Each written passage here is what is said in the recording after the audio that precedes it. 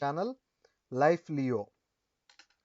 In this video, we are going to learn about history and applications of Python. History of Python. The Python was conceived in the late 1980s by Guido van Rossum, where this Python was started. So it was started at the Centrum Wiskunde and Informatica, which is in the Netherlands.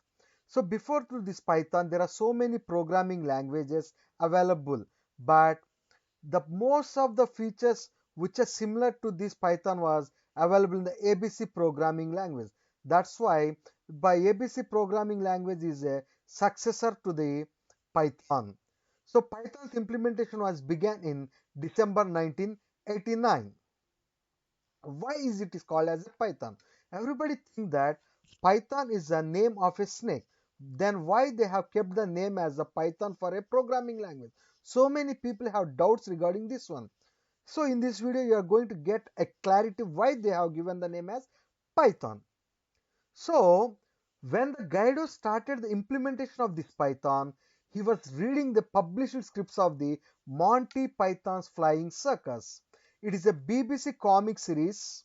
It is a BBC comedy series from the 1970s.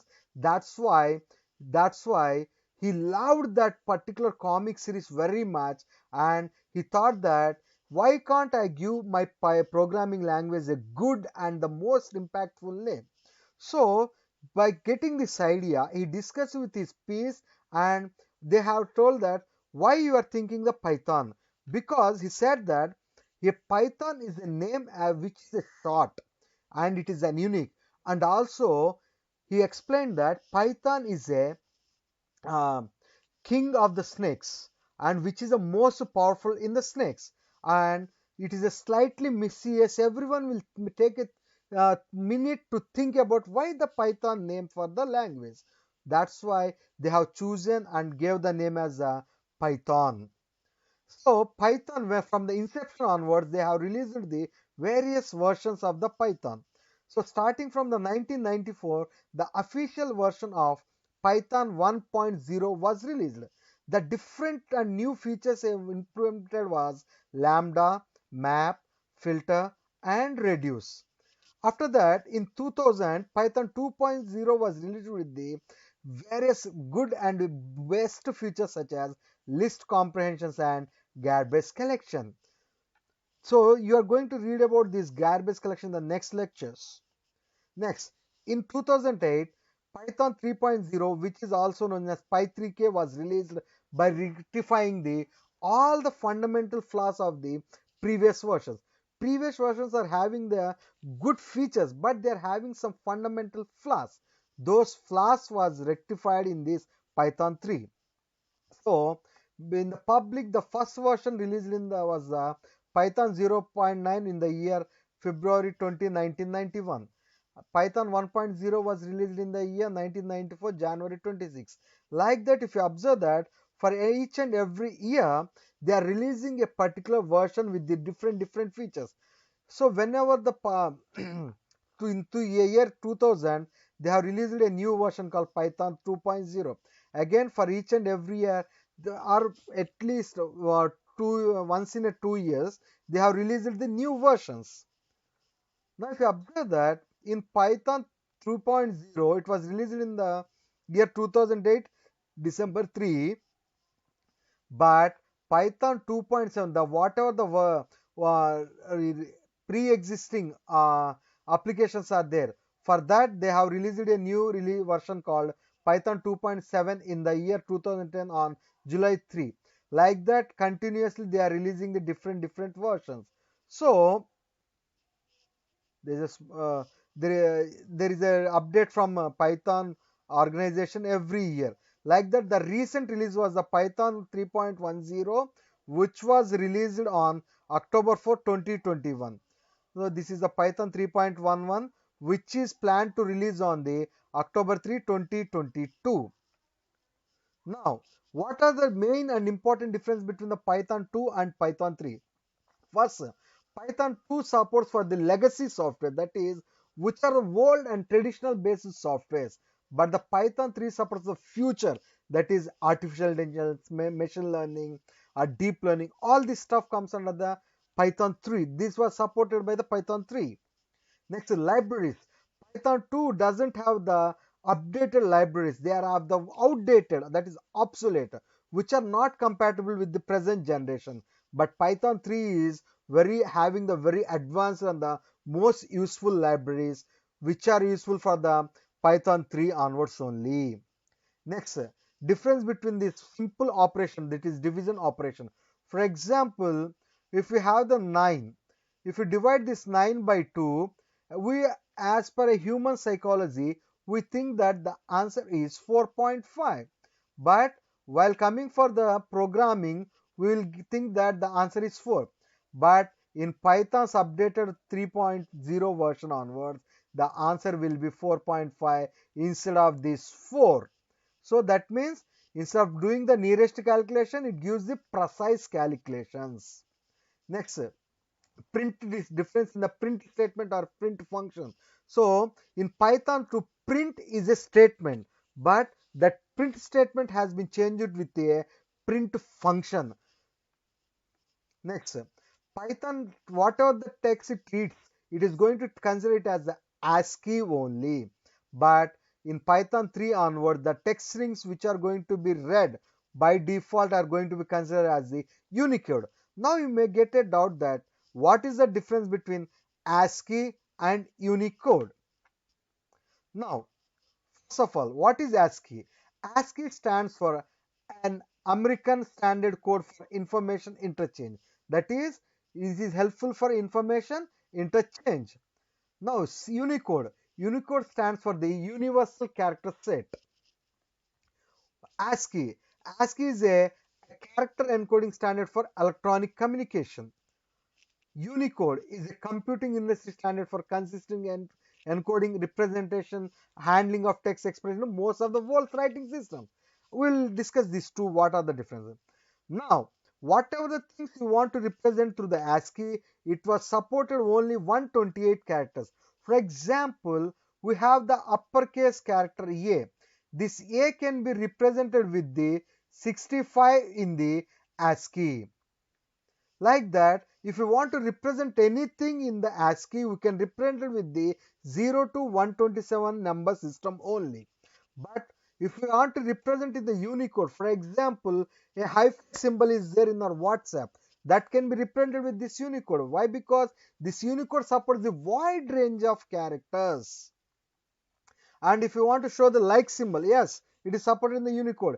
If you want to give the smiley, yes, it is supported. If you want to represent the Hindi characters, if you want to represent the Tamil characters, if you want to represent the Telugu characters, what not, everything can be represented in this Unicode. But ASCII doesn't support all this stuff. So it uses 7 bits to represent any character. For example, if you represent the A, this 65 is going to be converted into the binary. So binary, the 65 is going to be converted, and then with the help of that binary, it is going to be reprinted. But ASCII Unicode supports 8-bit, 16-bit, as well as 32-bit depending on the encoding type. Why? Because a smiley can't be reprinted in the 8 bits. So it needs 16-bit or 32-bit depending encoding. So I said that ASCII supports only 128 characters. That means it takes the less space. But Unicode, it is represented for the any type of language in the world's writing system. Either it may be Hindi, Tamil, Telugu, Malayalam, Kannada, Oriya, or any Tulu, or any Arabic language, any other languages. So this is a Unicode is having the symbols or writing system. So that means it takes a large space. So these are the two links which I will provide you in the description box. So for this one is the link for the ASCII table. This one is for the Unicode table. So I will provide these two links in our description box. Now what are the different applications of Python? Python supports various applications. What are those various applications does the Python support? So Python is not only related to the one domain, it is supportable for the many domains. Few of them are web and internet development. So Python is useful in development of the web as well as the internet side. So for example, if you want to develop any web application, we can use this Python, one of the framework called Django framework. So this Django framework provides you the most beautiful thing for the development of the web applications. The most and important one website is Instagram. That is a social media platform. Instagram was developed on the basis of this Python Django framework. So what are the uses of this web development? What are the uses of the Python in the web development? Is amazing visualizations can be done, convenience, security purpose, fast development process, scientific and numeric computing. So Python not only supports for the web and application development, it provides you the various ways for the scientific and numerical computings. What does the scientific and numeric computings mean?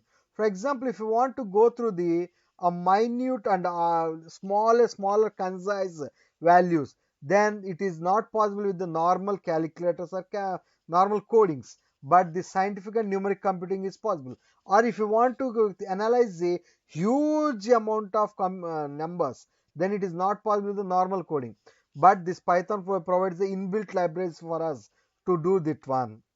Next, education. Python was useful in the various education platforms also. Next, desktop GUIs. For example, if you observe that many online platform, when you go for any examination, then they are going to capture your photograph or some other details from you, and they are going to store. If you observe that application, it will be some window-based application which that is going to see have the some icons like buttons, radio buttons, or some big buttons, some text boxes, some read text editors, anything. So all these are the graphical user interface applications of the desktop. So that can be developed with the help of this Python also by using the tkinter. Next is software development. So Python not only helps in the development of the web or scientific and numerical education or the desktop GUIs, but it also provides the software development. That is, what is the main intention of this Python is it can be imparted into the anything easily. Enterprise level or business applications. Why these business applications are moving towards this Python? Because first of all, I said that Python provides you the best security. That's why most of the business people are trying for the Python into their business application. Next, game development. So most of the games which we are using, that is that one Bridge Commander, Caribbean, Battlefield 2, like these things are using the Python libraries. Python provides the different libraries for the 2D and 3D animations. So they have used that one and they are developing the games. Artificial intelligence and machine learning. It's a boom in nowadays generation. Artificial intelligence, many machine learning. These are the hottest subjects in the present situation. So for doing or working with this artificial intelligence and machine learning, the Python is having the huge amount of built-in libraries, already available libraries and tools to work with this AI and machine learning algorithm. What are the algorithm? That is supervised learning in the machine learning, unsupervised learning, or reinforcement learning, anything, or in the terms of the artificial intelligence, games, anything. It provides you the space and it provides you the library for developing the applications. Next, language development.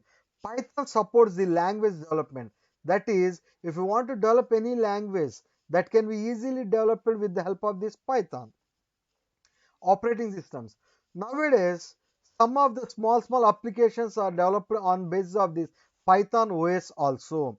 Not only the operating system, if you consider Linux or Ubuntu or respective Windows, but Python is also entering into the operating systems. Web scraping applications.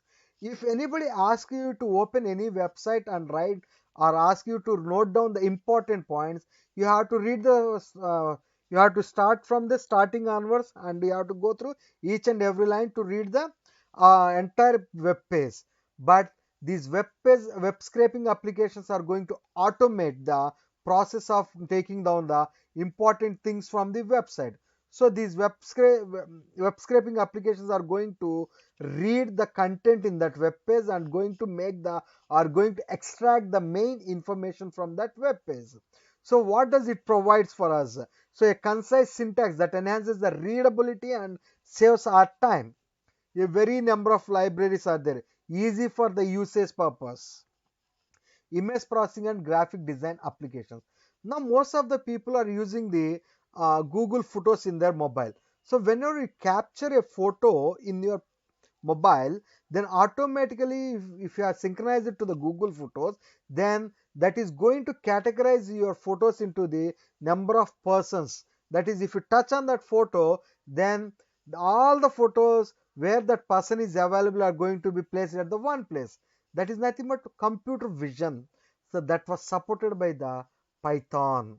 So like this, Python is not only supported for the small things, it is supported for the each and everything, from a normal web application to the huge graphic designing applications. Hello everyone, welcome to our channel LiYO. In today's video, we are going to discuss about features of Python and also the differences among compiler as well as interpreter.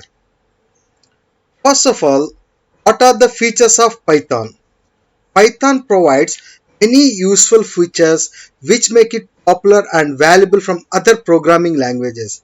So this Python is having the various features other than the normal programming languages such as C or C++ or Java, other things. Some of the essential and important features are: first one, it is simple, easy to learn, versatile, free and open source, high level language, interactive, portable, object oriented, interpreted, dynamic, extensible, embeddable, extensive, easy maintenance, secure, robust, multi-threaded, garbage collection. So these 18 are the most important features of Python. Let us look into each and everything briefly. Now first one, simple.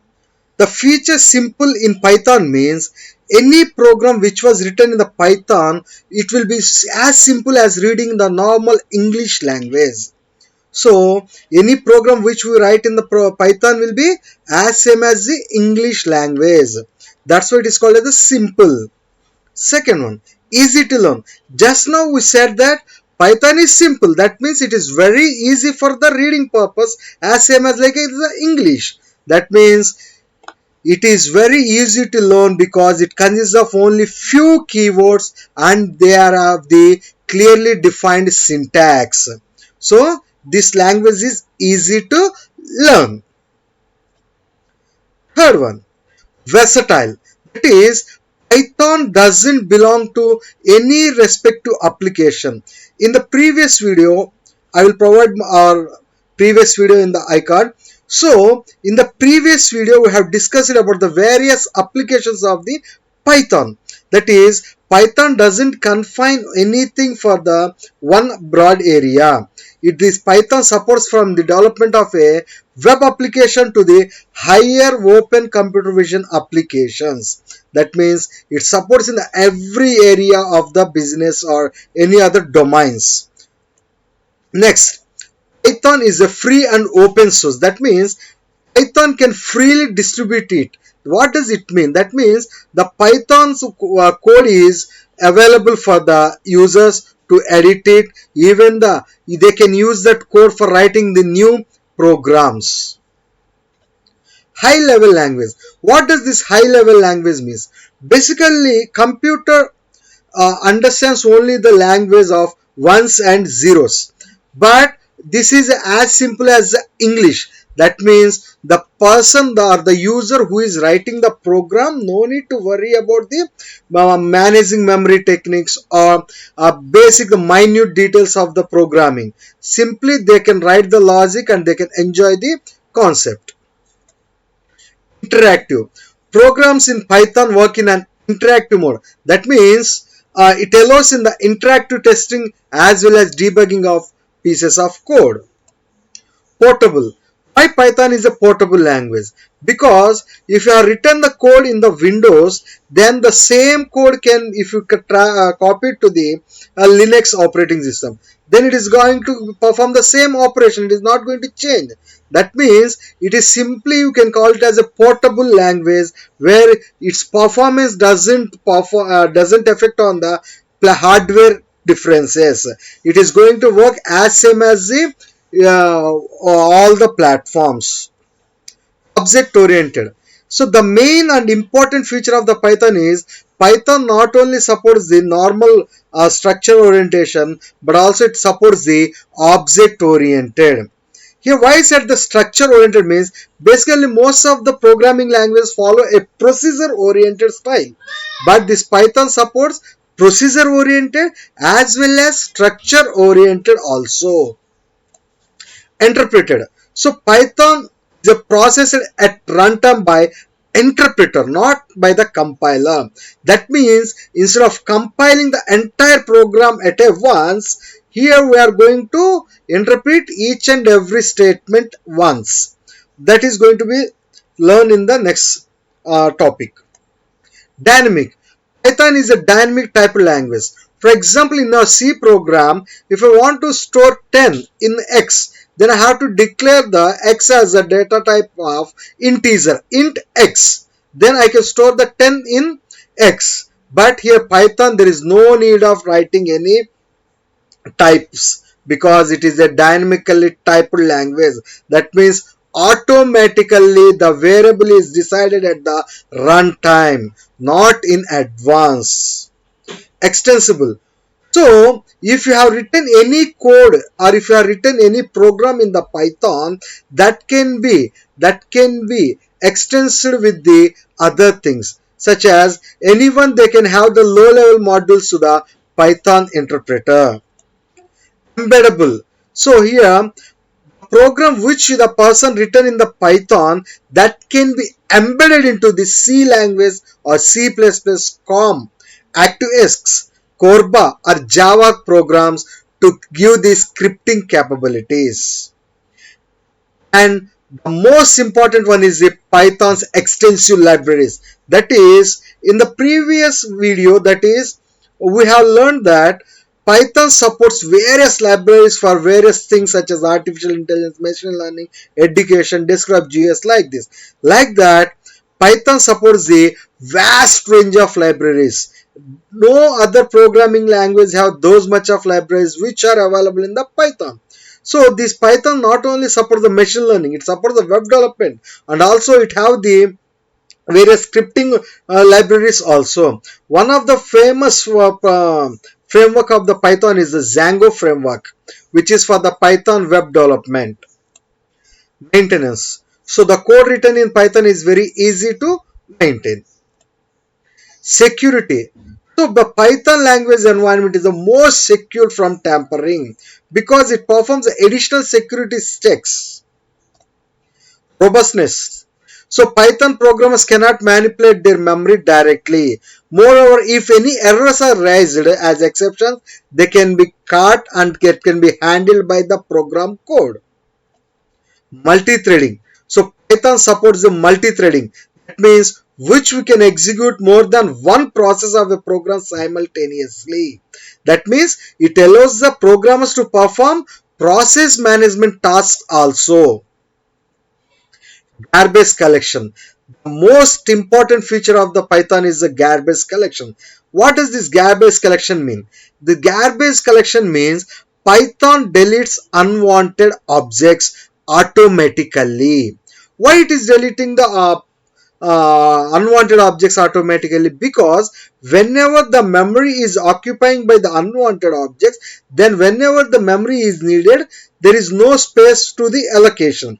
That's why the Python, what it does means it is going to automatically delete the unwanted objects. So this means the unwanted objects will be removed from the memory and that allocated empty memory will be allocated for the new objects. So this is one of the best feature in the Python, that is called as the garbage collection. Now, what is Python? We have seen that different features of Python, different applications of Python. From these, if we say that Python, Python is an interpreted, object-oriented, high-level programming language with dynamic semantics. Now, what is interpreted? We said that in the previous one, interpreted. Now, interpreted or interpreter means which is going to perform line by line or statement by statement verification. Now, before going to that, just we can go through the compiler versus interpreter. Before going to know about the interpreter and what is compiler, first of all look at the compiler, how the compiler is going to work. So let us assume that the programming languages which support the compilers are the C, C++, C Sharp, etc. So if you have the program which was written in the C, C++, C Sharp, that is source code, then when you have written the code, what we are going to do? We are going to compile our source code. That is, the high level language which we have used for writing the source code have to be converted to the machine level language. For that thing, we are clicking or we are performing the compilation. Now, it reaches to the compiler. What does the compiler do? Compiler checks for the errors in the entire program. That is, each and every error will be taken into a particular memory and it is going to store all the errors at once. Now, if any errors are there, just now I said that each and every error will be taken into consideration and kept at one place. Now, if any errors are there, then all the errors will be displayed. And the display is nothing but what we have to do, we have to edit the source code, and again what we have to do, we have to compile our program. Then compiler have to check for errors in the entire program. If any errors are there, again the editor will display the error. Then what we have to do, we have to edit the source code. Now let us assume that if there are no errors in our program, that means source code has been successfully compiled. So then what it is going to do? Simple. The high level language code is converted into the machine level language code. Now, when we run that machine level language code, then we are going to get the output. This is the working of the compiler. Now, if you observe the same thing in the interpreter, what does the interpreter do? Now, let us assume that the code which we have written in the interpreted languages, one of them is the Python. Not only the Python, PHP, Perl, etc. supports the interpreted languages. So the code which we have written in the Python, that is the source code, first what we will do is we will run the program directly instead of the compilation, because the compiler will compile the program and checks whether any errors are there or not at once. But when we run the program of the interpreted language, then what it is going to do is it reaches to the interpreter. What does this interpreter will do? Interpreter will checks for the error in line 1, because I said that Python is an interpreted language which is going to check or which is going to execute one line after another and one statement after another statement. Now it checks for the error in line 1. If the error is there in line 1, then automatically it is going to display the error. That is, the execution will be stopped and it will display the error. What we will do when we get an error? Then automatically we have to edit our source code. And again we have to run our program.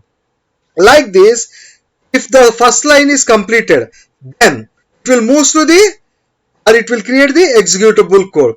Now, like this, if it checks for the next line, that is line 2, if any errors are there in the line, then again it will display the errors.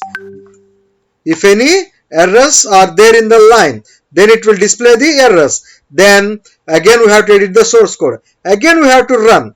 Then executable code for the second line.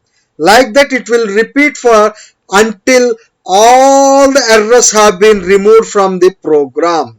After all the programs are all the errors have been removed from the program, then it will provide you the output directly. This is the process of the interpreter. Next, let's discuss the differences among the interpreter and compiler. First, interpreter, I said right now, interpreter translates the program, but it translates the program one statement at a time. It translates the statement one translate the program one statement at a time. That is, whenever any error occurs in the first line, it stops the execution, it gives the error. Like this, it will continue to the ending of the program. But the compiler scans the entire program, and if any errors are there, it is going to take a note of that, and it will display at the ending. Now, interpreter usually takes less amount of time to analyze the source code, because it is going to take only one line at a time, but the compilers are going to check each and every line at once, and then it is going to take note of the errors at the one place. That's why it takes a large amount for analyzing. So compilers take the large time to analyze the source code. However, interpreters will be slow in execution, because the first one have to be verified, the second one have to be verified, third one, fourth one, fifth one, sixth one. Like this, no error should be there in the interpreter. But in the compiler, if you rectify all the errors at a time, then it will provide the fastest execution. That is, while compared to the interpreter, compiler is faster in execution, but the analysis purpose, the interpreters are the fast while in terms of the analysis. Now, in interpreter, there is no concept of object code. That is, it doesn't create any object code files. So, but in compiler will generate the object code.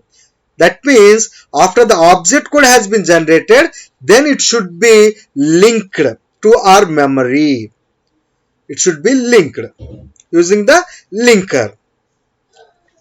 Now, interpreter, we are repeatedly saying that interpreter will translate one statement at a time. That means error will be displayed for every instruction if any errors are there. In compiler will display after the entire program is checked. Now, what are the different programming languages supported by this interpreter? So, JavaScript, Python, Ruby, etc. languages, sub PHP support this interpreter. Now, what is the compiler supports? C, C++, Java, etc. uses the compilers. So, in this video, you have learnt about the different features of Python. What is Python? What are the differences between the compiler and interpreter? Thank you. Please like, share and subscribe to our channel LiYO. Thank you everyone. In this video, we are going to learn about Python interpreter, Python shell, Python IDE, Python built-in types, and what do you mean by variables. First of all, before going to know about the working of Python interpreter, first, whenever we are writing any code, that is any C language or C++ or Python or Java, anything, we must and should need the editor. So with the help of editor, we will write a program and we are gonna save. So what is the extension for saving a Python program?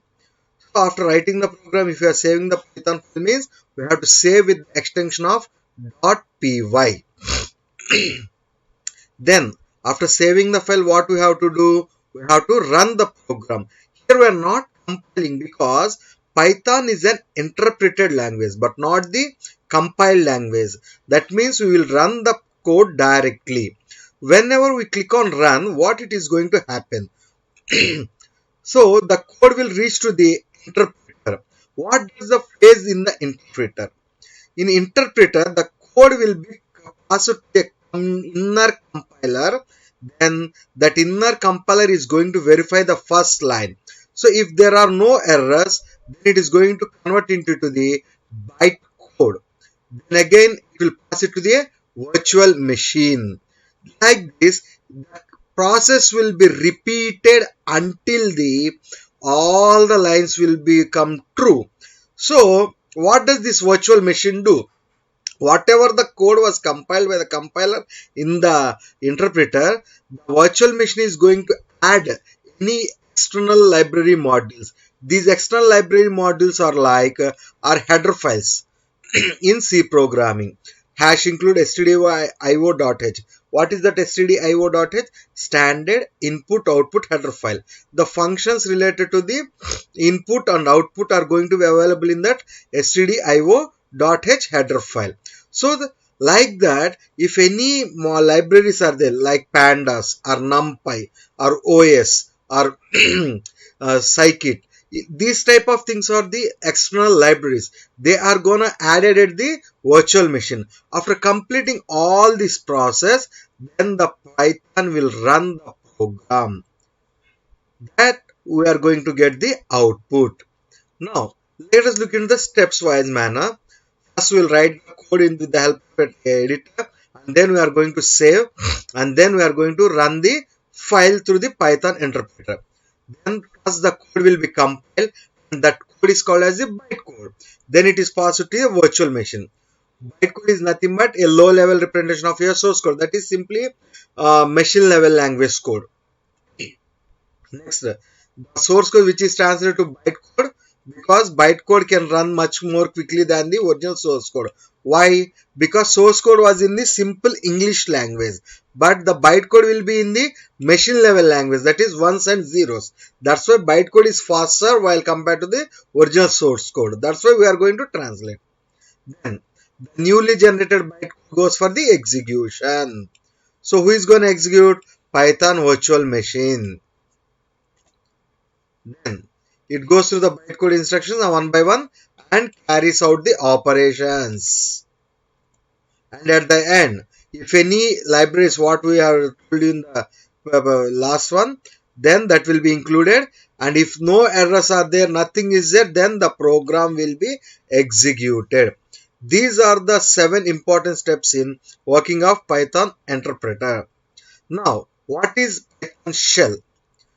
Example, just now we have seen that to write any programming language code, we need some editors. Like that, for Python, there is a default shell, that is it is like an editor.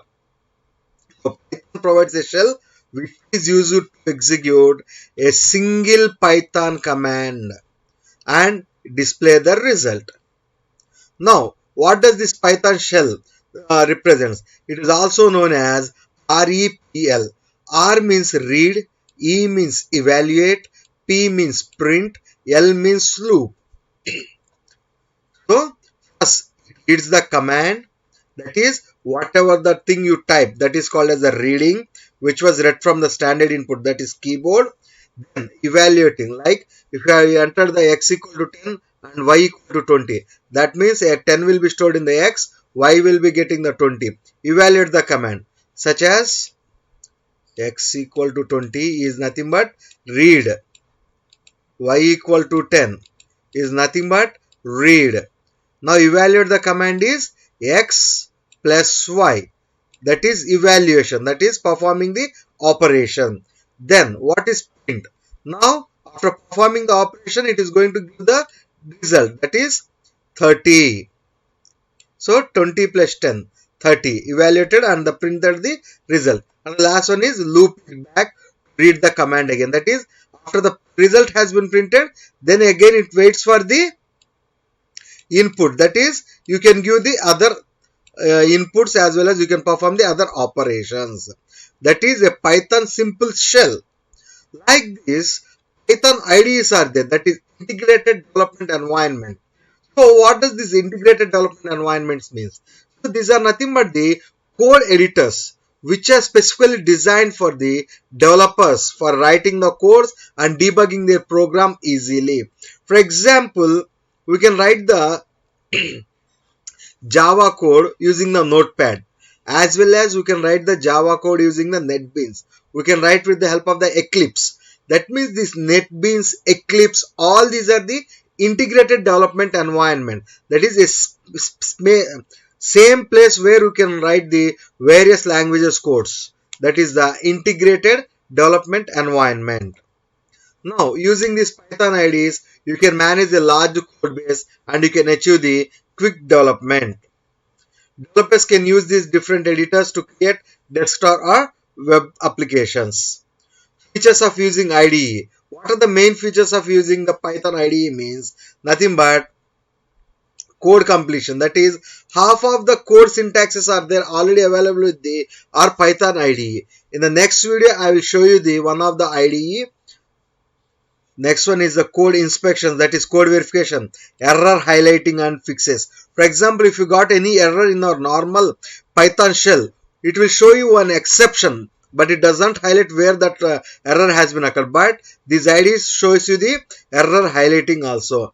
Debugging, we can debug easily. Version control system and code refactoring. What is this code refactoring? Refactoring means using the same code without changing the our outlook. That is code refactoring. Now, top Python IDEs. We have various IDEs, but these are the most commonly used IDEs. That is PyDev, PyCharm, Spider, Jupyter Notebook. This is the most useful one. Rodeo, Thorny, Microsoft Visual Studio, Eric, Wing, Atom. So out of this one, most of the people heard about this Jupyter Notebook. So this is one of the famous one for running our Python programs. Now, Python built-in types. What does this Python built-in types means? So basically, if you are storing anything, that means it will belong to any one type. For example, if I am storing 10, 10 means integer type. 10.25, it is a float value. For example, if I say storing it as a Ramu, Ramu is a string. That means this types tells that what type of data you are going to store. So in our Python also, data types are the classification or categorization of data items, such as 10. It is one category. It comes under the integer. 10.65. 10.65 comes under the float. We know normal thing. Then Ramu. Ramu comes under the string. So these are the three different categories. So what does they represent? They represent nothing but what type of data you are going to be stored and what operations can be performed on the data. So these are the Python built-in types. Now let us look into the standard or built-in types of the Python. Now, first, different categories of data types of Python is numeric. One of them is an integer, complex, float. You know integer. Anything which is represented in the whole manner, that is called as the integer. Either it may be a positive or negative one. Float. Anything represented with the decimal format, 11.65. It is a float value. So either it may be a positive or negative.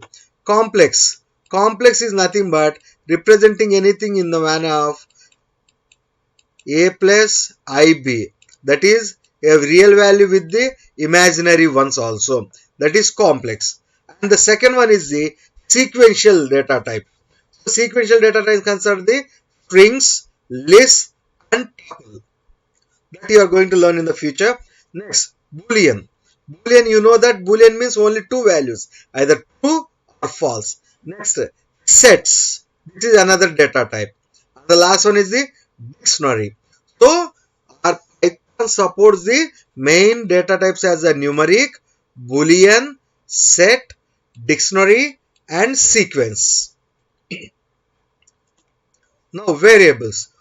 So, before going to learn about the variables, I will take an example of our memory system. So, let us assume that this is my memory of 1 GB. I want to store 10. So let us assume that 10 is an integer which is going to occupy 4 bytes. So 1 GB means 1024 MB. Then 1024 MB means 1024 into 1024 KB. Then again 1024 into 1024 into 1024 bytes. That means for 4 bytes out of this 1 GB, if I want to store 10 in my memory, it will be at any place or any point of that particular location. We don't know where it is going to be stored. So at this moment, variables will help us. What does the variable mean?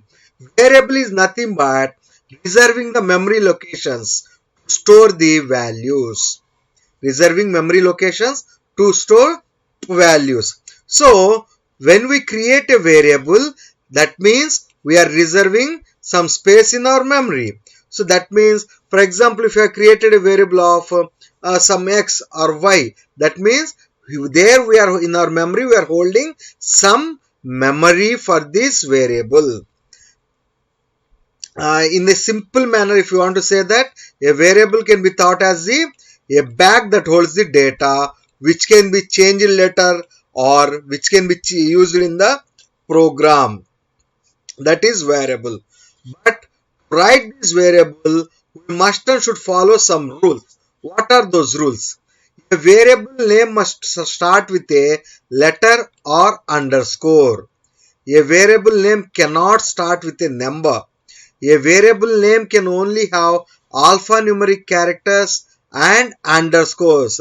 That means it doesn't support any special characters. And the most important thing is that variable names are case sensitive. That means the alphabets in the lower case are not equal to the alphabets in the upper case. So if we observe here, name, three things are the same. But if we consider as per the variable, three are different because here the lowercase, here the uppercase n, here all the remaining letters are also in the uppercase. And the last one is you should not use the variable names as the keyword names. So we are having some keywords for our Python, reserved keywords, which means whose meaning is already known to the Python. So we shouldn't use those keywords. Now, how to find out what is the type allocated? Find out, for example, we have I will give you the previous lecture in the iCard, because in that I have told you that Python feature, one of the important feature, that is Python is a dynamically typed. That is, if you store x equal to 10, that means 10 is an integer. It is automatically understandable by Python, and then it is going to allocate the x as the integer. Or if you store x equal to 11.65, 11.65 is a float. That means with the x is automatically allocated the type of float. So here the Python will allocate automatically. That's why it is called as a dynamically typed language. Now, what type has been allocated to a variable can be found out by the help of type of variable name. For example, if you want to find what is the type allocated to x, then I can write it as the type of x. If I want to find out that y equal to Ramu, then simply what I can do, can use that type of type of y. That means then I am going to, for x I am going to get the answer as the integer. Then for y I am going to get the answer as the string. So these are the things which are mainly useful for reserving some memory, for storing some values which can be used later or which can be changed in the future in our program. Welcome to our channel LiYO. In this video, you are going to learn about identifiers in Python, keywords in Python, what is indentation in Python, what are comments, what do you mean by assignment. First, identifier. Basically, in this world, if any object is there on this earth, there is a name for every object. Like that, if we want to use anything in our Python programming, there should be a name. That name is nothing but identifier. So a Python identifier is a name used to identify any variable, function, class, any module or any other object. So this identifier follows some rules. That is, an identifier can start with uppercase characters from A to Z, lowercase characters from A to Z, or it may start with the underscore followed by 0 or more characters, or it may consist of the underscores, or it may consist of the digits. So these are the different combinations that an identifier can consist of. Now, some naming conventions for Python identifiers. That is, while giving a name to the any variable or any function, we have to think and we have to keep these naming conventions in our mind. What are they? For example, if we are giving the class names, if you are giving the class names in the Python, then it should be started with an uppercase character letter. Remaining type of identifiers can start with the lower case. Next, starting an identifier with a single underscore, single leading underscore, it tells that the identifier is a private identifier. Second one, if you are giving the, or if you are starting an identifier with the two underscores, then it is indicates that it is a strongly private identifier. For example, if you have written that underscore j, underscore j means it is a private identifier and it is a normal one. But if you are writing it as the double underscore j, so double underscore j means it is a strong and private identifier. And if the identifier also ends with the two trailing underscores, then the identifier is a language defined special name. For example, j is there, so j ended with the some two underscores, then it is called as the language defined special name. So while giving the name to any variable or function or module or any other thing, we have to keep these naming conventions in our mind. Next, Python doesn't allow any special characters such as at the rate, dollar, and percentage in the identifiers. And also, in the previous session, you have learned that features of Python. That is, one of the most important features of the Python is Python is a case sensitive language. What does this case sensitive language mean? For example, I have a character called m. M is not equal to lowercase m because this is the uppercase m and this is the lowercase m. Both the things are not same. That's why here the manpower both give the same meaning. But if you observe that here manpower started with an uppercase character, here with the lowercase character. That's why they are different. Now, keywords. What does the keywords mean? So the keywords are nothing but the reserved words. What does these reserved words mean? Reserved words means the meaning of these words are already known to the Python editor. For example, we are using pen for writing. We know the meaning of the pen to us because pen is useful for writing on the books or some on some charts or some other places. Like that, Python also consists of some keywords whose meaning is already known to the Python editor. Along with this, we should not use these keywords as the variable names or function names or any other identifier names. So what are the different keywords available in Python programming language?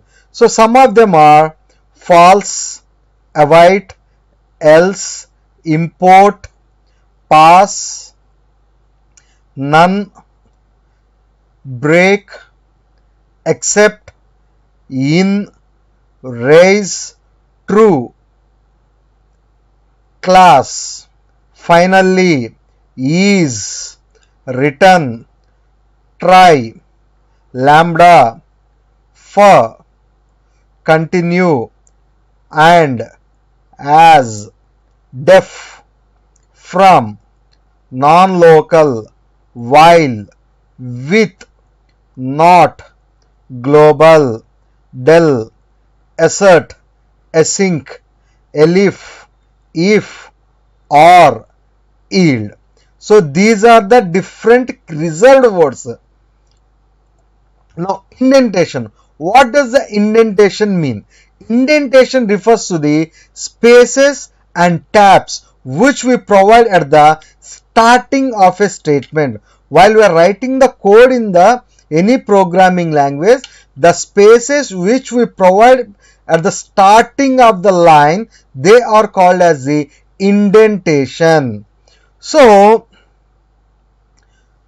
in a C programming doesn't follow any indentation. What does it mean? We will look into the example later. Now, if the statements with the same indentation, they will belong to the same group and called as a suit. They are called as a suit. So by default, Python uses 4 spaces for indentation.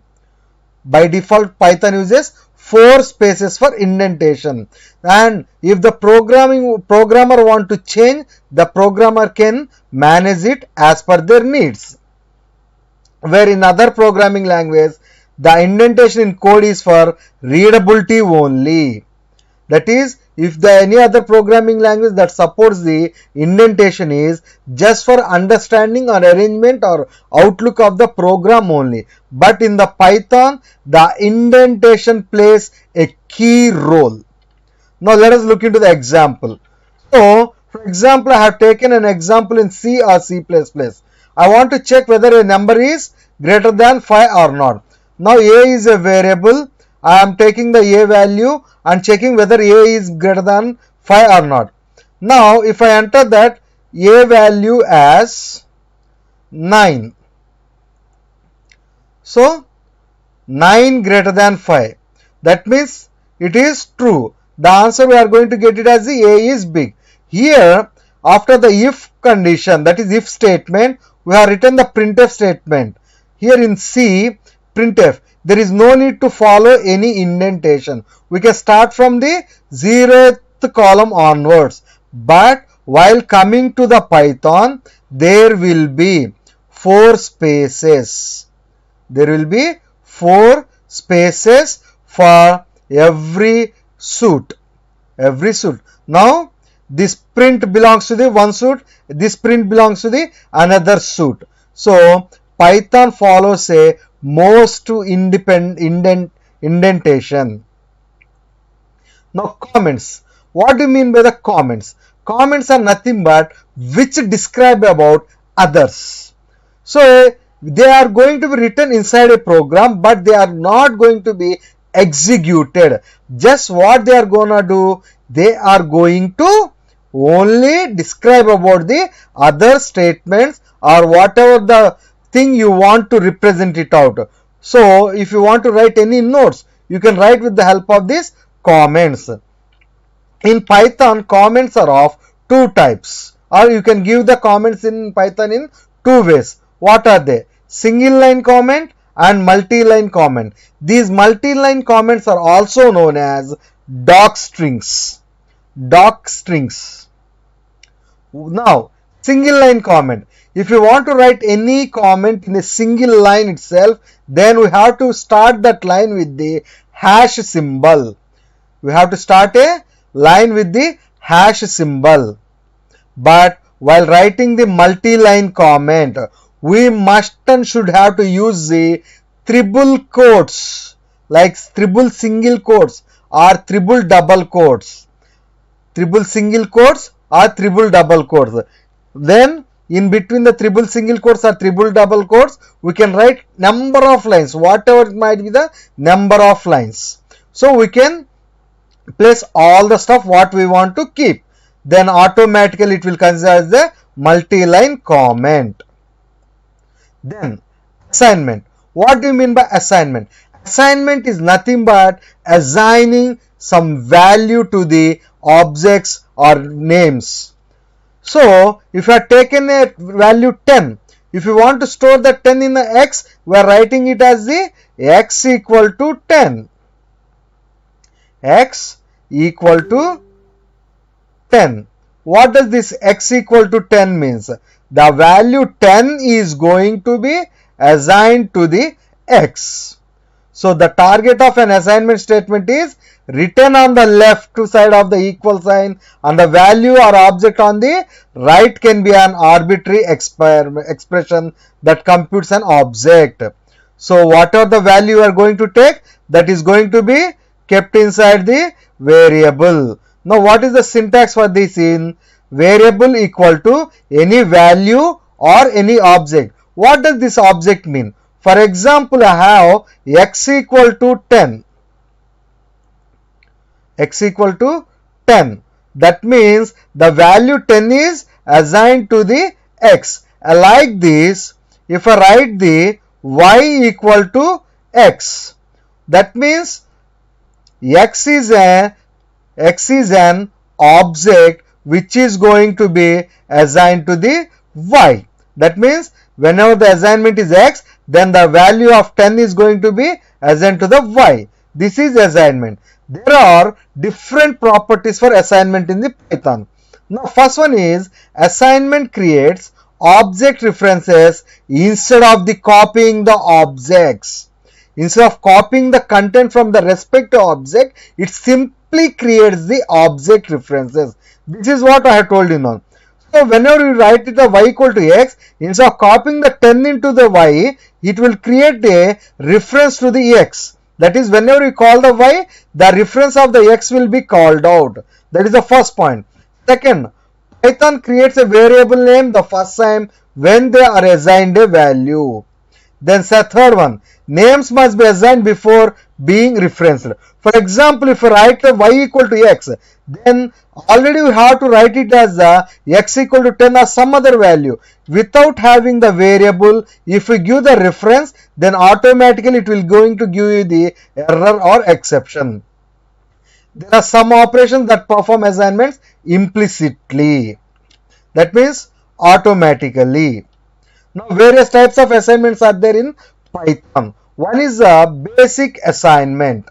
What does this basic assignment means? Basic assignment means assigning a single value to the variable is called as the basic assignment. Next one is the tuple assignment. What is this tuple assignment? Tuple assignment means assigning multiple values to the multiple variables. That is called as the tuple assignment. Then list assignment. A list is assigned, a list members can be assigned the multiple values at a time. Then sequence assignment. Sequence assignment means all the variables separated by comma can be assigned the sequential values at a time. That is, A is going to hold the S, B is going to hold the H, C is going to hold the A, D, N, E. I will map it out. S, B with H, and C with A, and D with N, E with M, F with U, and G with K, H with again H, I with A. That means a sequence of characters or numbers can be assigned to the multiple variables in this Python. The next one is the multiple target assignment. That is, assigning the same value to the multiple variables, that is x equal to y equal to 100. 100 is assigned to the x as well as y also. Next one is the augmented assignment. Augmented assignment means if the value is going to be the 100, a equal to 100, then we can assign as the a plus equal to 12. That means it can be represented as the a equal to a plus equal to 12 means a equal to a plus 12. That means it is going to hold the 100 plus 12. Total 112 is going to be stored in the a here. This is called as the augmented assignment. In this video, you are going to learn about Python literals. What are these literals mean? Literals are nothing but a simple notation for representing the fixed value. For example, if you have any fixed values like 10, 1.25 or any strings, so these type of fixed values, if you want to define these type of fixed values, the representation of these fixed values are called as the literals. So these literals are also having another name, that is they can also be defined as the raw value or the data given in variables or constants, or literals are the raw data that are assigned to the variables or constants while programming. So any value which is assigned to the variable, then it is called as a literal. So what are the different types of literals we have? So we have numeric, string, boolean, special and literals collection. So these are the 5 types of literals we have. In numeric, what we have? In numeric we have integer, float, complex, octal, hexadecimal. In string we have single line, multi-line. Boolean we have true, false. Special we have none. Collection, list, tuple, set and last dictionary. So these are the 5 types of literals in Python. First, numeric literals. The name itself tells that numeric, that means the values which we are gonna store in the variables are in the numerical format. So what does it done? So whenever we assign values to any variable, they are be immutable. What does this immutability means? Immutability means which is going to be not changed over the time or unable to be changed. That is called as the immutable. Now numeric literals. What is the integer numeric literal? Any positive or negative number, any positive or negative number starting from 1 to n, that means n might be any value including 0, assigned to the any variable. So for example, if you want to x equal to 10, that is 10 is a literal, a raw value which is going to be assigned to the variable x. This is 10 is a integer literal. Now float. What does this float mean? Float means any positive or negative float value numbers. What does this float number mean? Float number means along with the normal number, they must and should have the some fractional part. So if we want to represent 10, then we can represent as a 10.00. So y equal to 10.00 means 10.00 is a value, literal value which is assigned to the variable y. Next, complex. The name itself tells that it is going to represent the complex numeral system, that is ai plus bj, where a is the real part of the body and b is the complex part. So if you want to assign any complex numeral system, then you can use this a plus bj format and it can be assigned to the any variable. Octal.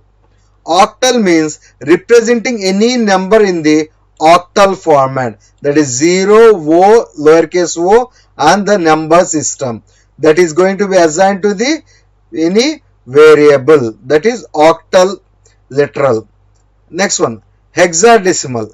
Hexadecimal is used for representing the number in hexadecimal format.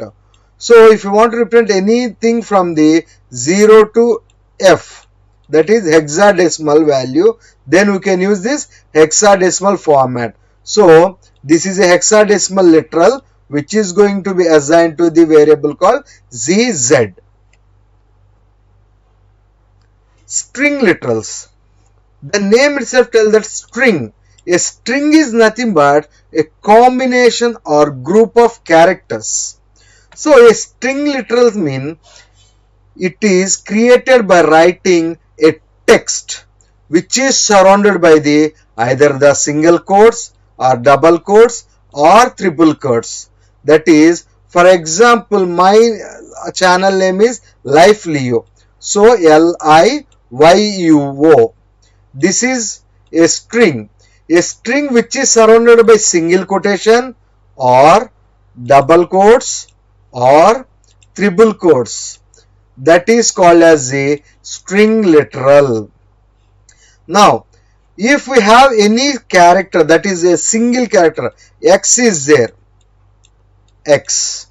If you keep X inside the single quotations or double quotations or triple quotes, then it is called as the character literal. It is called as the character literal. If you want to write the string for the n number of lines, that is, if you want to write the string, same string for the multiple lines, then we can use the triple quotations. So with the help of the triple quotes, we can write the multi-line strings.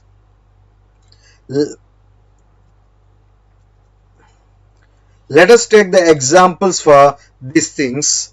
So x equal to 10. So print of x. That means 10 is a literal value which is assigned to the x. So look at here. We got the x value 10 here. So if I take the y equal to 10.56. Now if I print y, then I am going to get the 10.56. Let us try to take the x equal to 9, y equal to 10.56 and print the type of x and type of y. So type is a function which is used to find the data type assigned or built-in type assigned to the any variable in Python.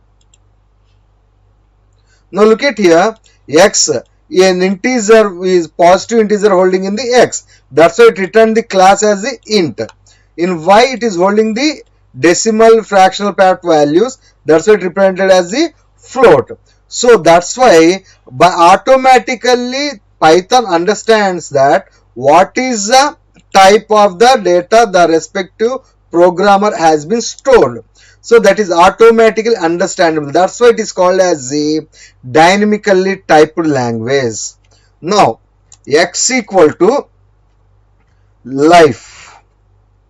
If I write in the single quotes and if I try to print this one, so yes, we got the answer, because this Python accepts any string literal in between the single quotes or double quotes or triple quotes.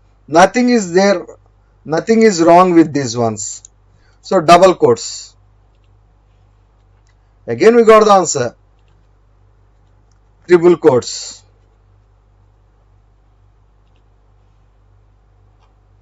Again we got the answer. So what is the difference between the single quotes, double quotes, triple quotes is it's better to represent the single characters in the single quotes, the multiple characters, the group of characters in the double quotes, and if you are having the like life LiYO channel, that is multiple line strings, then it is better to use the triple quotes. Look at here, life LiYO channel. We got the multi-line strings. These are called as the string literals. Single line, represent the string in the single line. Multi-line, represent the multiple lines of string. Boolean literals. Boolean means nothing but which are going to hold only two values. They are either true or false. So if you want to store only Boolean values or Boolean literals, then we can use these Boolean literals to our variables. Look at here. If I want to store the true, so print x. So do you expect what is the answer here? True or 1? Think. We got the answer as true because we have assigned the Boolean literal to the x. Now if we check the type of x, bool, that is Boolean. So Boolean literal means which are going to hold only two values, either true or false. Next one, special literals. Special literal means it is going to hold a value called none. None is going to be held in this special. What does this none define? None defines a null variable. If you compare this none with anything, then you are going to get the answer as a false only. If you compare none with none, then only you are going to get the answer as true.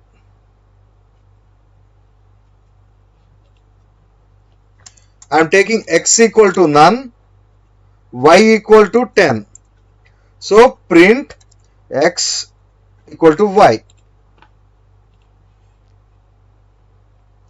Yes, I got the answer as the false because if you compare any value with none, then obviously you are going to get the answer as the false only. So if you compare none with none, then only you are going to get the answer as the true. So this is one type of literal, that is a special literal. And the most important one is the literals collection. First one, list literal. List literal means a list consists of different data types elements. Like in C programming, an array holds the elements of the same data type. But here it consists of the elements of the different data types. Each and every element in this list are going to be separated by the comma and they are enclosed within the square braces. Now we can store different types of data in a list. That means a list, we can store the integer, a character.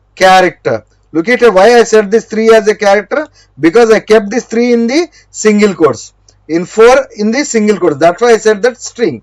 That means a list means which is going to hold the different elements of different data types separated by the comma and they are enclosed between the square braces. These lists are mutable. What does the mutability means? Mutability means once the list is defined, we can edit. That is, we can append or we can delete or we can add. That is mutable. Tuple literals. A tuple is a collection of different data type elements as same as list. But what is the difference between the lists and the tuple? That is, in tuple we store the elements separated by the commas, but in between or enclosed between the parentheses. That is, if you keep any number of elements separated by comma in between the parentheses, then it is called as a tuple. One more property is immutable. That is, once the tuple is defined, it is immutable. That means it cannot be changed. Set. Set means it is a collection of unordered data set. So, if you want to represent this set, you can enclose all the elements separated by the commas in between the curly braces. Dictionary literals. Dictionary means nothing but a keyword and their respective meaning. Like that, in Python, dictionary stores the data in the key value pair concept. Here, any key and the respective value is going to separately stored by a comma, and then they are going to be enclosed in the curly braces. For example, 1 is a key, colon, the value is hero. 2 is a key, colon, the value is actor. 3 is a key and the value is cinema. That means whenever we search for 1, we are going to get the answer as the hero. When we search for 2, we are going to get the answer as the actor. When we are going to search for the 3, we are going to get the answer as the cinema. So, a dictionary means which stores the data in the key value pair concept, where each and every key value pair is separated by a comma and enclosed within the curly braces. These dictionaries are also mutable. That means once it is defined, we can change. In this video, I am going to discuss about installation of Python in our Windows as well as the installation of Jupyter Notebook in our Windows. First one, installing Python IDE in Windows. To install this one, first we have to go to the Python website and we have to download the file, that is executable file. So open Google and search for the Python download. Then you are going to get that first link as the download Python, that is https://www.python.org and /downloads. So if you click this one, then you are going to get the download section of the original Python developers. Here there will be the latest version for the Windows directly on the screen. But if you want to go into the older versions such as 3.9, 3.8, 3.6 like this, then you can go for the downloads. There you will find out that Windows, Mac OS, other platform, licensing, source code, everything. Now we are going for the Windows. So if you click on Windows, then all the releases, all the Python releases for Windows will be shown here. So based on their release dates. The better way is go for the direct Python, latest Python 3 release, Python 3.10.4. Now after clicking that one, then you will get a screen like this. Or if you go from the directly there in the main page, it is fine. But if you want to go into the deeper section, what are the new features they have been added and what they have been deprecated, all these things will be mentioned here. Now, if you scroll down, you will find out the files part. There you will have the different types of options for downloading your Windows Python application for Windows. There the best one is the Windows installer 64-bit. That is recommended. If your machine is 32-bit, please choose that Windows installer 32-bit. Mine is the 64-bit. Simply I will click this one.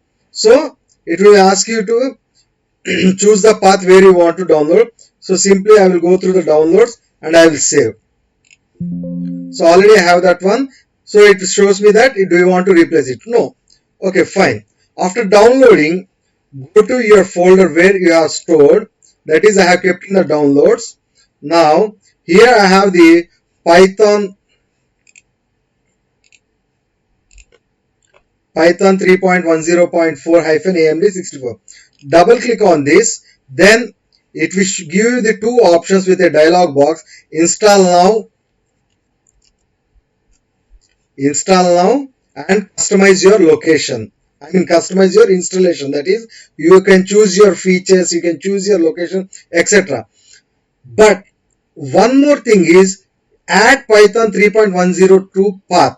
This is the most important thing you have to remember. So please choose enable this one, because what is this path environment variable? This provides the security features, that is from where your program can access the files, from where you can store your files. all this stuff can be related with this 3 point path. Now if you want to, this is the default location automatically chosen by Python. C colon users admin app data local programs Python 310. If you want to change this one, click on customize location. Then these are the features. Next, now it is asking me to customize the installation location. Now I will browse one. I will change it to this PC, and I will go with the D drive. So I have a program files here. So here I will choose this one. Okay. PC D drive program files. Yes. I have chosen D drive program files. Then I can go back and check it here. D program files 86. This is the folder I want to install. Before that, please go through your command prompt and check whether the Python is already installed in your computer or not by using a small command called python space hyphen version. So if you get anything like the output as Python space 3.10.4 like this, you are having a Python in your computer or laptop. If you get like this, Python was not found. So that means then you can install the thing what we are doing right now. Now, click on install now. So it will ask me is the permission. Yes. So it takes hardly 1 or 2 minutes to installation. It is adding the libraries and any modules we have, any packages, everything is going to be installed directly. So installation is going on. It's maximum, it takes only 1 or 2 minutes of time. So it is going to install everything, bootstrap everything.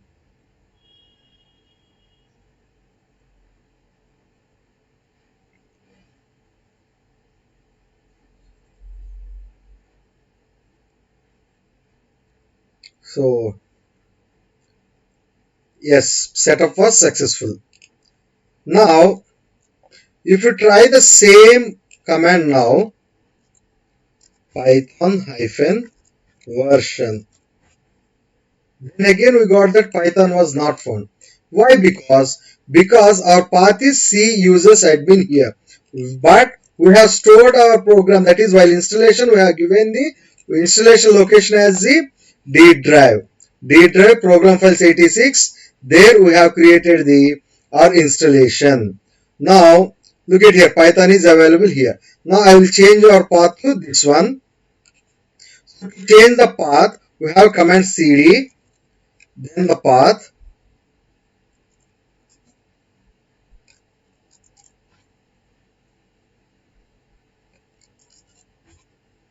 yes, d colon. Now I will check it out, python hyphen version. Look at here, Python 3.10.4.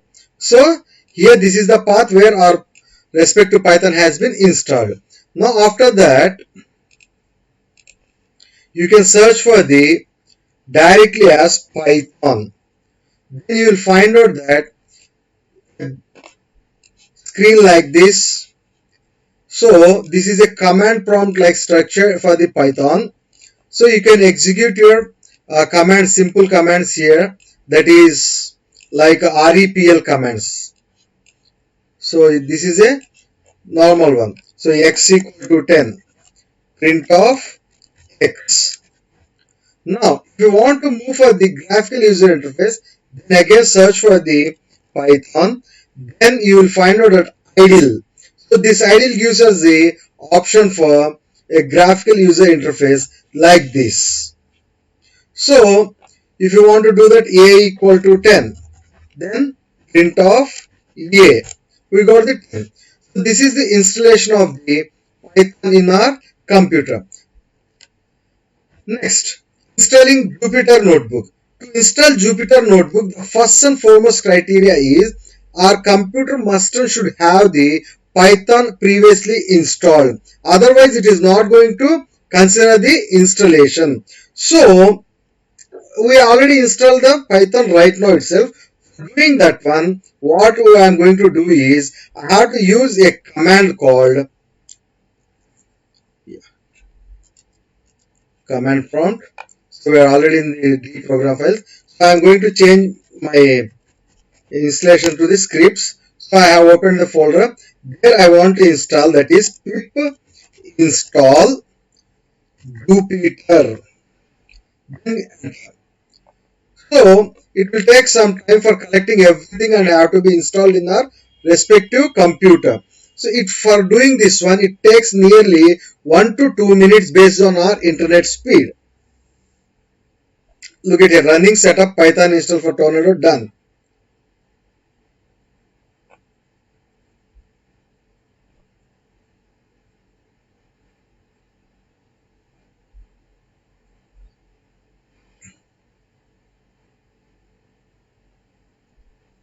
Yes. Now to check whether the Jupyter has been installed or not, first try to open a notebook, that is Jupyter space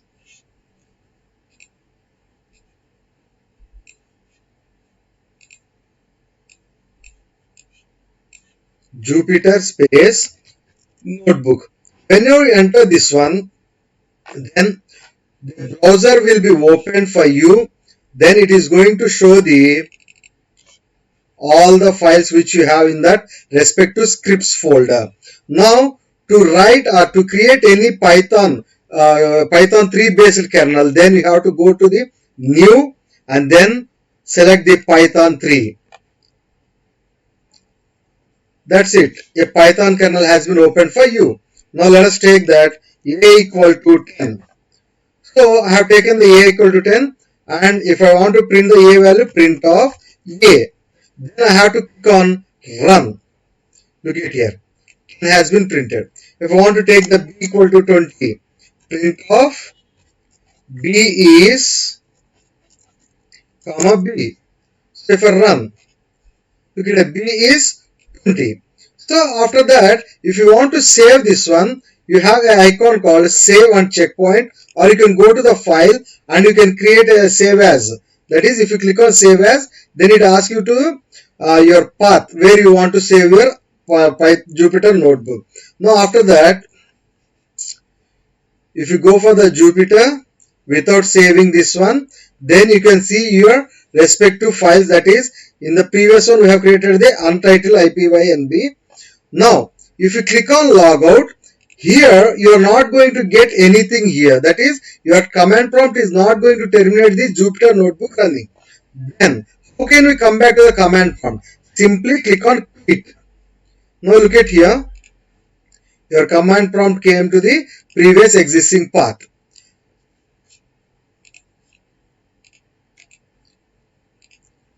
So this is the installation of Python IDE and Jupyter notebook in our window.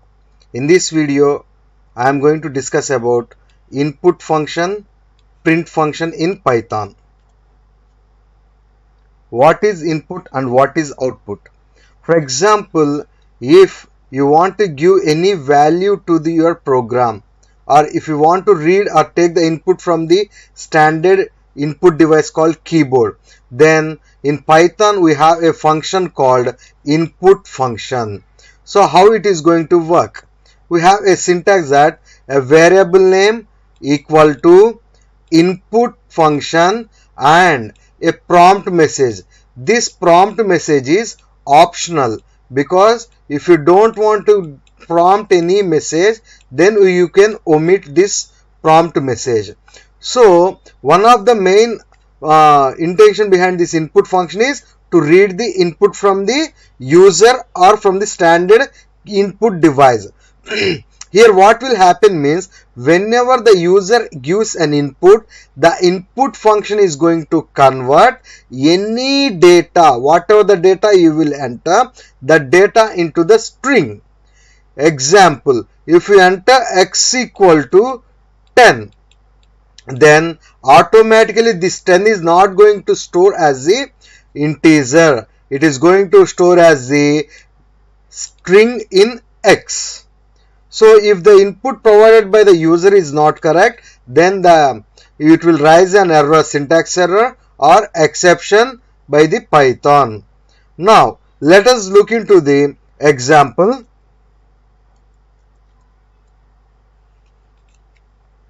X equal to input. Now whenever I click on run, look at here, it is waiting for the input. If I enter 10, okay, it executed and finished with the exit code 0. Now let us check what is the type of X it have considered. Now print of type of X. If I run this one, now it is waiting for my input. If I enter 10, now most of the people will think that whenever the value 10 has been entered, then the type of X will be integer, but it is wrong. In Python, if you use input function directly, then it will consider each and everything as a string only. Look at here, string. Working of input function in Python. How the input function works in Python. Whenever the input function is executed, the program flow will be stopped until the user has given an input. That means whenever an input function has been used, then automatically the remaining lines will stop their execution until you give an input. The text or message display on the output screen to ask a user to enter the input value is optional. This is none other than the prompt message. Prompt message is optional, whether we can give or not, that is our wish. Whatever you enter as the input, the input function will consider it into a string S. If you enter an integer value, still input function considers it into a string. If you want to take the integer input, then what you have to do is you have to explicitly convert it into an integer in your code using the typecasting. What will happen when input function is executed? So just now we have seen that whenever the input function is executed, then first what it is going to do is, if any prompt message is given in the input function or not will be verified. If any prompt message is given, then that is going to be printed on the screen. If there is no prompt message, then it is going to wait for the input from the user. After taking the input, the value will be assigned to the respective variable on the left side, and then that is going to be exited. Now again we go for the editor, I will show you. Z equal to input.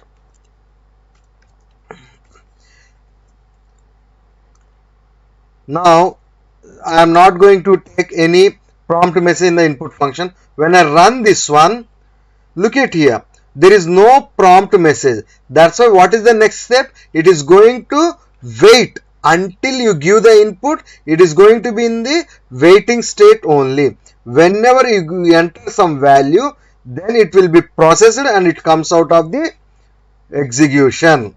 Now if you give the input with a prompt, enter a string, so the prompt should be kept inside a double quotation.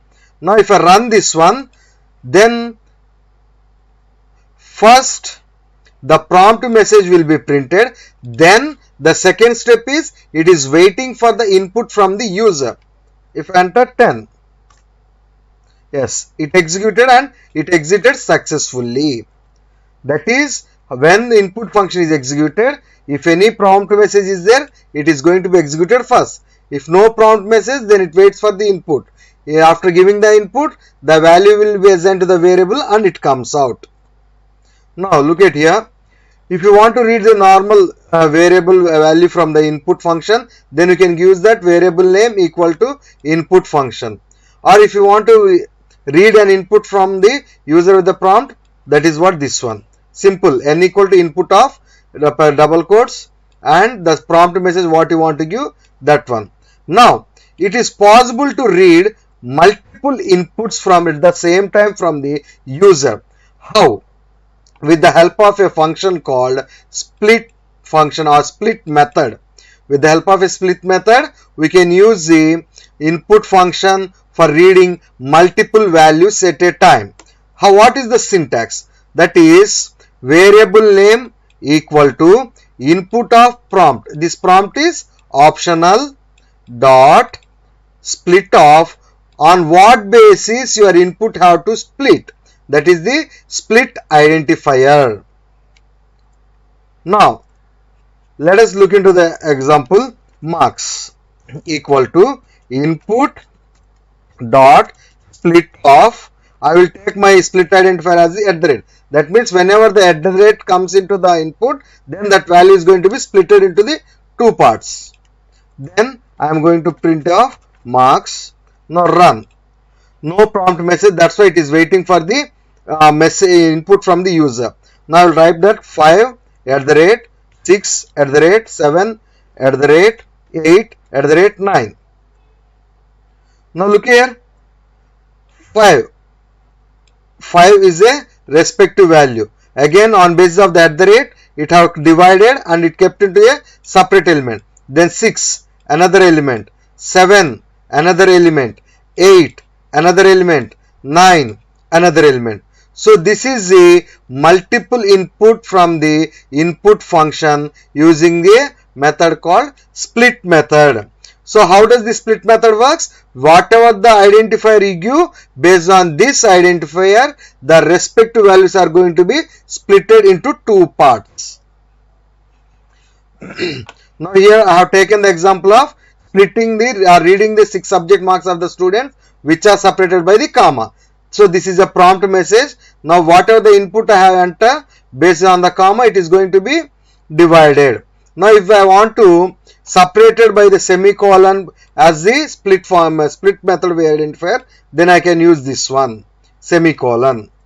Next, output statements. If you want to print any message to the screen, or if you want to print any values onto the screen, or if you want to print any data onto the screen, we have a function called print function in Python. So the message can be any string or any other object, or the object that will be converted into string before written to the screen. Now what is the syntax of this print function? So for printing the function, first and foremost is the values what to be printed. Then the remaining all are the optional, that is sep equal to separator, end equal to end, file and flush. These four are the optional ones.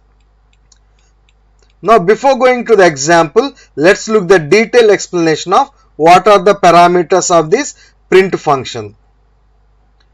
These are the parameters in the print function. First one is the value. Value is nothing but if you want to print any value or as much as you like, you can use these values which will be converted into the string. Because if you take anything into the Python, then it is going to read as a string. Like that, while printing also it will convert it into this string. Now sep equal to separator. The name itself mentions that it specifies how to separate the values. For example, if you are reading the multiple or if you are printing the multiple values at a time, how to separate one value with the another value, that is separator. End. This end of parameter defines that what should be printed after the ending of the line. By default, new line, that is /n, is going to be printed. But if you want to convert into the semicolon, yes, you can give the end parameter. If you want to give the double slash, yes, you can give this end parameter. Next one is the file. This is also option. So where you want to write, that is if you want to write in the standard output, or if you want to write into any file, that is an object with a write method can be defined in the file. Next one is the flush. So it is a boolean value specifying if the after the completion of the work, if the output is flushed or buffered. What does this mean? That is if the output should be stored or it should be removed from the data. By default it is the false. That means it will be in the buffered state only. Example. Let us print a normal simple statement without any values. Print of welcome to life LiYO. Now run. Yes, this is a simple message without any parameter, without any variables and without any parameters. Now let us take that. I want to print this welcome to life LiYO, where each and every word is going to be separated by the a comma.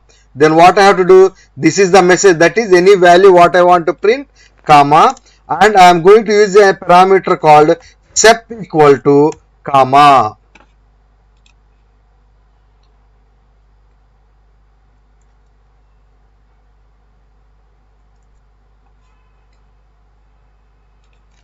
welcome to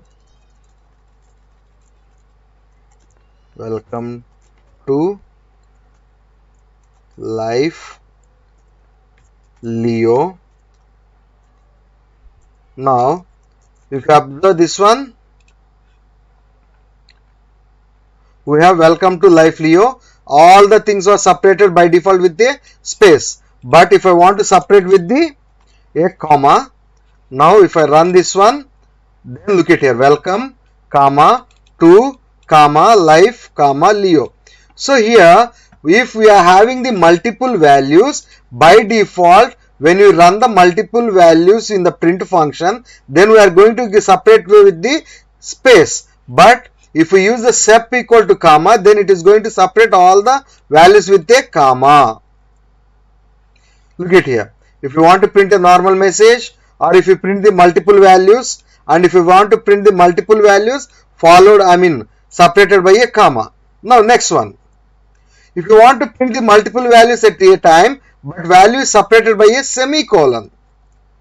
Simple. Instead of the comma, we have to keep the semicolon. Welcome, semicolon to, semicolon life, semicolon LiYO. If user wants to print multiple values at a time, but each value is printed in a new line. So I want to take all these values which we are going to get like this, but I want to get each and every word into a new line. Then what I can do, at the separator I will use the /n. /n means new line. Look at here, welcome to life LiYO. /n means new line. Now if user wants to print the value whose ending should be with semicolon. Basically, if you look into the ending, we have the new line here. Now if I want to end with the semicolon, then I can use that end equal to semicolon. Look at here.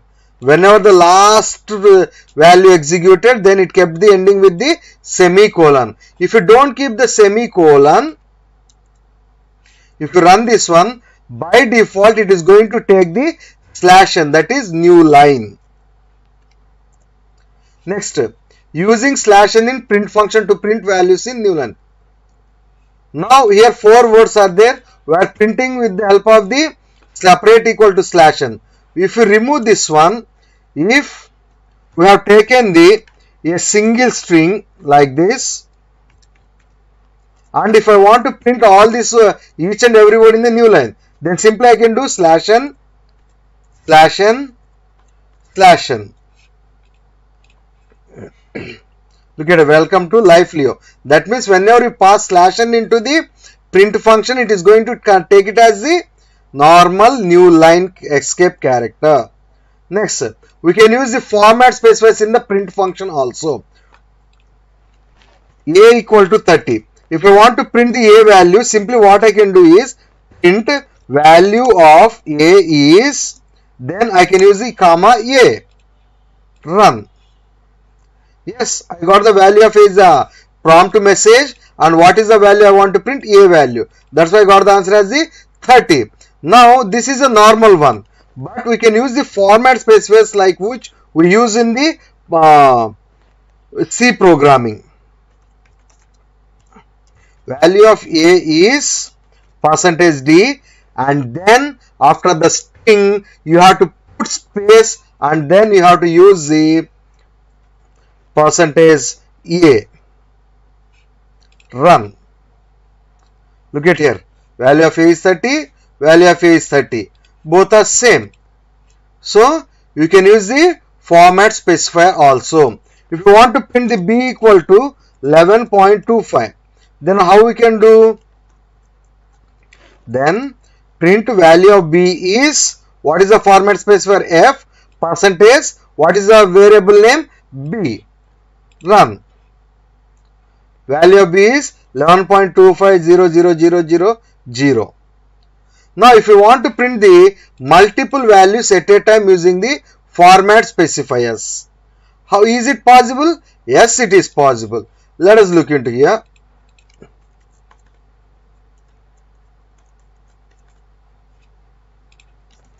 Value of A is percentage D and value of B is percentage F and space percentage of A comma B. So if they are having the multiple format specifier variables, then percentage after that we have to keep the parentheses and all the variables have to be kept inside the parentheses. Now percentage D is going to be mapped with the A, percentage F is going to be mapped with the B. Run.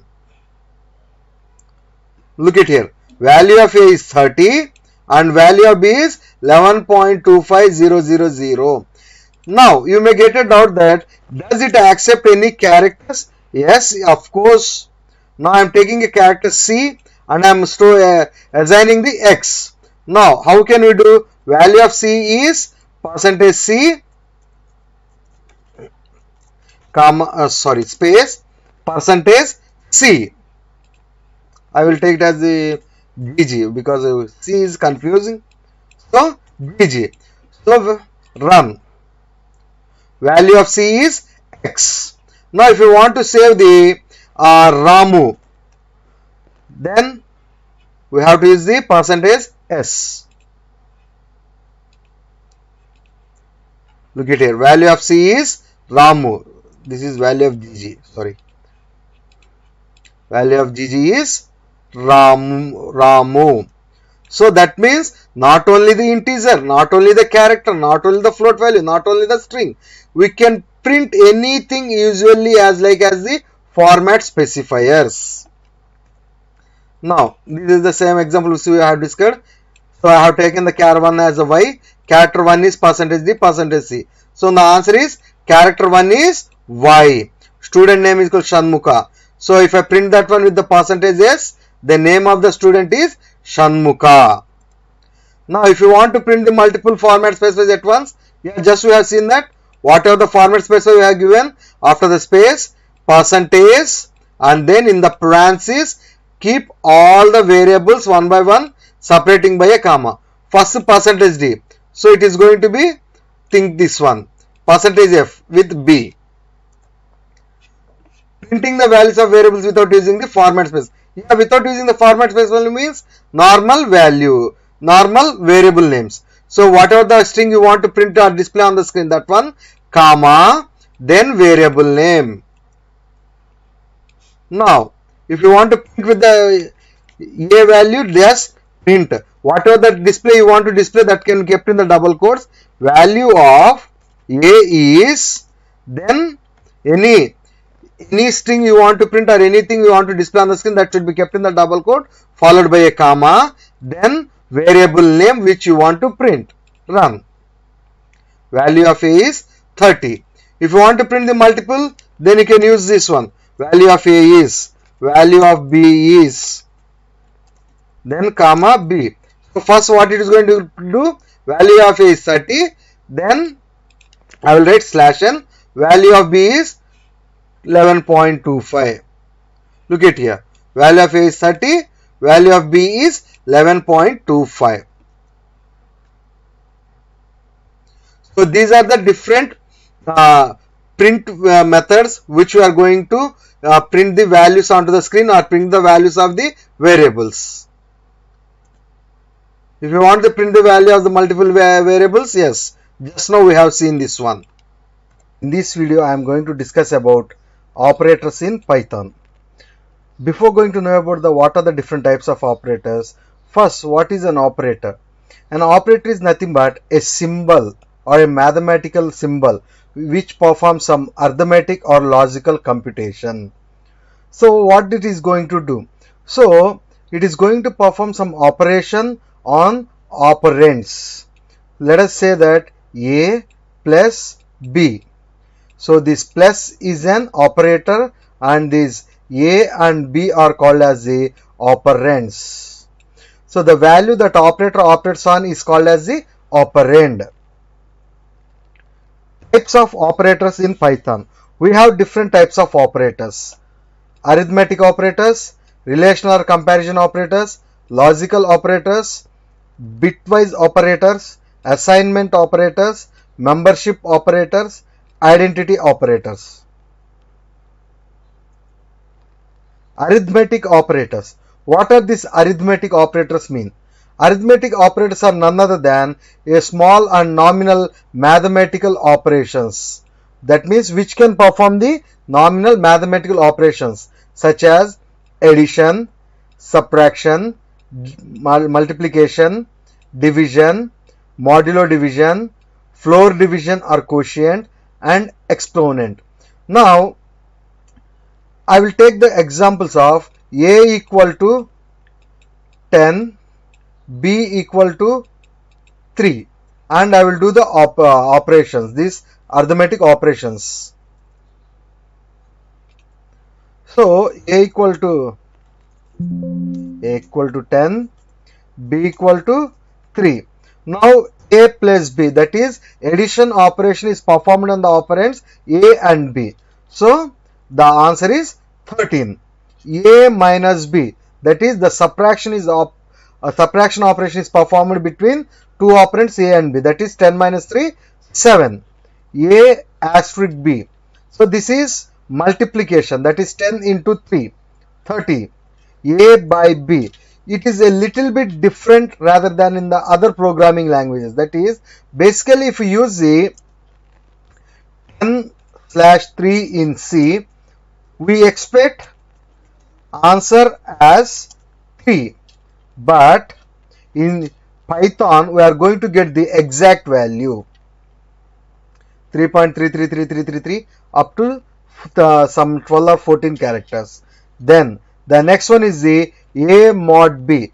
A mod B means here it is going to check two conditions. That is, if the numerator is bigger than the denominator or if the numerator is smaller than the denominator.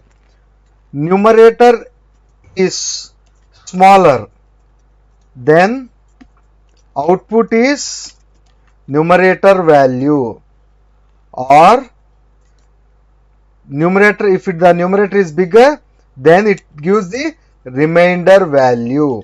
Now A is 10, B is 3. So 10 is bigger than 3. So 10 mod 3. That means it is going to give the remainder. That is 10 mod 3. 10 by 3 is equal to 9. So the remaining thing is 1. So the 1 is the answer. Next, 10 floor division 3. That is A floor division B. What is this floor division mean? So this floor division gives us only the whole number and removes any fractional parts. So A by B gives the fractional part also, but this floor division provides us only the whole number, that is the quotient value, that is 10 floor division 3, that is the answer is 3. Now A exponent B. A exponent B means which acts like as a base to the power. Base to the power. That is, A is a base. A is base and B is power. So 10 power 3, that is 10 into 10 into 10. So 10 into 10 into 10. 10 tens 100, 100 tens 1000. So that is the exponent operator. These are the basic arithmetic operators. Next one, relational or comparison operators. The name itself tells that these operators are useful for performing the comparison between the two operands, or performance of the comparison for the comparing the two values. So what does it return? It is going to return either true or false. That is, if the comparison is true, then it is going to give the true answer as the true. If the comparison is false, then it will give the answer as false. So what are the different comparison operations? Less than, greater than, less than equal to, greater than equal to, not equal to. Now,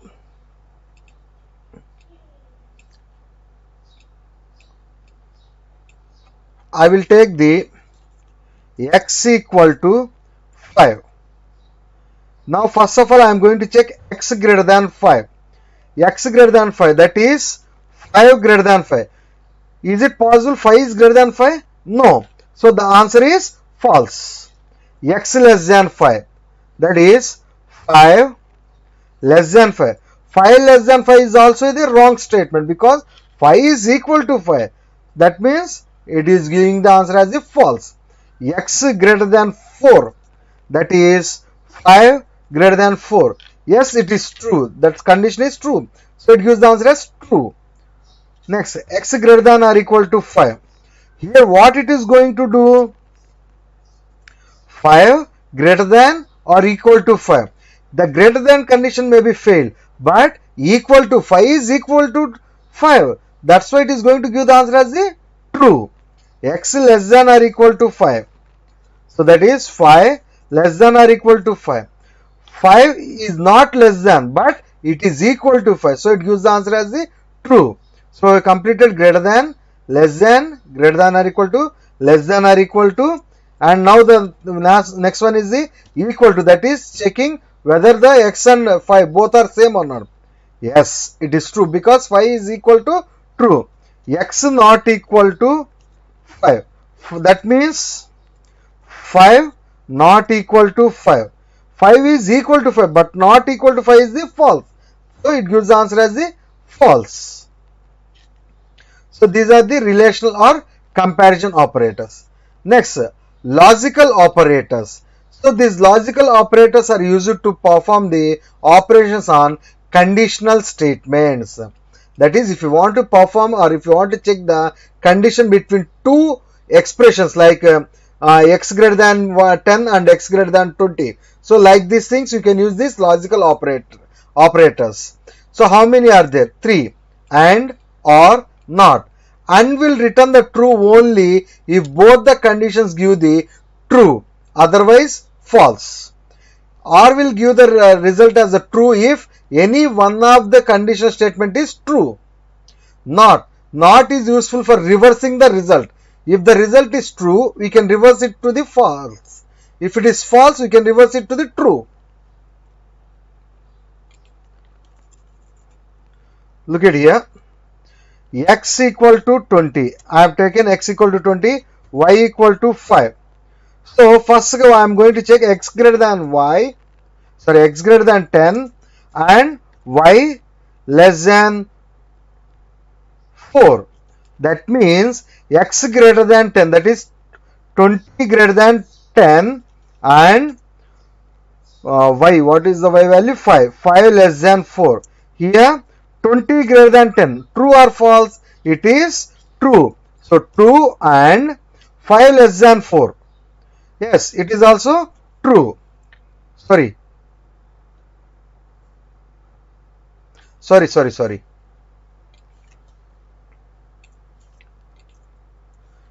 Here 5 is not less than 4. So true and false, we are going to get the false. Now for the same condition, x greater than 10 and y greater than 4. Here 20 greater than 10 and 5 greater than 4. That means 20 greater than 10, true, and 5 greater than 4. It is also true. So true and true gives the answer as the true. So the and will return the answer as true only if both the conditional statements are true. If any one of the conditional statement is false, then it will give the answer as the false. Now look into the example for the or. X less than 10 or y greater than 2. That is 20 less than 10 or y means 5. 5 greater than 2. Here 20 less than 10. It is absolutely false. Or 5 greater than 2. Yes, it is true. So false or true. So then the answer will be true. So the true will work or give the result as the true if both the conditional statements are true or if any one of the conditional statement is true. Now, when the or will give the result as false, that is x less than 10 or y greater than 5, that is x value is 20 less than 10 or 5 greater than 5. 20 is less than 10, false, or 5 greater than 5. It is also false. False or false, both the things are false. Obviously false. Then next, not. How we can use the not? So we know the x greater than 10. So what is the x value we have taken? We have taken the x value as 20. That means 20 greater than 10. So we expect the answer as the true, right? Yes. Now to invert the result of this one, simply what we can do is not x greater than 10. So that means it is going to do that 20 greater than 10. The output will be true. So it is going to convert that output to the not true. Not true means which is obviously false. That is the not. Not means which is useful for inverting our output. Next one, bitwise operators. What are these bitwise operators are useful for? So these bitwise operators are useful for performing the comparison on the binary numbers. That is how it is going to do. First of all, before going to know the topic, what are the different bitwise operators? We have the bitwise AND, bitwise OR, bitwise exclusive OR, bitwise NOT, left shift and right shift. So whenever you have taken any integer value, that is any decimal value, then that decimal value will be first converted into the binary value. On those binary values, the operation is going to be performed. So let us take an example for this.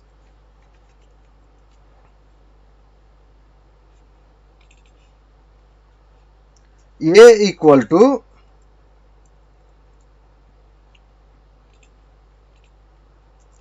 10, B equal to 3. Now, or I will take it as a 13. Now, if you consider that A value as 10, first what it is going to do, it is going to convert it into the binary value. So, what is that binary value of 10? 1010. For 13,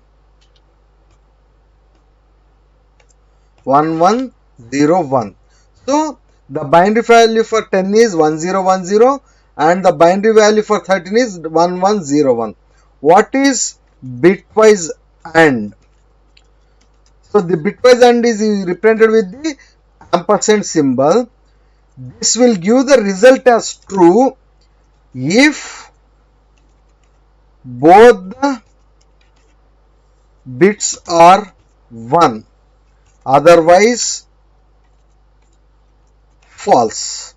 So whenever both the bits are true, then it is going to give the result as the true, otherwise it is going to give the result as the false. Now if I perform A and B, then we are going to get that 0 and 1. So 0 and 1 means 0, then 1 0, again 0, 0 1, that means again 0, 1 1. Yes, here both the bits are 1, that's why it is going to give the result as the 1. So if we convert this 1000 to the decimal value, we are going to get it as a 8. So let us look into the Python shell. A equal to 10, B equal to 13. Now A bitwise and B.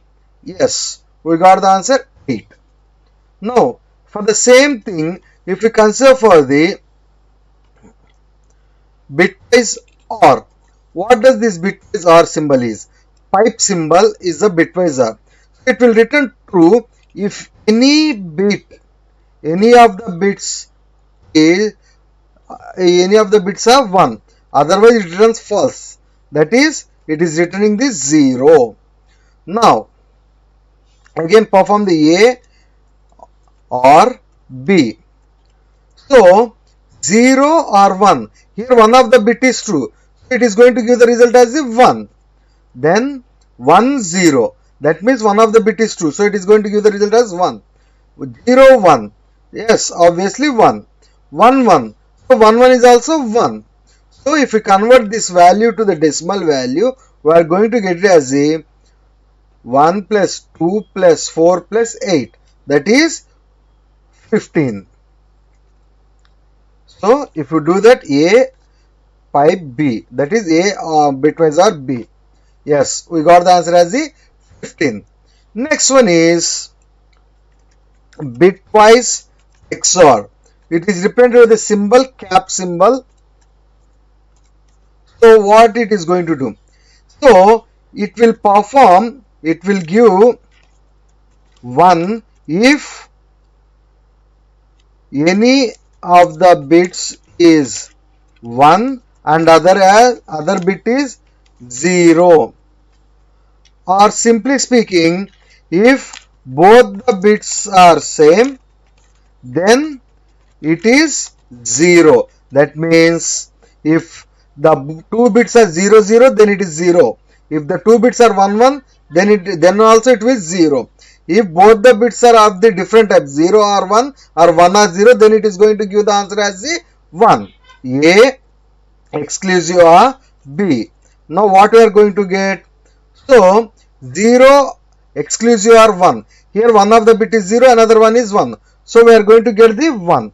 The next one is 1 exclusive or 0. Here again it is going to give the 1. 0 exclusive or 1. Yes, again it is going to give the answer as 1. 1 or 1. Here both the bits are same. So it is going to give the result as the 0. So if we convert it into the decimal value, then we are going to get it as the 7. Now A cap B. Yes, we got the 7. Next, bitwise NOT. So it is represented with a symbol called tilde. So what it is going to do? It is going to do that, a simple terms, if we say that A is our variable, then it gives the answer as minus of A plus 1. That is, the A value is 10, equal to 10.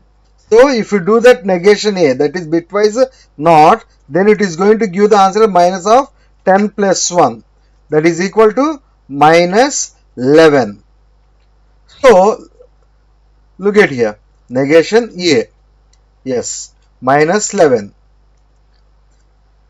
This is the bitwise AND, bitwise OR, bitwise exclusive or bitwise NOT. And the most important things are the left shift and right shift. Left shift. Left shift is represented with the double less than symbol. What it is going to do? So whenever you use the left shift, then it is going to perform that removing the leftmost bits and the remaining bits will be shifted to left side, and the rightmost bits will be replaced with zeros. So if we consider that A equal to 10, that means if we can convert this into the binary 1 0 1 0. Now if we left shift A, left shift 3, that means the left 3 bits will be removed and the remaining bits will be shifted to the left side. So to perform this one, we have to consider the 8-bit format. Now here this is the 8-bit format. Now, so the leftmost bits 3, because the number what we have given 3 times. So the 3 bits will be removed and the remaining bits will be shifted to the left side. So what are the bits left? 0, 1, 0, 1, 0. And the rightmost bits will be replaced with the zeros. So how many bits we left with? 3 bits we left with. So this bit is going to replace it with the 0. Again this bit is also going to replace it with the 0. Again this bit is also going to replace it with the 0. Now if we convert this one into the decimal value, we are going to get it as the 2 power 0, 2 power 1, 2, 3, 4, 5, 6. 64 plus 16. So we are going to get as the 80. A left shift 3. Yes, we got the answer as the 80. Now in the same way, right shift.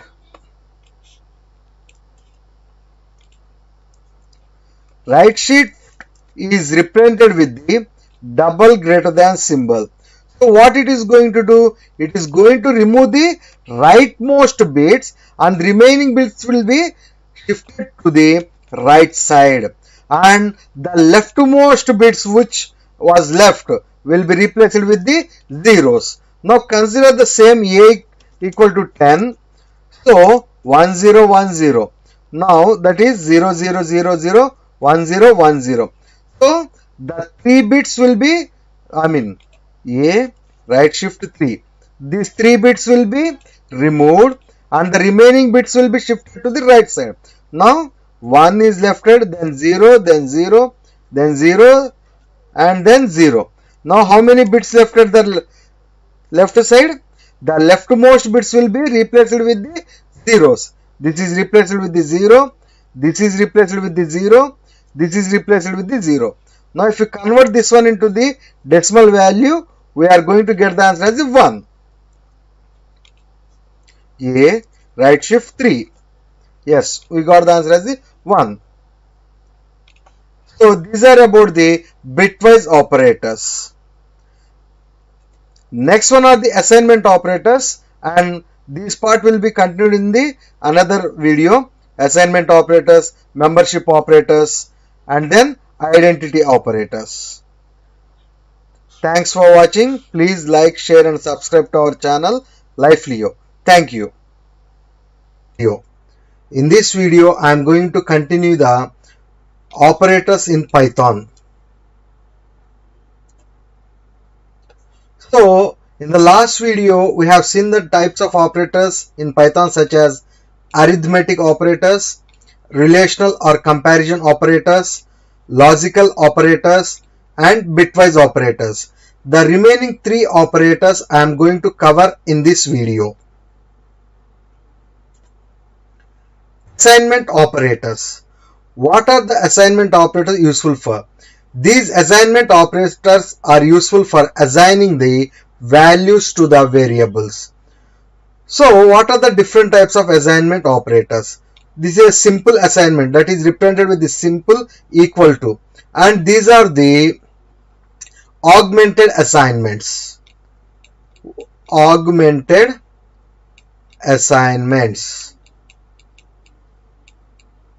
What are these augmented assignment means? So they are going to perform some operation and then they are going to be assigned to the variables.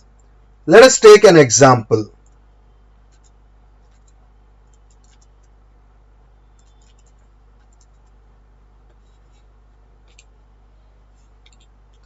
I am taking A.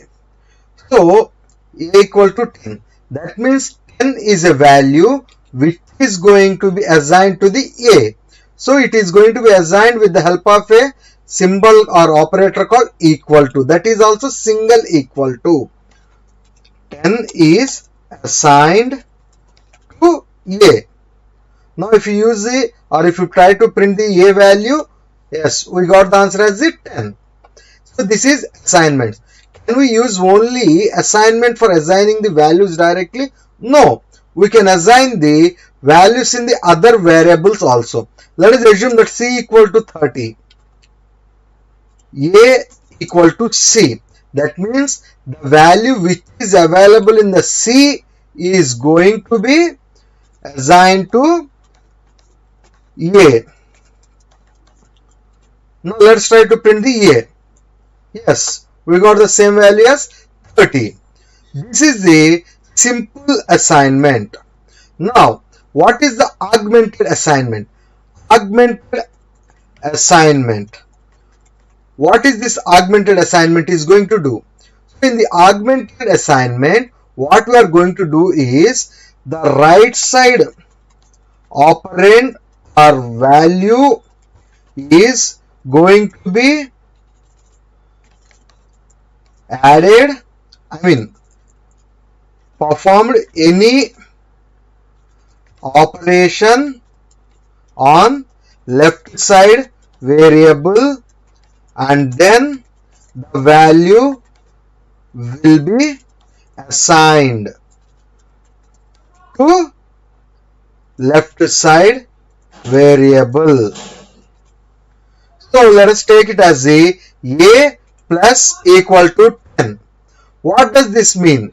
A plus equal to 10 means, so first the value is going to be right side operand or value, that is 10. Right side operand value is the 10. Is going to be performed any operation on the left side variable, that is plus value. Here I have taken that plus assignment, addition assignment. So this equal to A equal to A plus 10. So the value is going to be added to the left side variable, and then the result of that is going to be assigned to the left side variable. So if you print the A value, then we are going to get it as the 10 plus 10, because previously we have taken the, we have taken that previously A value as 30. So 30 plus 10, yes, that is 40. This is addition assignment. Next one is the subtraction assignment. Now I will take the B equal to 5, B minus equal to 2. What does the answer is going to get? That means B equal to B minus 2. So that implies B value is 5 minus 2. So if you try to print B, yes, we got the answer is the 3. Next one, multiplication assignment. C equal to 6. So C into equal to 2. So that means the 2 value is going to be performed multiplication on the left side variable C value, and then the result is going to be assigned to the left variable. So that means C equal to C into 2. So that implies 6 is the value of C into 2. Look at the value of the C. Yes, it is 12. Then division. D equal to, D division equal to, okay, first of all I will take the value D equal to 4. D division equal to 2. What does D division equal to 2? D equal to D by 2. What is D value now? So many of you think that the D value is 2, but here we are considering the normal division. That's why it is going to give the answer as the 4 by 2 means it is going to give the answer as 2.0. Yes, this is the division value. If you have taken the E value as 6 and then E floor division equal to 3 or 2, let us say 2. That means E equal to E floor division 2. So we expect the answer as the 6 floor division 2 means it is going to give only the quotient value, that is 6 by 2. The quotient value is 3. Yes, it is not going to take any fraction part. Next, F equal to 2. If I take that F exponent equal to 5. What does this F exponent equal to 5? So the 5 value is going to be taken as the exponent to the F, and then that result is going to be assigned to the f. So f equal to f exponent 5. That is, what is the f value? 2. 2 exponent 5. That means 2 into 2 into 2 into 2 into 2, 5 times. 2 2s 4, 4 2s 8, 8 2s 16, 16 2s 32. So let us print the f value. Yes, we got the 32.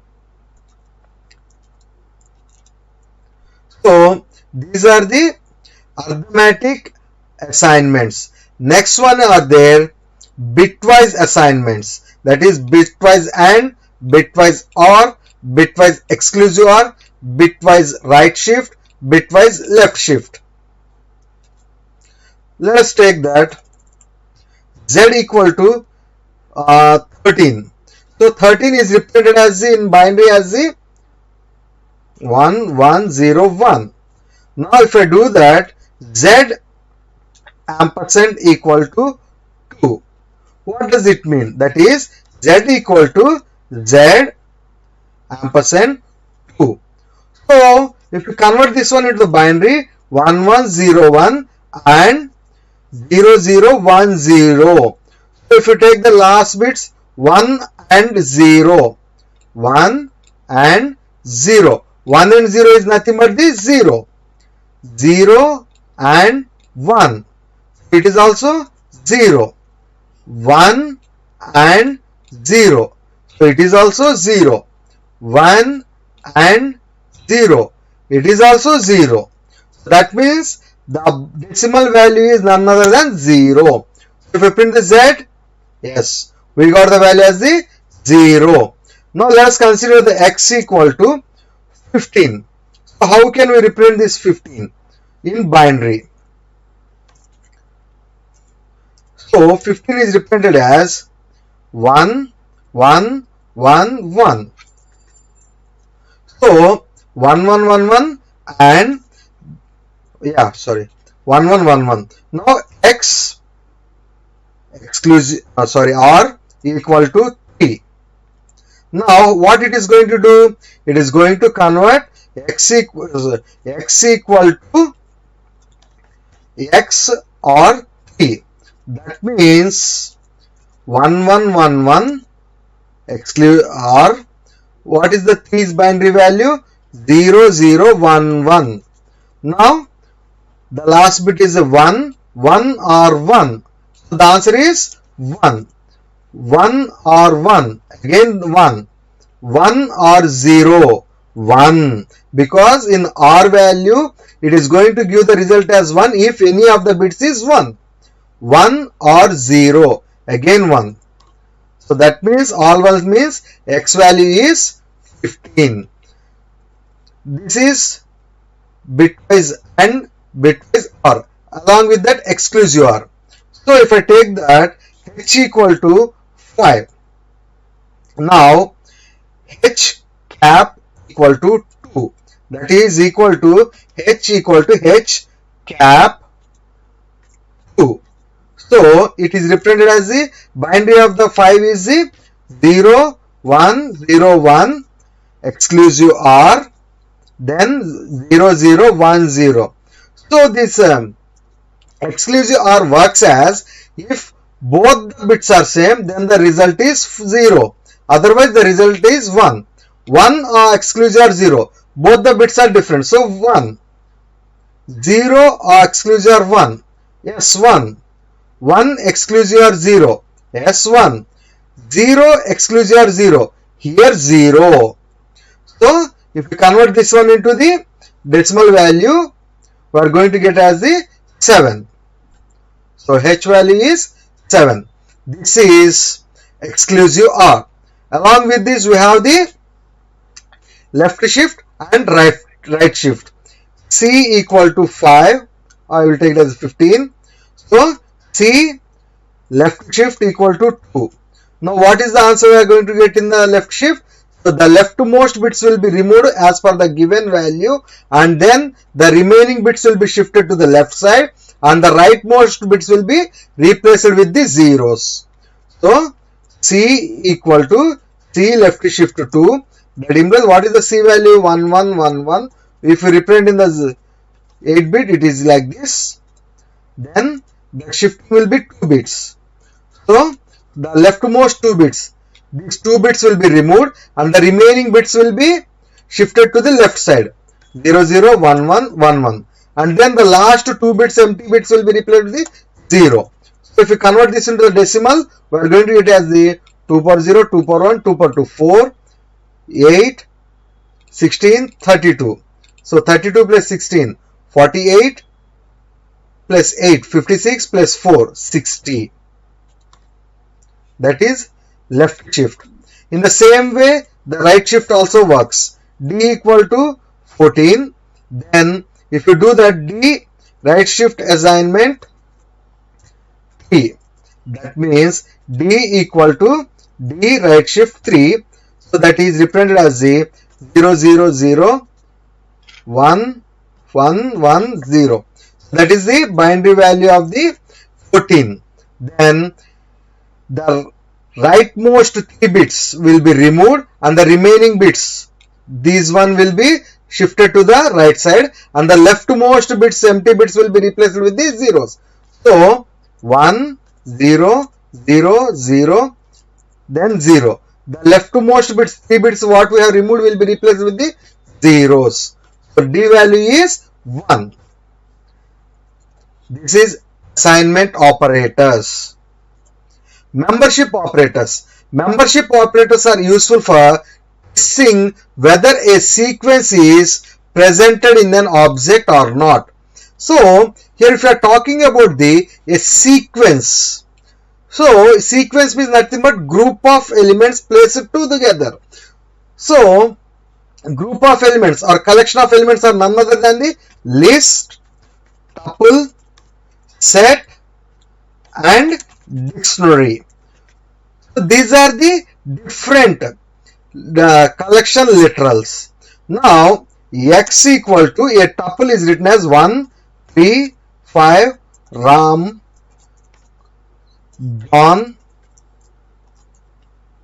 98.5. So x is a list. Now if you want to check whether any element or any object is present in the x or not, then I can use the in operator, that is membership operator. If that respective object is present in the list, then it is going to give the result as the true. Otherwise, it is going to give the result as the false. For example, if I want to search the 96 in x, do we have 96 in x? No. That means the expected result is the false. Yes, because 96 is not in x. Now if you check for the Ram, Ram is a string, that's why I kept in the double quotes. Ram in x. Yes, 1 matches with Ram, no. 3, no. 5, no. Ram matches with Ram. Yes, Ram is available in x. That's why the expected result is true. Yes. So a membership operator is useful to test if a sequence is presented in an object or not. If we use the in operator will give the result as true if a sequence is having the specified value. If it is not available, then it gives the false. That's what we have seen. Then the next operator is the not in. Not in is going to return the true if the object is not present in the sequence. Now I'll check for 55 in x. So 55 not in x. So 55 equal to 1, no. 55 equal to 3, no. 55 equal to 5, no. 55 equal to Ram, no. 55 equal to Johnny, no. 55 equal to 98.5, no. So 55, it is not found in the x. That means 55 not in x. This means we will get the answer as the true. So if we check for the 1 not in x, 1 equal to 1, yes. That means we can expect the answer as the false. So not in will give the result as true if the specified object is not present in the respective sequence. If the object is present, then it is going to give the result as the false. The last one is the identity operator. What is the purpose of this identity operator? Identity operators are useful for comparing the objects which share the same memory location. The operator is useful for comparing the objects which share the same memory location. Actually the same object with the same memory location. What are the operators we have? Is operator, is not operator. Now let us take the example of A equal to 1, 2, 3. A list. B equal to 1, 2, 3. Now if I say that A is B, we will think that both are same. That's why we will get the answer as true. Expected answer. Expected true. But the answer is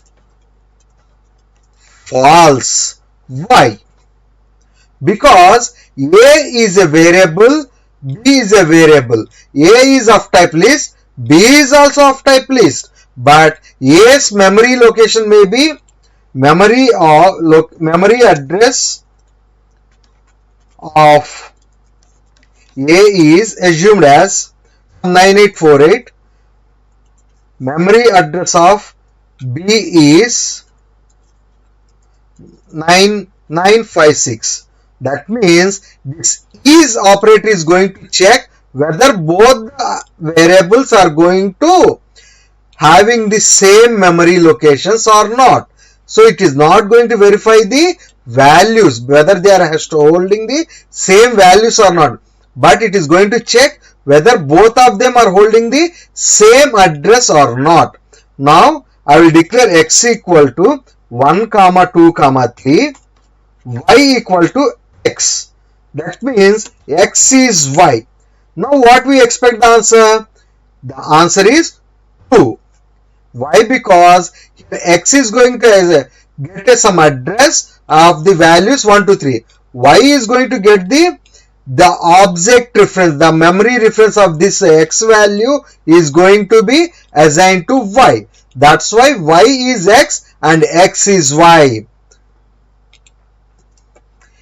Is returns true if both variables are the same object. That means which share the same memory location. Is not. Is not is the purely opposite of this is. What it does is, if it is not having the same memory locations for both the objects, then it will return true. If both the objects are having the same memory location, then they are going to give the result as the false. X equal to 1, 2, 3, y equal to 4, 5, 6. So if you observe here x and y, x will have some memory address, y will have some memory address. So x is not y. X is having the other address, y is having the other address. So if we check that x is not y, yes, it is true, because both of them are of the different addresses. X is y. If we say that, false, because x is having the other address and y is having the other address. That's why they both are not same. So is not will give the true when both the addresses are different.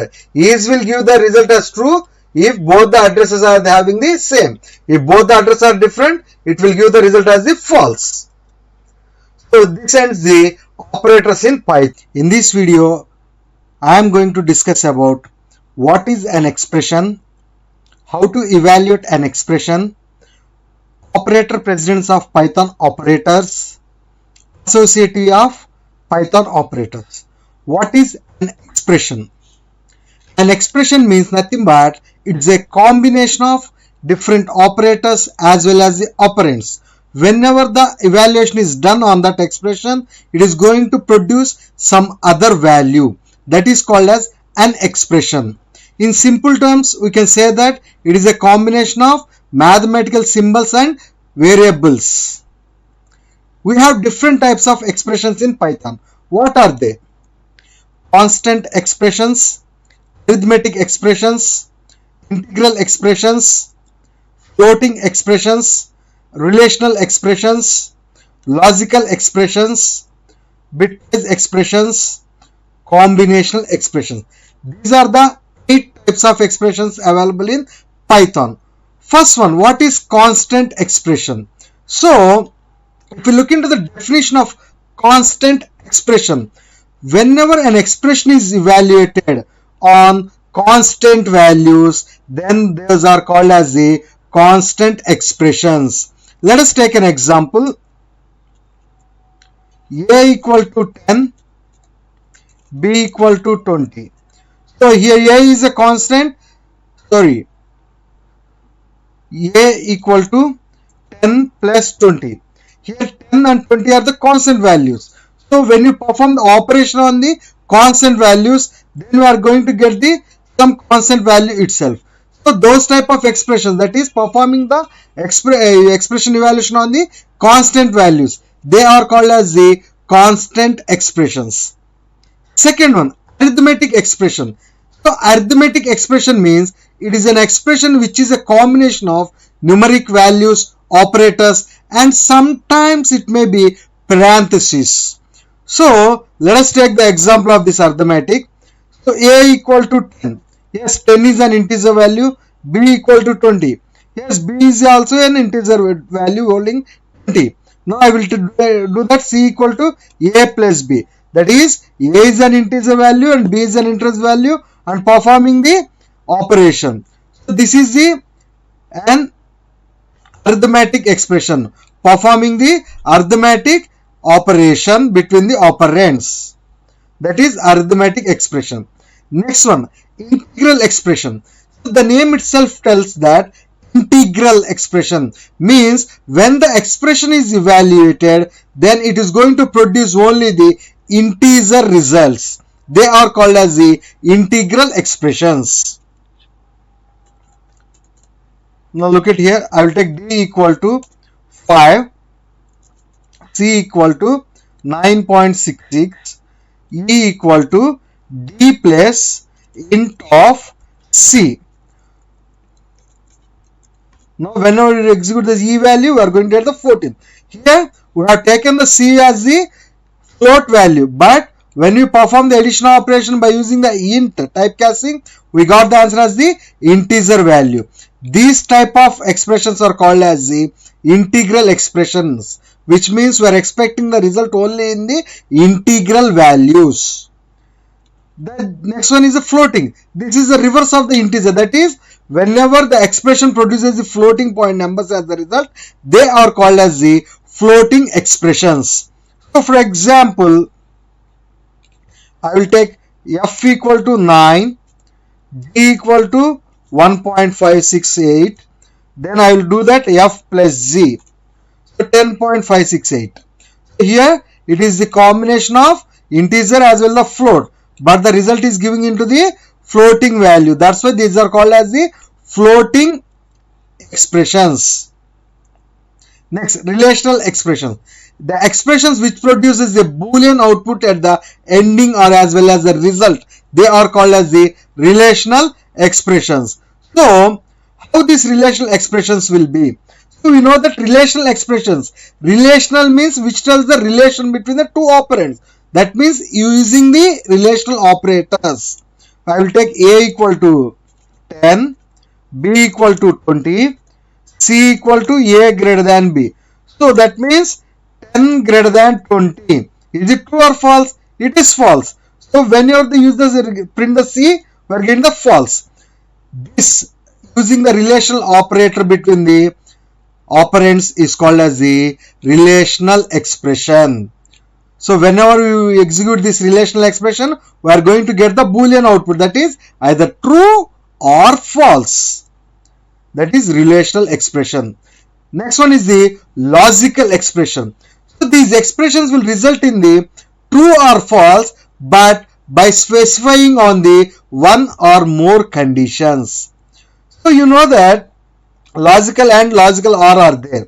So what they are going to do? They are going to perform the relation between the two conditions.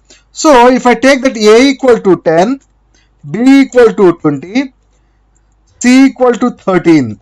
Now I will do that A greater than B and B greater than C. What we are going to get the answer here? A, 10 greater than 20 and 20 greater than 30. So the answer will be 10 greater than 20, false, and 20 greater than 30, 13, true. So false and true is nothing but false. That means using the logical operator between two conditions, that is minimum two conditions, is called as a logical expression, whose result is here also either true or false. Expressions that result in true or false by specifying one or more conditions. Bitwise expressions. So these are the kind of expressions in which computations are performed at the bit level. So I will take x equal to 3. If I perform x, I will take left shift 3. Then I will get the answer as the 24. So whenever you use the left shift operator or right shift operator or any bitwise operators or in between the operands, then they are called as the bitwise expressions. So kind of expression which computations are performed at the bit level. And the last one is the most important one, that is combinational expressions. Here the combination means it is nothing but the combination of different types of expressions in a single expression, such as a plus b greater than a minus b into c by d and a by b. So this is an example. I am not telling this is the same as this one. This is an example. A less than b. So look at here, we are having the arithmetic and then relational and then some arithmetic operations and then logical. And if you want to do this one, we can use that right shift 3 bitwise. So this is called as the combinational expression. Combinational expression means we can use the different types of expressions in a single expression. How to evaluate an expression? That is, after taking an expression, how that expression can be evaluated. To evaluate any expression in Python, we must look into two things. One is operator precedence. What does this operator precedence do? This operator precedence tells that which operator is having the highest precedence. That is, which operator should be evaluated first. So we will have the different operators. For example, we have different operators in this place or in this example. So we must and should know which operator should be evaluated. How we can know means operator precedence. Operator precedence tells that which operator is having the highest precedence and which can be evaluated first. Now you may get a doubt that, sir, if we are having the different operators with the same precedence, then what we should do? That is the next thing we have to look into, that is associativity. Associativity tells that if an expression is having the multiple operators and of the same precedence, then from left to right or right to left have to be evaluated. That was decided by the associativity. Most of the operators follows the left to right only. Now Python operators precedence rule. So what are the rules followed by the Python operators? So in your childhood you may have heard about the BODMAS rule in your mathematics class. Like this, in Python also it follows a rule called PEMDAS.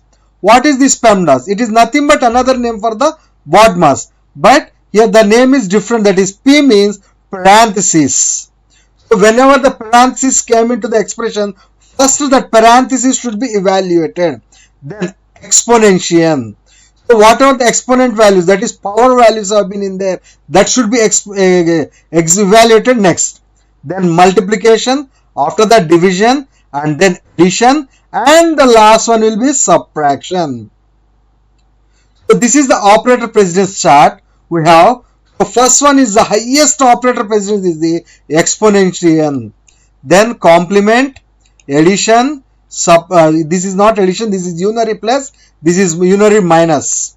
Then multiplication, division, modulo division, floor division, addition, subtraction, right shift, left shift, bitwise AND, bitwise exclusive OR, bitwise OR, less than equal to, less than, greater than or equal to, that is comparison operators or relational operators, then equality operators, then assignment, then identity, then membership, and at the last step you have to evaluate the logical operators.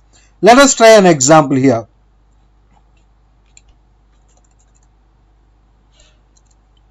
So I will take that A equal to 5, B equal to 2, C equal to 3, D equal to 4, E equal to 6. Now I will do the A plus B greater than A minus B into C by E and A right shift 3. Now what it is going to do, that is I am going to take it in the F. So first, as per our Python operators precedence rule, it follows the PEMDAS. That is, first it will look for the parenthesis. Yes, there is one parenthesis here, another parenthesis here, then this is the another parenthesis. So F equal to first F equal to what it is going to do, it is evaluating the parenthesis first, A plus B. What is A value? 5. B value is 2. So first 7 greater than, then this parenthesis is going to be evaluated. Out of this one, if you observe here, I will take the floor division. I don't want to take the, F equal to 7 greater than. Now A minus B into C floor division E. Out of this, minus asterisk floor division. These are having the different precedences. Look at here. First one, multiplication is having the highest precedence. So B into C is going to be evaluated. So 2 into 3, 6. That is A minus 6 slash E. So what is the next one? Yes, floor division. 6 slash E. 6 slash 6. So 6 slash 6 means it is going to convert into 1. Then at the last, minus A 5. That means 7 greater than 4 and A right shift 3. 5. 5 right shift 3. Okay. So let us calculate that one. 5 right shift 3. So it is 0. That means and 0. 7 greater than 4 and 0. These are the things we left with. Now out of these one, what is the thing we have to evaluate now? So if you observe that logical operators are having the least priority. That means the comparison operator should be evaluated first. So 7 greater than 4. True or false? It is true. Then and 0. 2 and 0. So what we are going to expect? The answer as the 0. So true and 0 is nothing but the 0. That was it is going to be stored in the F. So this is the way of we have to evaluate any expression in Python. In this video, I am going to discuss about different decision making statements in Python.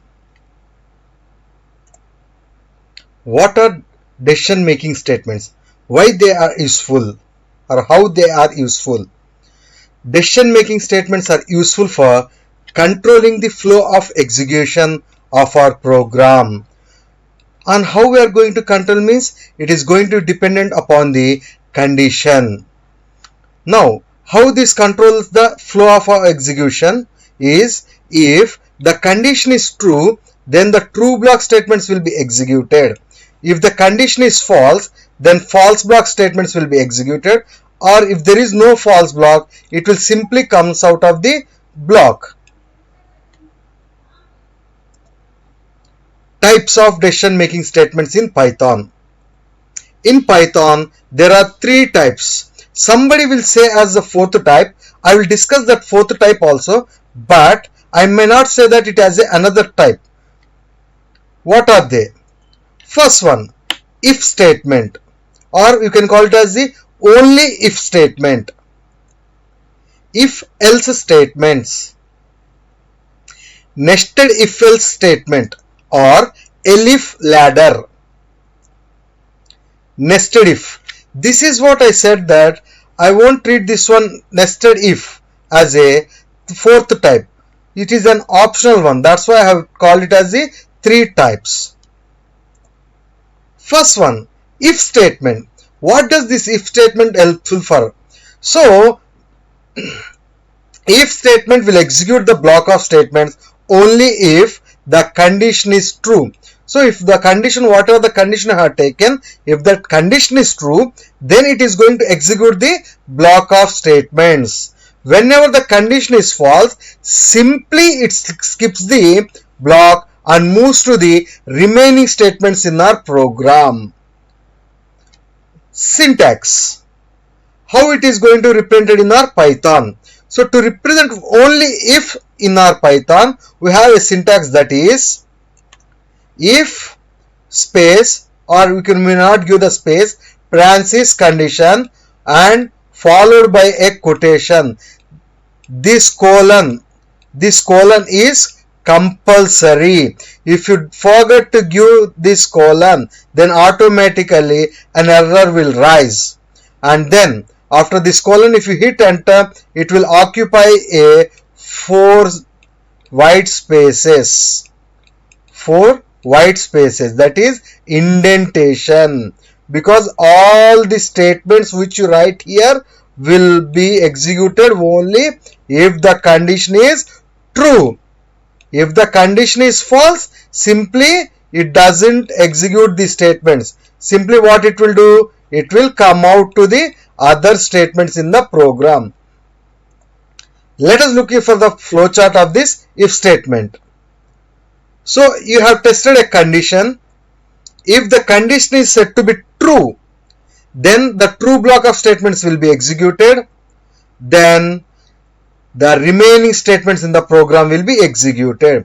This is the case when the condition is true. Let us assume that if the condition is false, so if the condition is false, then it is not going for the true block. It is directly going to the remaining statements in the program. So that means true block will be executed only if the condition is true. If the condition is false, it is directly going for the remaining statements in the program. If else, the name itself tells that if or else, that is, it checks for the condition first. If the condition is true, then it is going to execute the if block statements or true block of statements. If the condition is false, then it will execute the else block of statements. Let us look for the syntax. So, if condition statement, that means the statements will be executed when the condition is true. When the condition is false, then it will go for the else block of statements. So this is else. If else. Flowchart for this if else.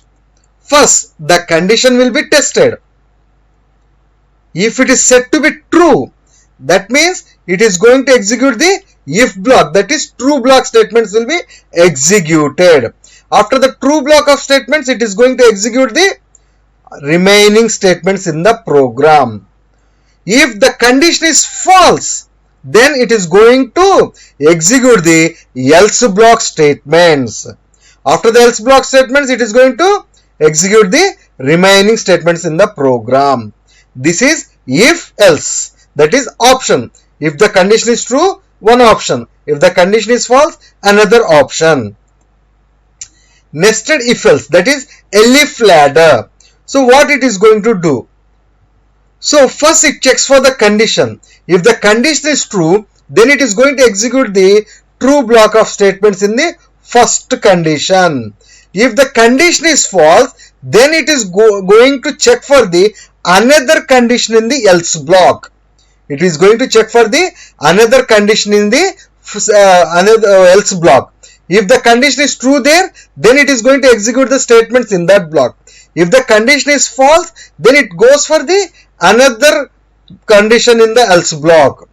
If there is also true, there exits the executes the statements. If there is false, it moves to another block. Until that, it moves to other. Whenever all the condition fails, then it executes simply the else block. That's why it is called as the elif ladder, like this. So that is, it first verifies this one. If the condition is true, these things will be executed. If it is false, it goes to here. So if this condition is true, it executes this one. If it is also false, it moves to here. If checks the another condition. If it is false, it moves to another. Like this, it moves until the else block comes. If no conditions are satisfied, simply the else block statements will be executed. Syntax.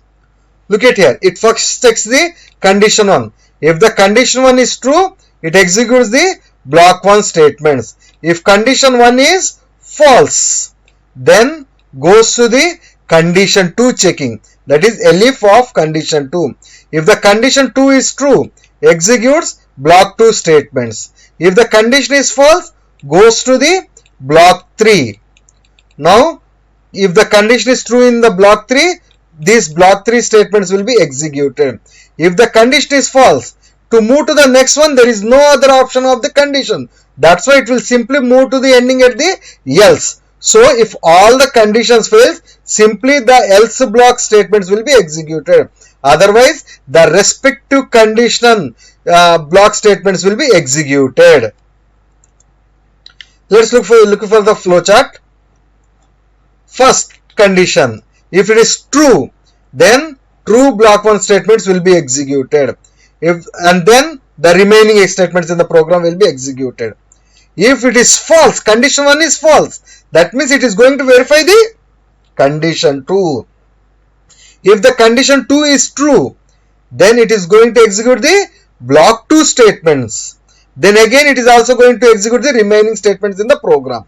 If the condition 2 is also false, then it is going to check for the condition 3. Then if the condition 3 is true, then it executes the block 3 statements. After the execution of block 3, then it is executing the remaining statement. Like that, it checks all the conditions. If none of the conditions satisfies, so then it moves to the else block. What are the statements in the else block? Those statements will be executed. And then the remaining statements in the program will be executed. This is the last one, that is nested if.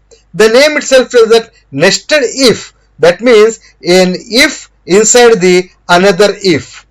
So an if statement inside the another if statement. That is called as the nested if. So Python allows us for stacking of any number of if statements inside the block of another if. For example, in one if, we can insert number of ifs. So these are called as the nested if. That is one if inside the another if statement. So when they are useful when we need to make a series of decisions, a continuous decision or a series of decisions. Then this nested if statement is helpful. This is the syntax. So it first checks the expression 1. If the expression 1 is true, then it checks the expression 2. Then if both the things are true, then statements will be executed. Else of this if will be executed, and then statement of outer if, this one will be executed.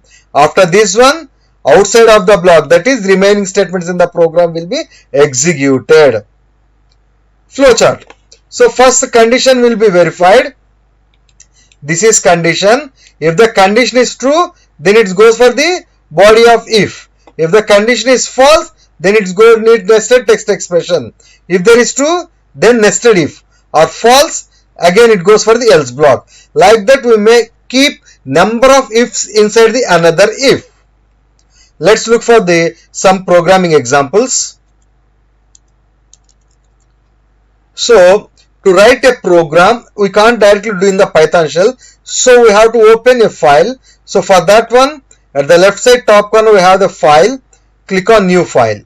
Now it is going to open like this. I am going to take a variable x. equal to integer type. So to do that, we have to typecast int of input enter x value. So I will check that if x greater than 5. So look at here, when I put the colon and then when I hit enter, then it took the 4 white spaces as the indentation and the blinker starts here. I will print x is bigger than 5.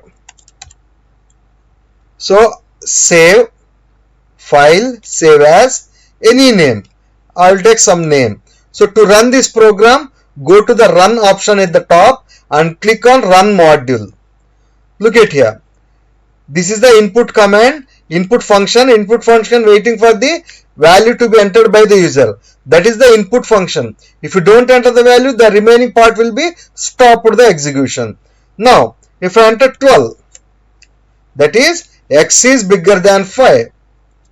That is 12 greater than 5. True or false? It is true. So it prints that true 12 is bigger than 5.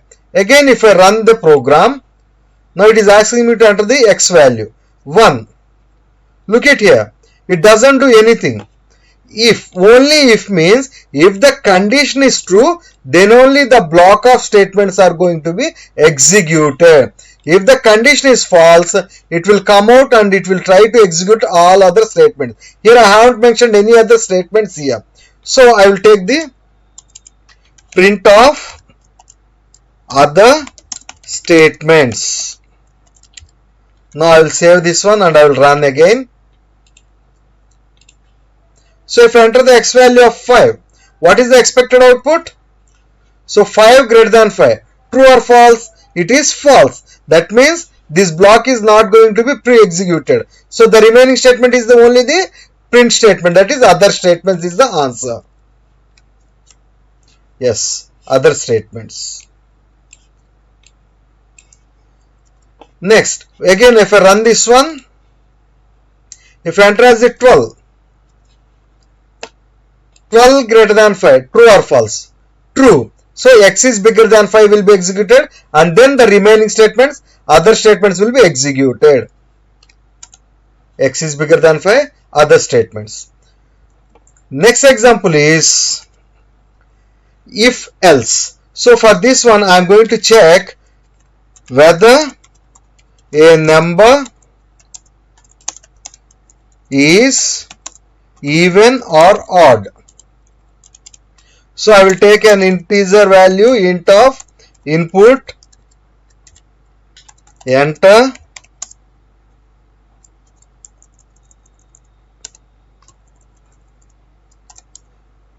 x value.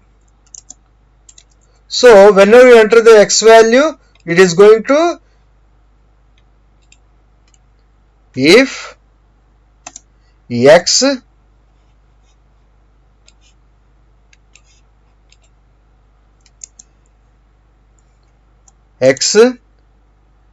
mod 2 equal to 0, then what I am going to print? Even.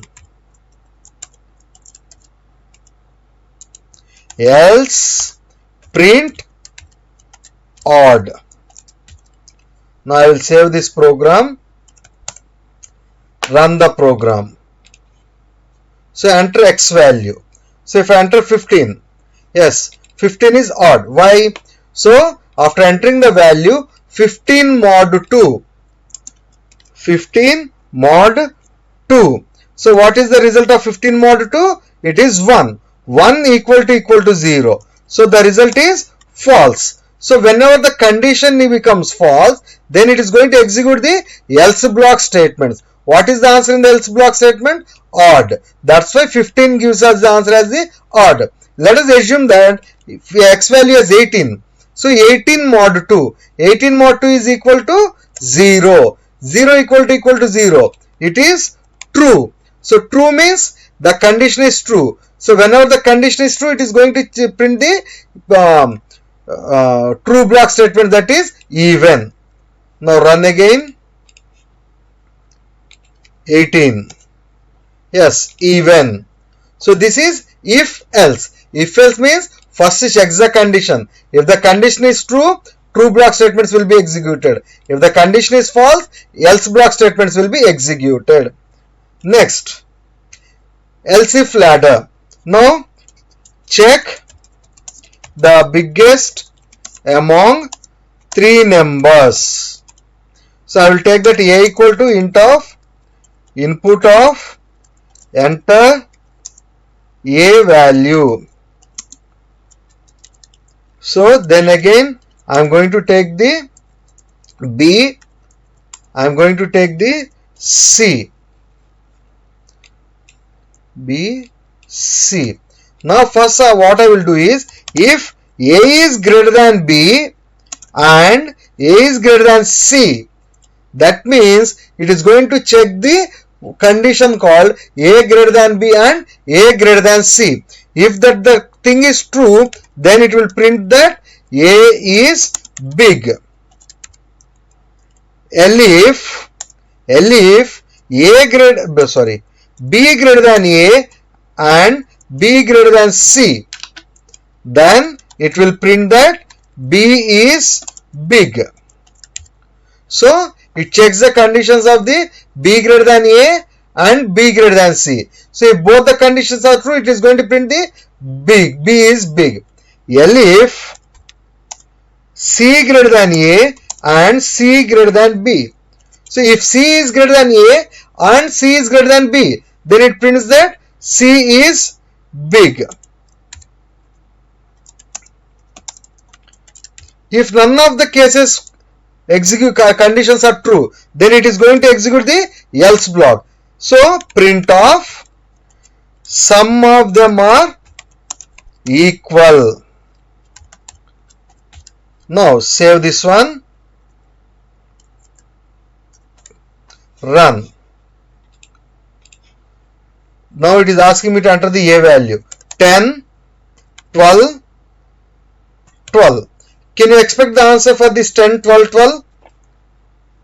So 10 greater than 12 and 10 greater than 12.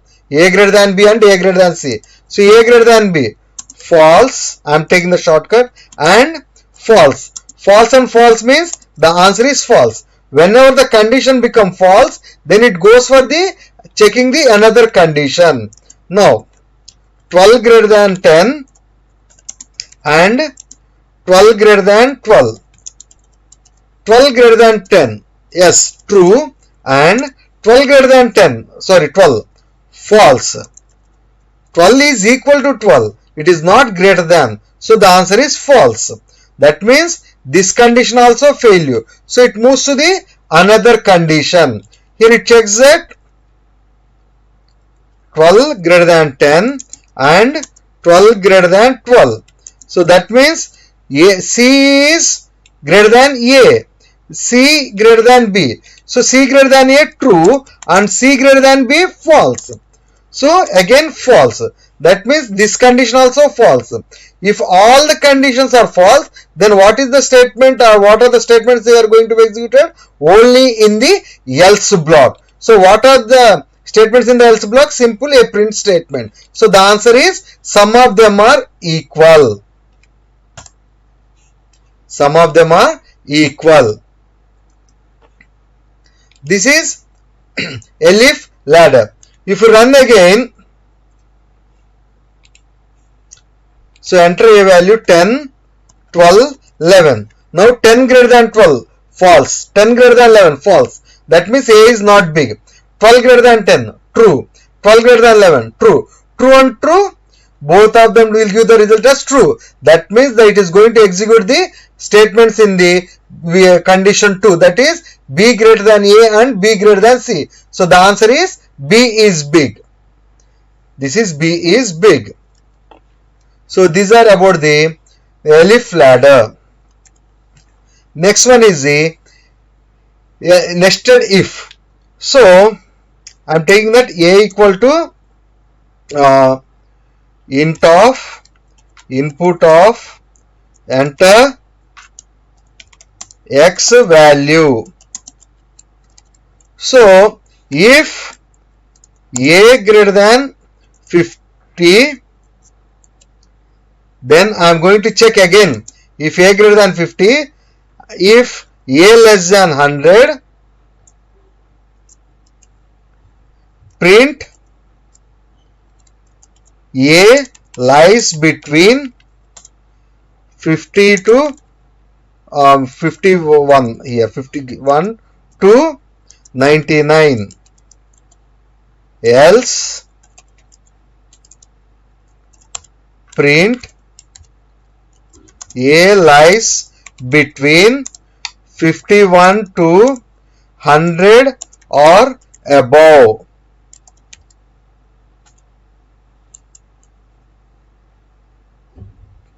Else print no values. So I am going to save this one. I am going to run the program.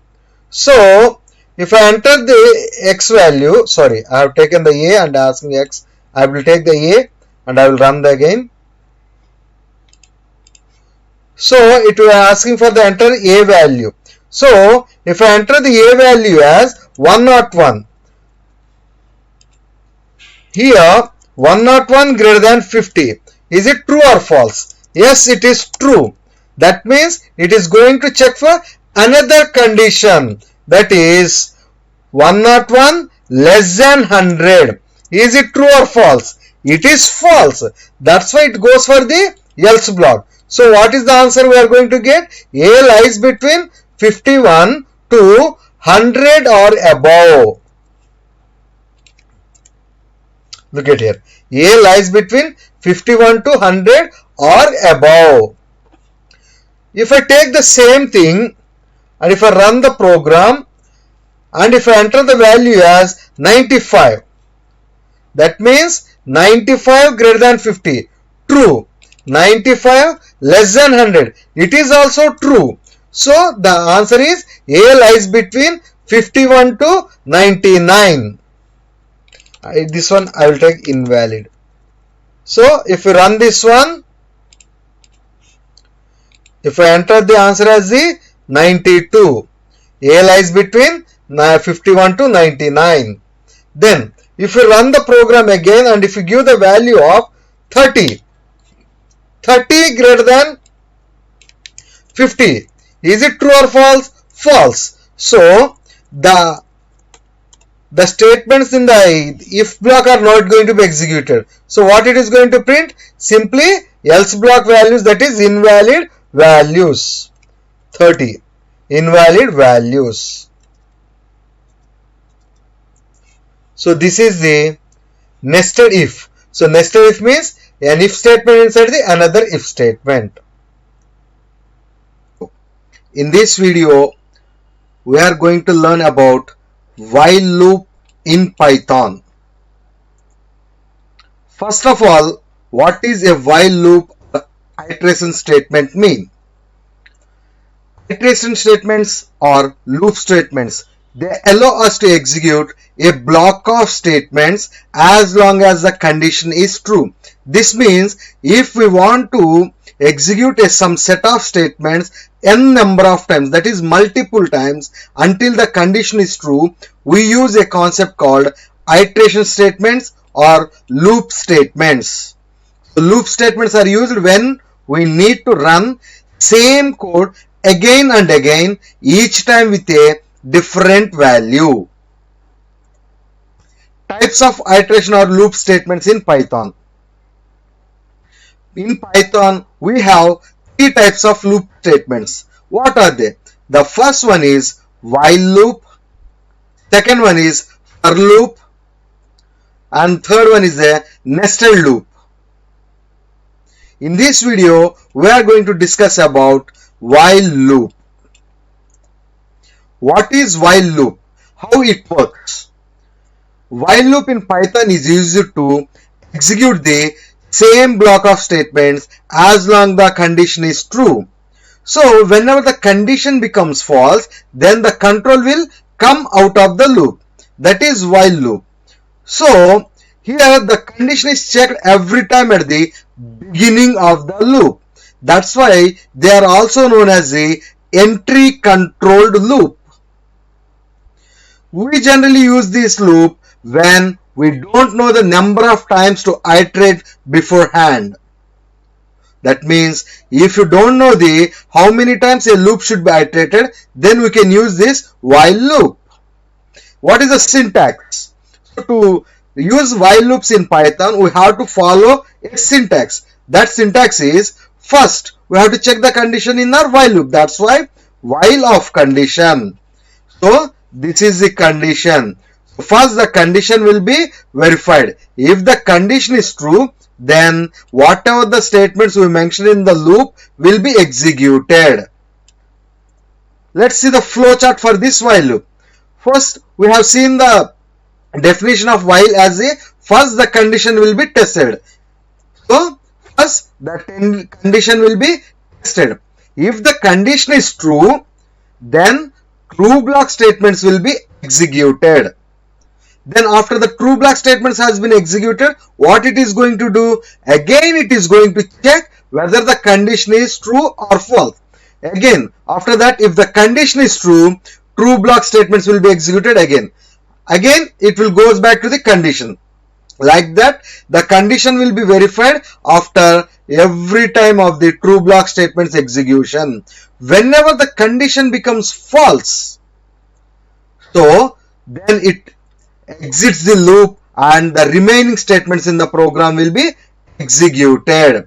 Let us look into an example. So I have opened the Python shell and then go to the file, new file. So a new file has been opened. Here I am going to write a program to print 1 to n numbers. Write a program to print 1 to n numbers. So to take the n, we have to read from the standard input. N equal to input of enter n value. So when you enter the n value with the help of input function directly, first it is going to consider it as the string. For that purpose, what we have to do? We have to typecast into the integer. For that, int of input of enter n value. So we got the n value. Now I am taking an I value started with the 1. That means where we want to start from 1 to n. That's why I have taken a supporting variable I. Now while I less than equal to n, what I am doing to this, going to print the I value. That is, whenever I enter the n as 5, so I value will be 1. Here it checks that 1 less than or equal to 5. It is true. So it prints the I value. What is I value at the initializing? 1. So 1 will be printed. Then I am going to do that I equal to I plus 1. So 1 plus 1. So I value becomes 2. Again it comes to the loop. So it checks the condition, that is I value is 2 now. 2 less than or equal to 5. Yes, it is true. So it prints the 2. Again I equal to I plus 1. That is, what is the I value? 2. 2 plus 1. It becomes 3. Again condition checking. So 3 less than or equal to 5. Yes, it prints the 3. Then 3 plus 1 equal to 4. Again it goes back to the condition. So 4 less than or equal to 5. It is also true. So it prints the 4 value. Now 4 plus 1 equal to 5. So again it checks that 5 less than or equal to 5. Yes, it is equal to 5. So it prints the 5. Then again 5 plus 1 equal to 6. Again checks the condition. So 6 less than or equal to 5. So is the condition true? No. Condition is false. So after printing all this stuff, it exits the loop. Now did we write anything here? No. That means it is going to execute or print up to the 1 to n. What is the n value you have taken? 5. Up to 1 to 5 has been printed. So after that I am going to save it as the sum 04 and then I am going to run module. Look at here, enter n value. I enter as the 5. 1, 2, 3, 4 and then 5. So this is about a while loop for printing 1 to n numbers. Now if you want to print the n to 1 numbers, that is reverse of the numbers. Is it possible? Yes, it is possible. How can we do that? So let us take another one. Write a program to print n to 1 numbers. So first we have to take the n equal to input of enter n value. Then we have to typecast the integer. So int n. So we got the n value. Now instead of taking I will write directly here while n greater than or equal to 1. What I am going to do is I am going to print the n value. Then after that I am going to decrement the n value. Now if you do this one, if we consider the n value as 6. So first 6 greater than or equal to 1. Yes, it is true. So it is going to print the 6. Then after that it is going to decrement the 6 value by 1. 6 minus 1 equal to 5. So whenever the n value becomes 5, again it goes for the check of condition. So 5 greater than or equal to 1. Yes, it is also true. So it prints 5. After that 5 minus 1. Then 4. Like this, 4 greater than or equal to 1. Then 4 is printed. Then 4 minus 1 equal to 3. Again 3 will be verified. 3 greater than or equal to 1. Then 3 will be printed. Then again 3 minus 1 equal to 2. Again 2 will be verified. 2 greater than or equal to 1. Yes, it is also true. 2. Then 2 minus 1 equal to 1. Yes, again it will be verified. 1 greater than or equal to 1. Yes, here 1 is not greater than, but it is equal to 1. That's why it will give the true. So 1 will be printed. Then 1 minus 1 equal to 0. Now 0 greater than or equal to 1. So 0 is not greater than, not equal to. So it gives false. So after that the loop will be exited by printing all these statements. Save. Run the program. So it is asking me to enter the n value 6. So 6, 5, 4, 3, 2, 1. Now, so write a program to find the sum of 1 to n numbers. Write a program for finding sum of n numbers. So what does it mean? If I give the n equal to 5, then it have to perform 1 plus 2 plus 3 plus 4 plus 5. That is equal to 15. Now, for this one we have to read an n value. N equal to int of input of enter n value. So, to perform the addition operation, I am taking a variable called sum equal to 0. That is, initially I am taking the sum value as the 0. So, while n greater than or equal to 1, I will do that sum equal to sum plus n. Then I am going to do that n equal to n minus 1.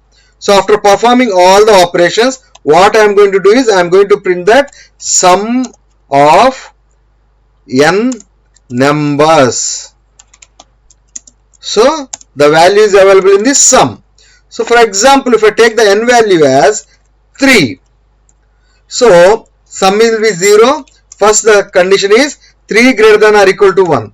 Is it true or false? True. So what it is going to do? It is going to add the sum plus n and it is going to be assigned to the sum. What is the initial sum value? 0. So in the first iteration 0 plus what is n value? 3. So 0 plus 3 is assigned to the sum, that is sum value will become the 3. Then n value becomes n minus 1, that is 3 minus 1 equal to 2. Again condition will be verified. 2 greater than or equal to 1. Yes, it is also true. Now what is the sum equal to sum plus n? What is the previous sum value? 3. 3 plus the n value is 2. 2 that equal to 5. And again n value decrement, 2 minus 1 equal to 1. Again it goes back to the condition checking. 1 greater than or equal to 1. Yes, it is also true. Now it comes here. Sum equal to sum plus n. That means what is the previous sum value? 5 plus present n value is 1 equal to 6. Then again 1 minus 1 equal to 0. Again checks the condition. 0 greater than or equal to 1. Absolutely it is false. So it exits the loop. Now after the exiting the loop, what we have? A print statement. And the first one is a message, that is a simple display message separated by comma, and next one is the variable. So what is the sum of n numbers is printed, and then sum variable. What is the last value stored in the sum? 6. So 6 will be printed. That means n equal to 3, that is 1 plus 2 plus 3. That is none other than 6. Let us run this program also.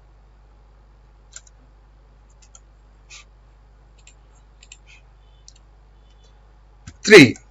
Sum of n numbers 6. So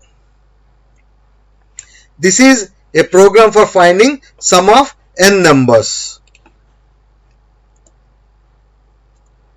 Next, in Python there is a concept of else can be used with the while loop. That means after the while condition, after the condition becomes false, we are simply exiting the loop without doing anything. But in Python we have a facility called, we can use the else block also. So out of the entire program, the else block will be executed only once. That means whenever the condition becomes false, then only the else block will be executed. But is it compulsory to use this else block in the while? No, it is purely optional. So what is the syntax? Same, while the condition will be verified. If the condition is true, true statements will be executed. Whenever the condition becomes false, then else block statements will be executed. Look into the flowchart for while loop with else. As usual, first condition will be verified. If the condition is true, true block statements will be verified. Again checks for the condition. If the condition is true, true block statements will be executed. Like this, the loop will be iterated. If whenever the condition becomes false, then it will execute the else block statements. After executing the else block statements, then it is going to execute the remaining statements in the program. Let us look into the example. So I am doing this one. I am taking the finding sum of n numbers. Again I am doing the same.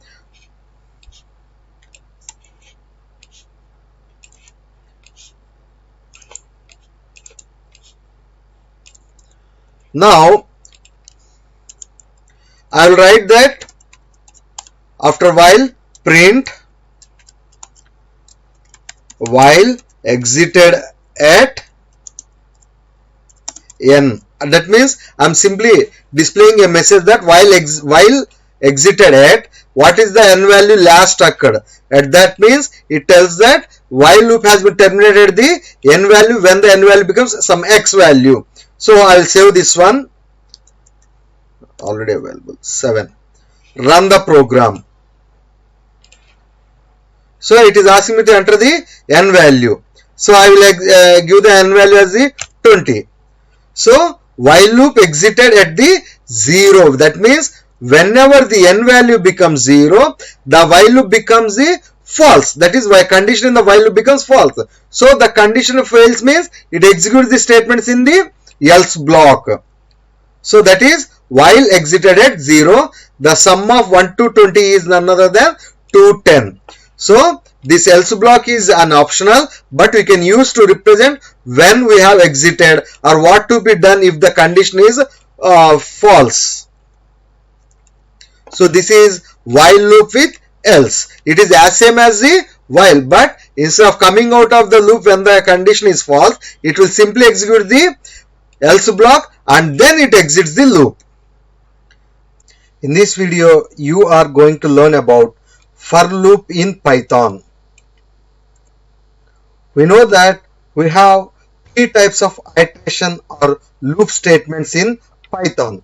That is while loop, for loop nested loop. In the previous lecture or previous video, we have seen about the while loop. I'll provide the link in the iCard, and in this video we are going to learn about the for loop. What is for loop in Python? So for loop in Python is used to iterate, that is used to repeat over the items of any sequence. So what are the meaning of sequence?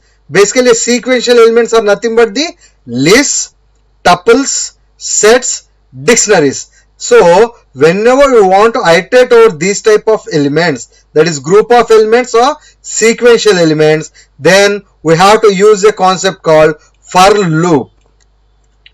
Yes, it is helpful in iterating on the lists or tuples or any similar things. So along with these lists or tuples, it is also helpful in iterating on the indices of a list. That is, instead of going through the entire list at a time, we can go through the respective indices. What are these indices mean? Like these indices are nothing but the indexes in arrays in C programming, which you are going to learn in the future. Now let us look into the syntax. The syntax is for space iterating variable, that is any helping variable like I, j, k, that is the any variable which is going to be repeated. So where it is going to be repeated, in sequence or range. So you know that sequence, a sequence is nothing but the group of elements, so such as lists or tuples. Then what about the range? Range means it is nothing but a number of elements in a particular period of given numbers. So what are there we are going to learn next, and then whenever the condition satisfies, the statements will be executed. This is range. What is this range in Python? So when using for loops in Python, the range function is pretty useful to specify how many times, that is the number of times the loop should be executed. For example, if you want to execute your loop for some 5 times, then this range function is useful.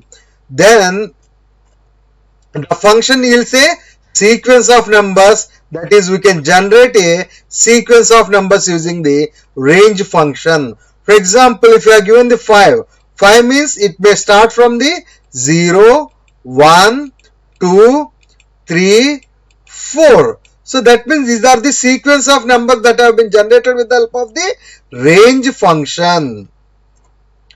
So when called with one argument, say n, it creates a sequence of numbers from 0 to n minus 1. That is what I took. If I take the value as 5, it creates the values from the 0 to 4. That is n minus 1. If you take the n as 5, n minus 1 is 4. Syntax. Range follows the 3 parameters, that is start, stop and step size. So the start, stop, step size are most important ones. For example, what is start? Start means starting value of the range. So it is an optional one. So if you do not define that stop, by default it is going to consider it as the 0.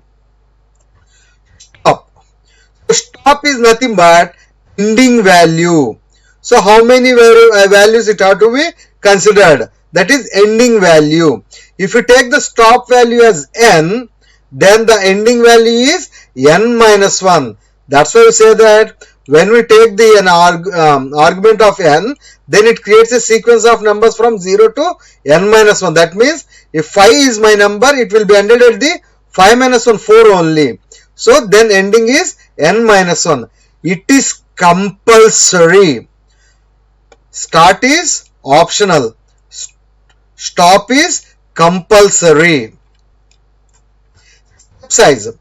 So the step size defines the number of steps to be incremented after each number in the sequence.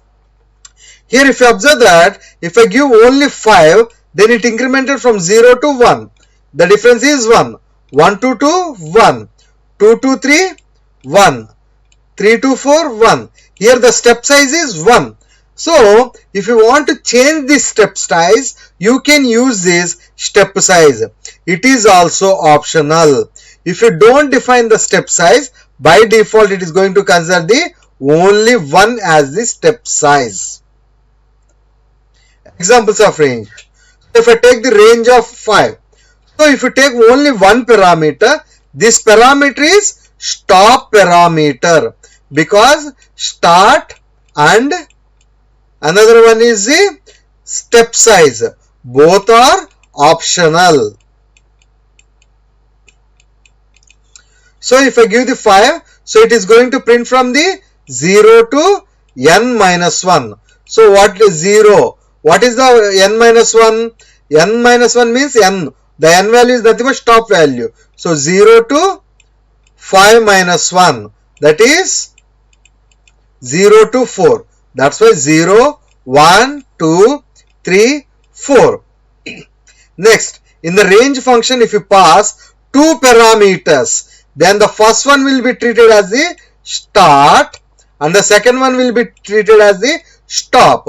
That means if you take the two parameters, the first one is the start, second one is the stop. So it starts at the 1 and stops at the 5 minus 1, because whatever the stop value you consider, the range is going to take up to stop minus 1 only. So started at 1, 2, 3, 4. It will not going to accept 5 because stop minus 1 is 5 minus 1, 4. Next, range of 1, 20, 2. What is this 1, 20, 2? Yes, first one is the start, second one is the stop, and third one is the step size. So this step size defines that how many steps have to be incremented after each iteration. So it have to start at the 1 and end at the 20. That means 20 minus 1, 19. And what is the step size? 2. That is how many steps it have to increment after every iteration? 2. So the started one is the 1.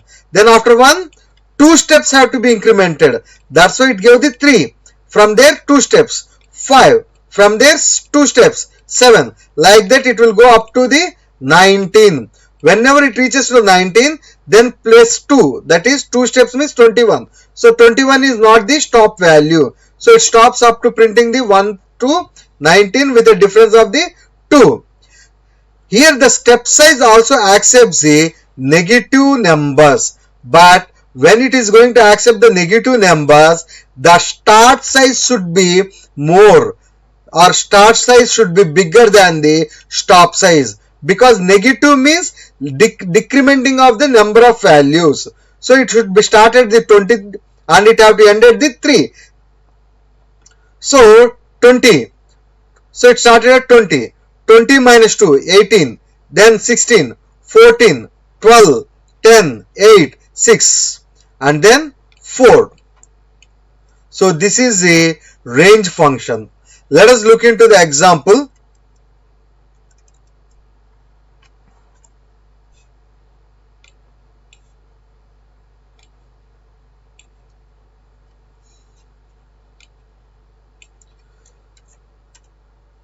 Program to print 1 to n using per.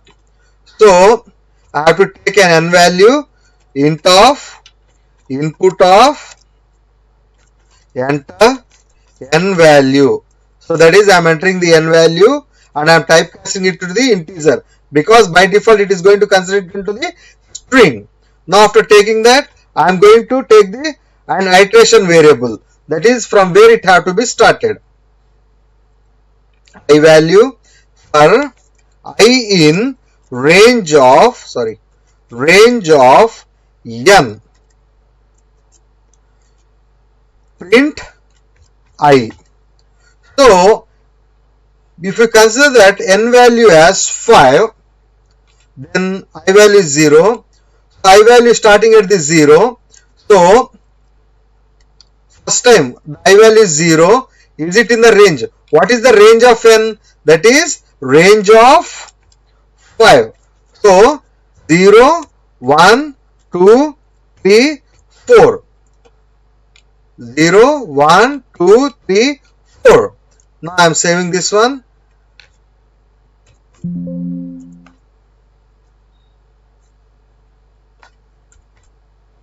Look at here, 0 to 4.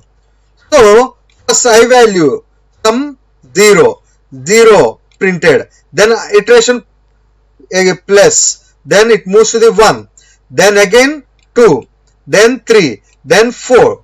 So it prints the all the I values. But our program is programmed to print from 1 to n.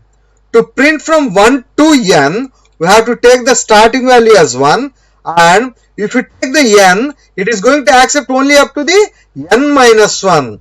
So at that moment, we have to use the n plus 1. That is, it will treat it as the 1 comma 6. 1 comma 6 means, so it will start at the 1, then 2, 3, 4 and 5. So if you save this one, if you run here, enter as the 6. Yes, 1 to 6 values has been printed.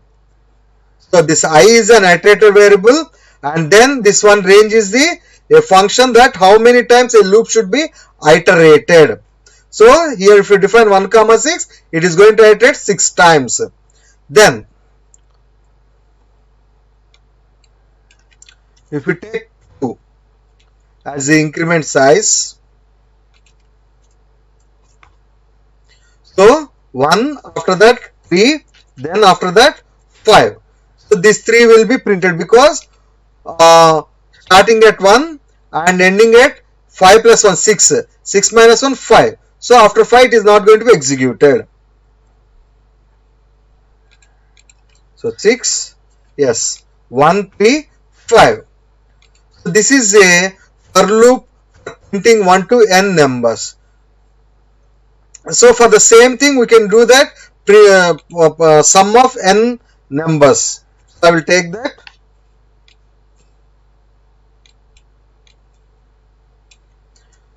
Program to find sum of n numbers using for loop.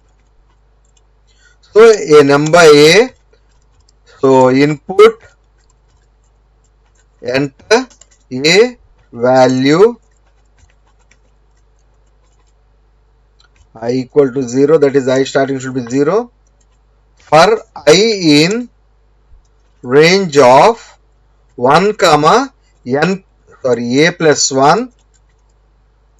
So it should be started at the 1 and ending at the a plus 1. So if you treat that a plus 1, then it is going to treat it as the a only. So what I am going to do is I have to do that sum equal to sum plus I. That is the I value from the range, it is going to be added to the sum. By default, initially I have to take the sum. I am taking as the sum equal to 0. Now after all the things, what I am going to do, I am going to print the sum is sum. So whenever we take the a value as 5, so range of 1 comma 5 plus 1, 6. So it is going to treat it as the 1, 2, 3, 4, 5. Now sum is for the first iteration 1. So sum is 0 plus 1.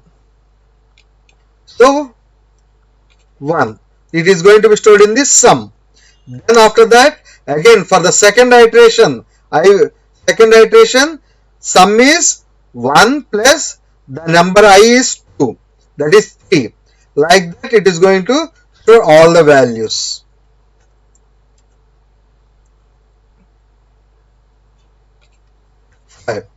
Look at here, sum of 5, first for 1 to 5 is the 15. This is sum of n natural numbers using for loop.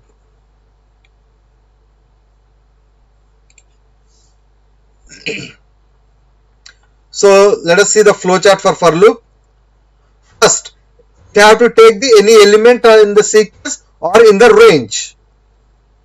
So whether it verified that all the elements have been completed, that is the last element completed? No. If the last element is not completed in the list or a sequence or a tuple or from the any range, then the body of for loop will be executed.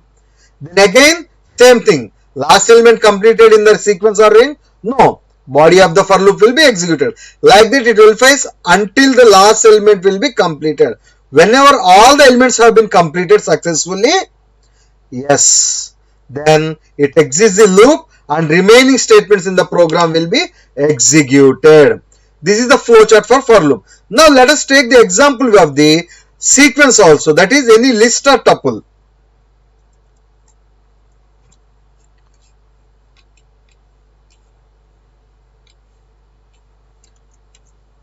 Program to print elements of list using for loop.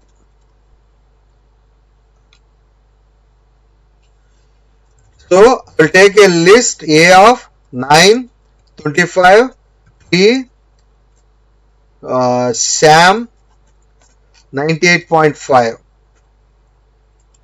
So I am taking the iteration variable I equal to 0 for I in A.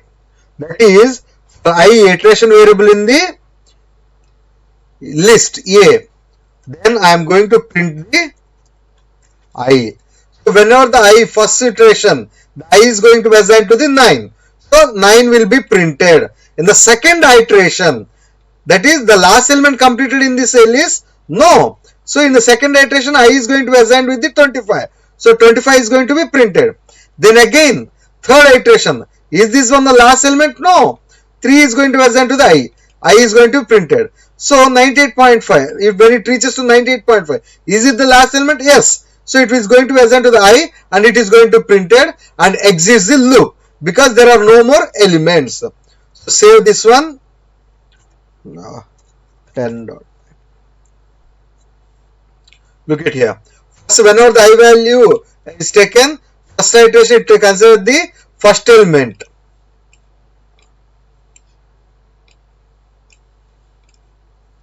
So first time it have considered the 9. The second time it taken the 25.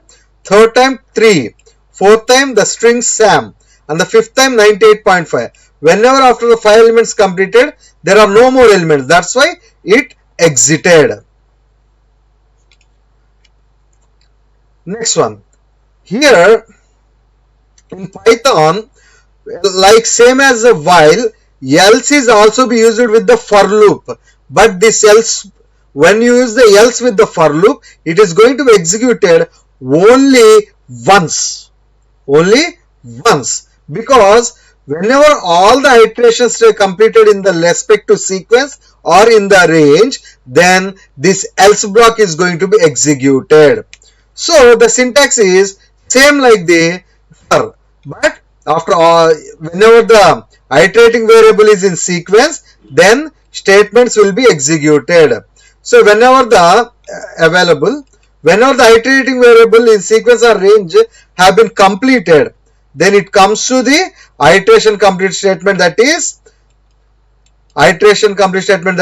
else block. So is it compulsory to use else block in the Python for loop? No, it is purely optional.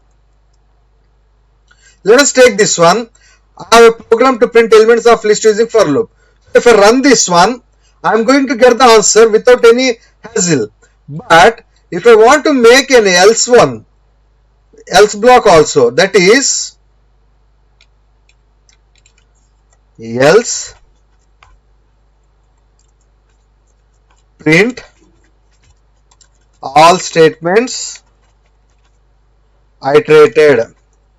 Example I am taking as all statements iterated. That means, so whenever the I value is going to iterate all over the items, I value is going to print it in the for loop because iteration variable is going to be in the same sequence. Whenever all the elements have been completed, then the else block will be executed.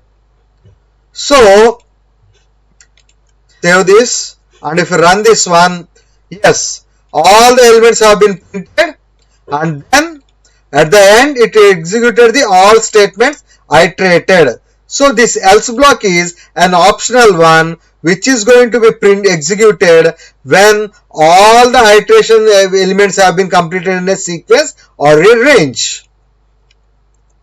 In this video I am going to discuss about nested loop in Python. Before going to start the video, I want to give a brief intro about different types of iteration or loop statements in Python. We know that we have three types of iteration or loop statements. One is the while loop, another one is the for loop, and the last one is the nested loop.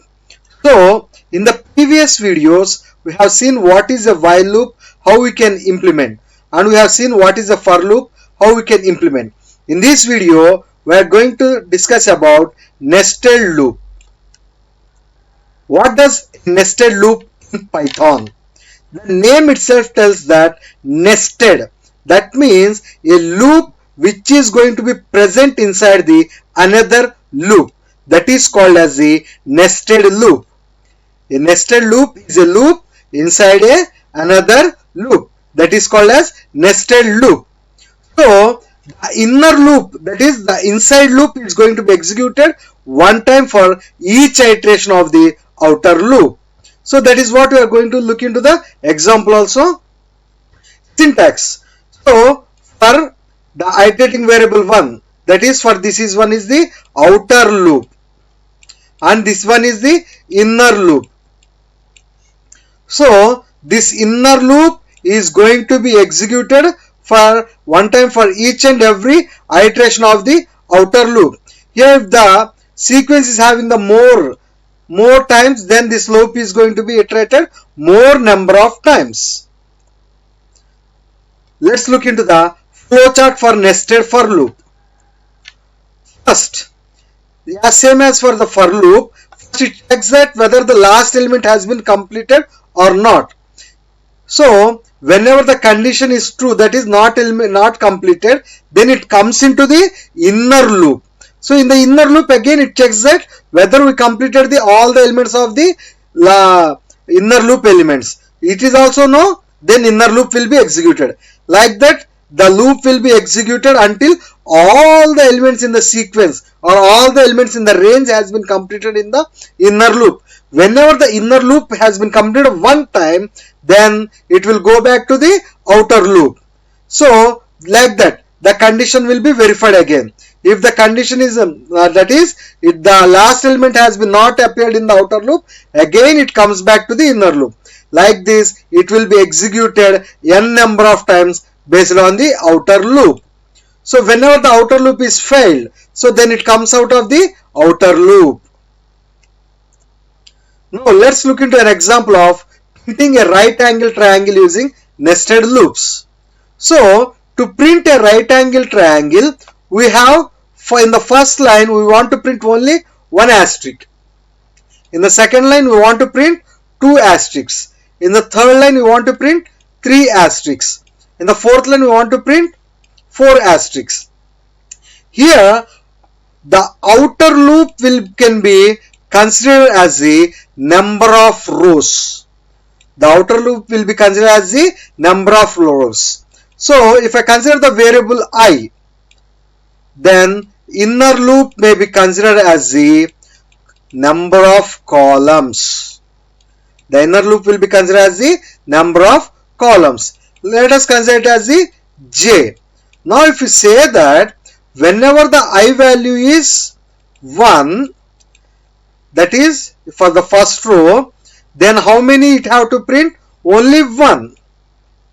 Whenever the I value becomes 2, then how many times the j value have to be iterated? 2 stars have to be printed. Whenever the I value becomes 3, then j have to be printed 3 stars. Whenever the I value becomes 4, that is row number 4, then automatically 4 stars have to be printed. So like this, if you observe here, whenever the I value is done, the same number of stars have to be printed, or the loop, inner loop have to be iterated only that many times. So let us look into the program.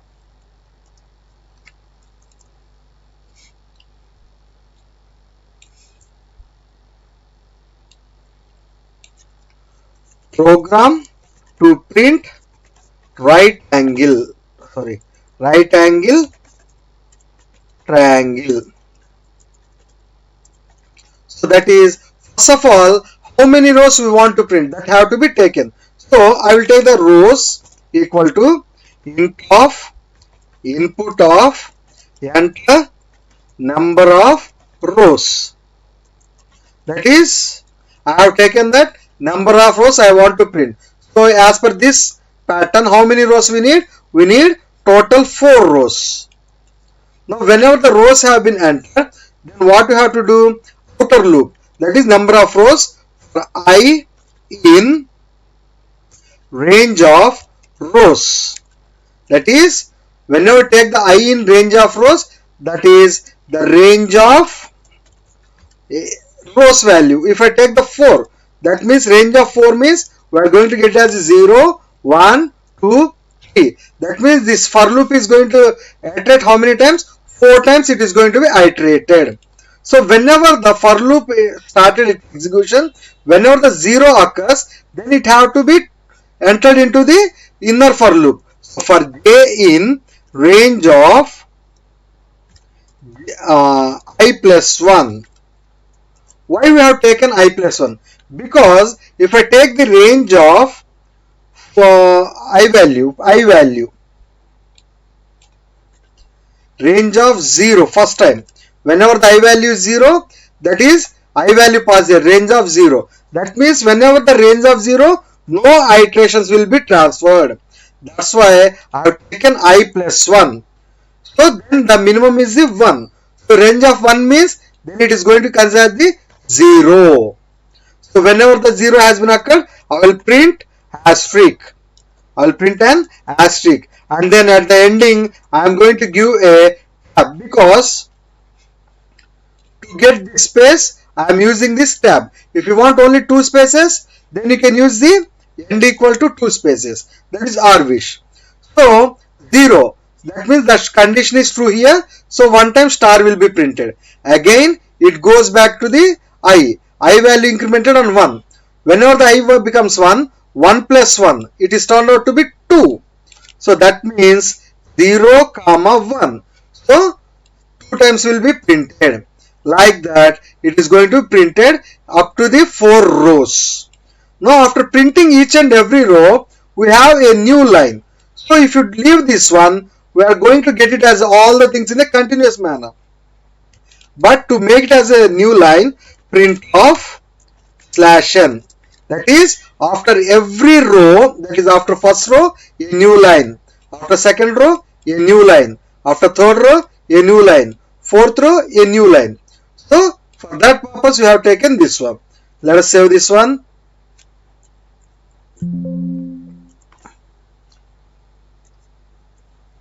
No, it asks me enter to number of rows. 4. Yes, first row, second row, third row, fourth row. Printed. So look at here. So how many rows you want to print? That is starting from 0 to n minus. If you take the range of n means it is going to consider from 0 to n minus 1 only. If you take 4, 0 to 3, that is 0, 1, 2, 3. Then I plus 1 is taken because if you take the 0, initially first statement will not be executed, because 0 means range of 0 means nothing. So it avoids. So print and end. Next one, print the following pattern. That is 1, 2, 2, 3, 3, 3, 4, 4, 4, 4, 5, 5, 5, 5. Totally how many rows we want to print? 5 rows. 1, 2, 3, 4, 5. Let us take the program.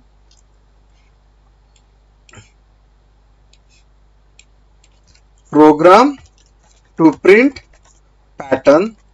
So totally rows. Rows equal to int of input of enter number of rows.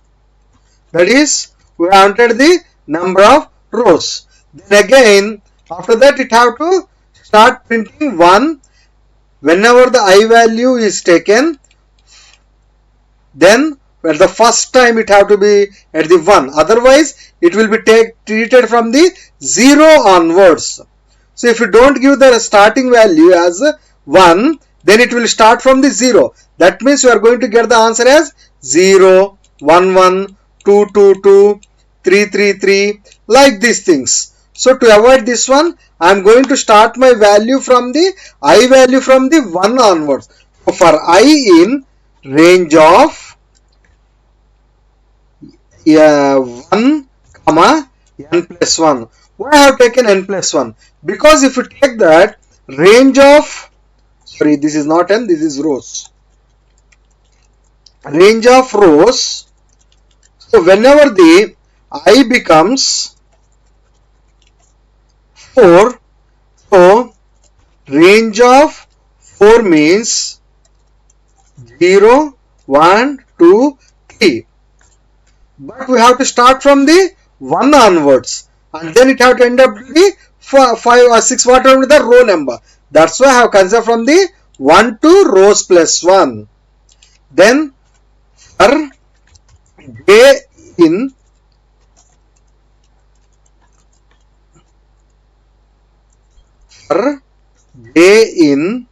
range of 1 comma I, that is, we have to iterate over the 1, 2, 2, 3, 3 like this. So we have to start at the 1 and we have to go up to the I value.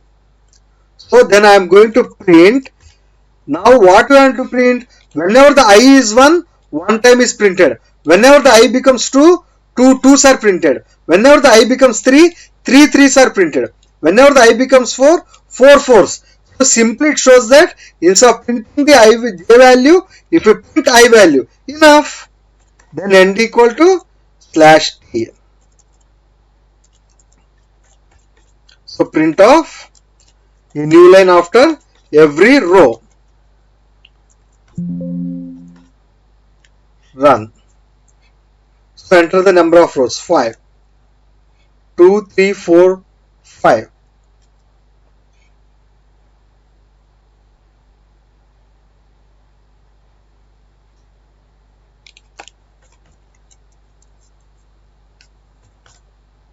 Yes, sorry. Here also 1 plus 1, I plus 1, because initially I have taken from the 1. So whenever I start from 1, I have to take minimum I value as 2. Otherwise, if I take the I value as 1, 1 minus 1, 0. So range 1 comma 0 means it is not going to be executed. So this is the pattern for this one. Next, this pattern. Now 1, 1, 2, 1, 2, 3, 1, 2, 3, 4, 1, 2, 3, 4, 5. So first whenever the I value become 1, 1 is printed. Whenever the I value become 1, 1, 2 is printed. I value is 1, I mean 3, sorry. 1, 2, 3 is printed. That means the I value is only for the iteration. The J value is printing here. Look at, observe here. So J value 1, 2, J value 1, 2, 3. So that means I have copied this one.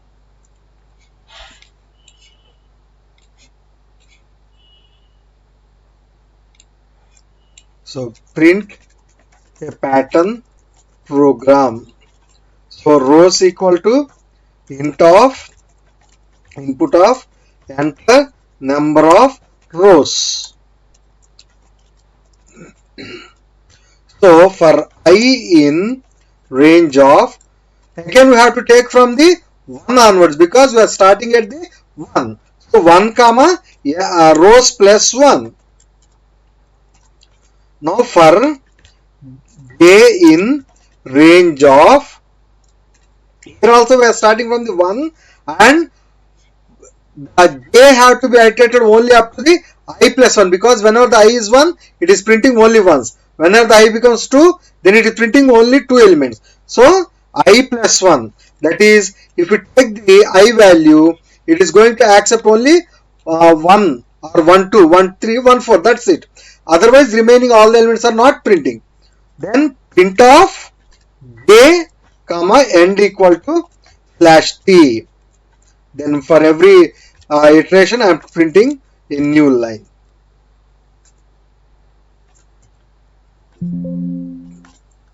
Now run this program. Look at a number of rows to be printed, 5.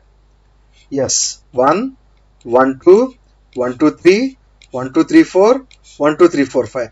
That is, whenever the rows have been taken, range of 1 comma, if I take 5, 5 plus 1, that is 6. That means it is going to accept from the 1, 2,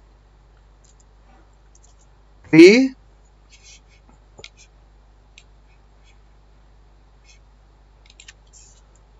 then 4, 5. So that is the thing. After that, whenever the I value is 1, then it enters into the inner loop. Hash range of 1 comma, what is I value initially? 1. 1 plus 1, 2. That means it is going to accept the only one value. So j value is 1. So 1 will be printed.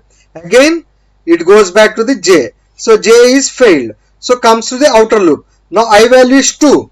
Then range becomes 1 comma 3. 1 comma 3 means 1 comma 2.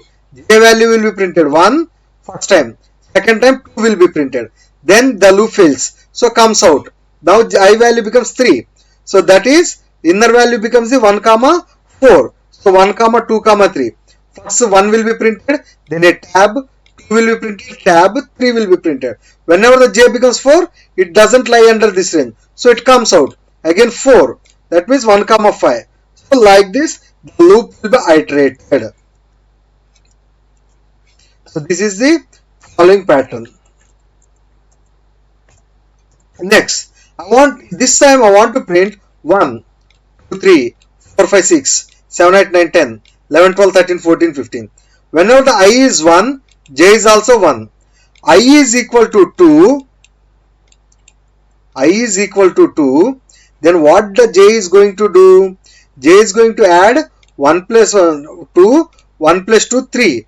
So the j value is going to be added with the other numbers. So for that purpose, what you have to do is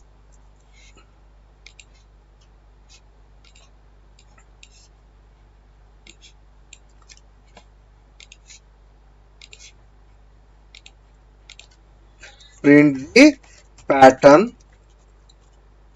So I am going to take number of rows. So int of input of enter number of rows. So I have taken the number of rows. Then what I have to do? I have to iterate and I have to get the value have to be incremented. For that I am taking x equal to 1. Now for I in range of 1 comma, because we are starting from the 1 onwards. If you don't define the start value, it will consider from the 0 onwards. 1 comma n plus 1. That is, if I take the 5, 1 comma 6 means nothing but 1 to 5. So what I am going to do? For j in range of 1 comma same I plus 1, then what I am going to do is print of, I am going to print the x value this time and ending as a slash t. What it is doing to do? X equal to x plus 1. Then for every iteration I am printing the slash n. Now whenever I take the x value as, sorry, this one is the rows. I'm getting confused. So whenever I take the rows equal to 5. So range of 1 comma 6. Range of 1 comma 6 means nothing but 1, 2, 3, 4, 5. So 5 elements. So whenever the first element is there, it comes into the inner loop. So it becomes the range of 1 comma 1 means 1 plus 1, 2. So what is the first value? 1 only. 1 comma 2 means only 1. So what it is going to do? It is going to print the x value. Instead of I value, j value, it is printing the x value here. So what is the x initially taken? 1. So 1 will be printed. Look at here. As per this pattern, 1 is printed. Then x will be turned out to the x plus 1. Is there anything in the j for the iteration? No, because after one iteration it stops. So no iterations. So a new line will be printed. So after 1 a new line will be printed and the I value turns to the 2. That means 1 comma 3. So 1 comma 2 is the range. So first x value recently exchanged to the 2. So 2 value will be printed and then for the first iteration 2 value will be printed. X is going to be incremented by 1. Then in the next iteration here 2 plus 1 becomes the 3. 3 will be printed, and then x will be incremented. Are there any iterations more to be completed? No. Then I value becomes 3. 3 means range of 1 comma 4. That is 1 comma 2 comma 3. What is the recent value? The first iteration 4. X is 4. 4 will be printed. Then 4 plus 1. 5. X becomes 5. In the second iteration, 5 will be printed. In the third iteration, 6 will be printed. Then new line. And after the 3, it goes back to the outer loop. Here, it is going to consider the fourth time. Fourth time is 1 comma 4. 4 means 5. So, 1 comma 2 comma 3 comma 4. So, what is the recent value taken? That is x equal to x plus 1 stored 7. So, 7 will be printed at the first iteration. In the second iteration, 8, 9, 10. Whenever the x becomes 11, there are no more iterations to be executed. So, comes out of the outer loop. Now, 5 is there. Yes, 5 is eligible. So, 1 comma 6 means total how many iterations? 5 iterations. So, 11 will be printed, incremented. So, 12, then 13, 14, 15. Whenever the x becomes 16, no more iterations. So, it prints a new line.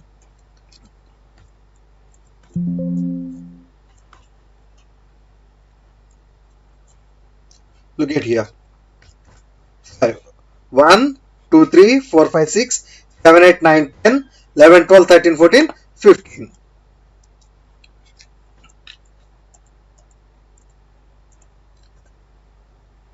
So, with this, we have completed the iteration statements or loop statements in the Python. In this video, you are going to learn about jumping statements in Python. What do you mean by jumping statement? Jumping statements or jump statements mean which are used to alter the flow of a loop. That is, if you want to skip any part of a loop or if you want to terminate from the loop at any point of time, we use a statement called jumping statements. Type of jumping statements in Python. In Python, there are 3 types of jumping statements. What are those 3 types of jumping statements? First one, it's a break, continue, pass. Break. The name itself tells that break. So, whenever a break statement in Python is used, it is going to terminate the loop based on a particular condition. So, whenever the condition is satisfied, then the execution of statements will be terminated. So, from whenever the condition is satisfied and the statements have been terminated, from there, no more statements will be executed in that particular loop. What is the syntax for this? Simply, we use a break statement. This is the flowchart. So, first condition will be verified.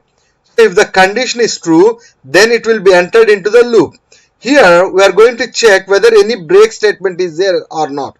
If the break condition is not satisfied, then it is going to execute the block of statements. After executing the block of statement, the loop will go back to the checking the condition. If the condition is true again, then it again checks the break statement. So, here the break condition is not true. Again, it executes the block of statements. Like that, the loop will be iterated. Whenever the block condition, that is break condition, comes the true, that is yes, then it is going to go for the exit, not printing this one and then going back to the condition and comes out of the loop. Let us take an example.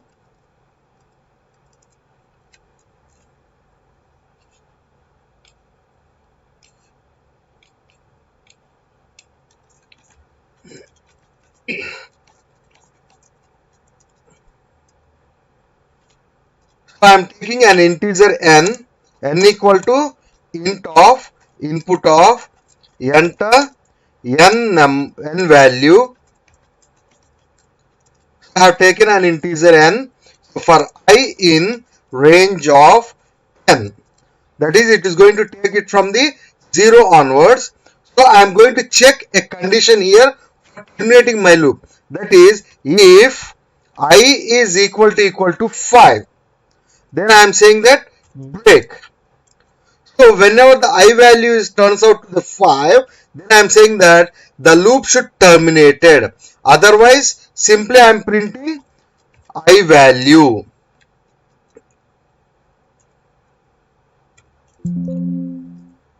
Now, what it is going to do? First, it is going to take an integer n. If I enter the n equal to 20, so first the I value will be range of 20. That means it is going to take it from the 0 to 19. Then first step, I value is 0. 0 equal to 5. It is false. That means this condition is not going to be executed. So what it is going to do? It is going to print the I value. What is I value? 0.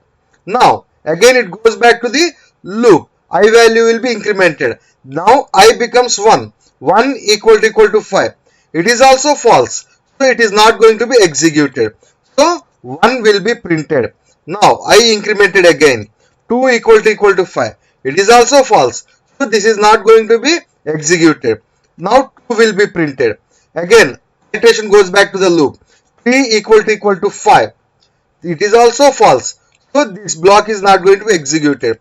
So 3 will be printed. Again iteration goes to the for loop. So 4 equal to 5. It is also false. So it is going to print not executed. So it is going to print the 4. Now the time comes 5 equal to 5. 5 is equal to 5. True. Then it is going to break. That means the remaining statement is not going to be executed. Let us try this. So it is asking me to enter the n value. 20. Look at here. 0, 1, 2, 3, 4. This is what we got. 0, 1, 2, 3, 4. So a break statement is used in the loops to break the loop whenever we want.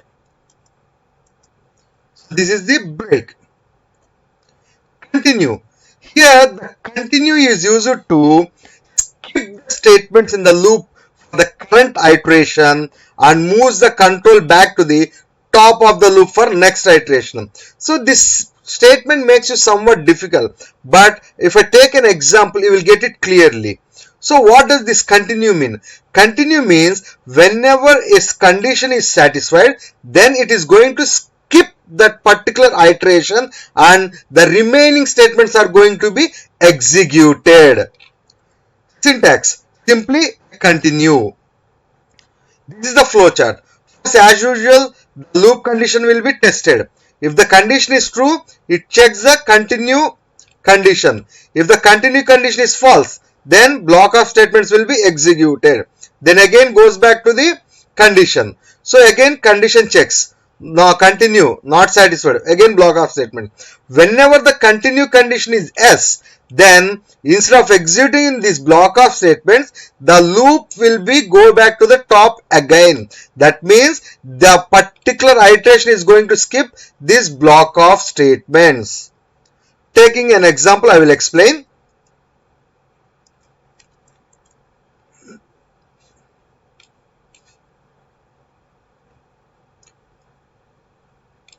So here also I am printing 1 to n. I am taking n equal to int of input of enter n value. So for I in range of n. So I am checking that if I is equal to 5, I am saying that continue. Otherwise, I am simply printing the I value. What happens here? If I take the n value as 8, then range of 8. Range of 8 means 0 to 7. So here first the I value is 0. 0 equal to 5. It is false. So what it is going to do? It is going to print the I value. I value is printed. Then again loop goes back to the condition. Now I value is 1. Now 1 equal to 5. It is also false. So continue will not be executed. So I value 1 will be printed. Again, I value becomes 2. So 2 equal to 5. It is also false. So 2 value will be printed. Now again loop iterated. I value becomes 3. 3 equal to 5. It is also false. So 3 will be printed. I value incremented. So 4 equal to 5. So it is also false. So 4 will be printed. Now I value will be turned to the 5 in this iteration. That is 5 equal to 5. Here the continue plays a key role. Whenever the continue condition is satisfied, then this iteration, that is 5 equal to 5 iteration will be skipped. Then the loop will be go back to the top. That means now the I value, whenever it becomes a 5, then the remaining statements will not be executed and it goes back to the increment of I. That means 5 is not going to be printed. So it goes back to the I, means I value is incremented. That is 6 equal to 5. Next one. 6 is equal to 5? No. So it prints the I value. What is I value now? 6. Again goes back to the loop. 7. That means here in 0 to 7, 7 is available. So 7 equal to 5. Is it true? No, it is also false. Now it comes back and prints this 7. When we go back to I value and increments, now I value becomes 8. But the range is from 0 to 7. So that means whenever the 7 has been executed, there is no more condition to print the value. So what is the expected output? 0, 1, 2, 3, 4, 6, 7. Let us save this one and run. I will take the 8. Look at here. 0, 1, 2, 3, 4. Whenever the I value becomes 5, it skipped that particular iteration and gone back to the condition of the loop. 6, 7. This is continue. Continue means whenever the condition becomes a true in the continue block, then that respective block is going to be skipped and then the remaining statements will be executed by going back the condition to the loop. Next, pass. In simple terms, pass means a null statement. So pass means a null statement which does nothing in the Python. Then what is the purpose of this pass? Whenever we are using the user defined functions in the Python, if you declare or if you define a user defined function but you don't want to implement at the right now position, then you can use this pass.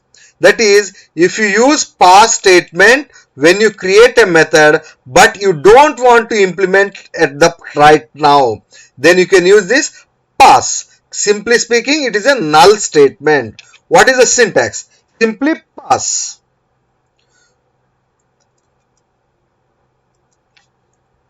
I will copy this, continue again. Then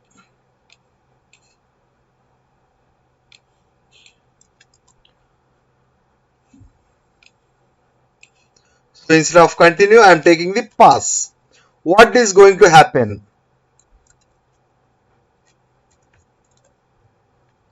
So run the program.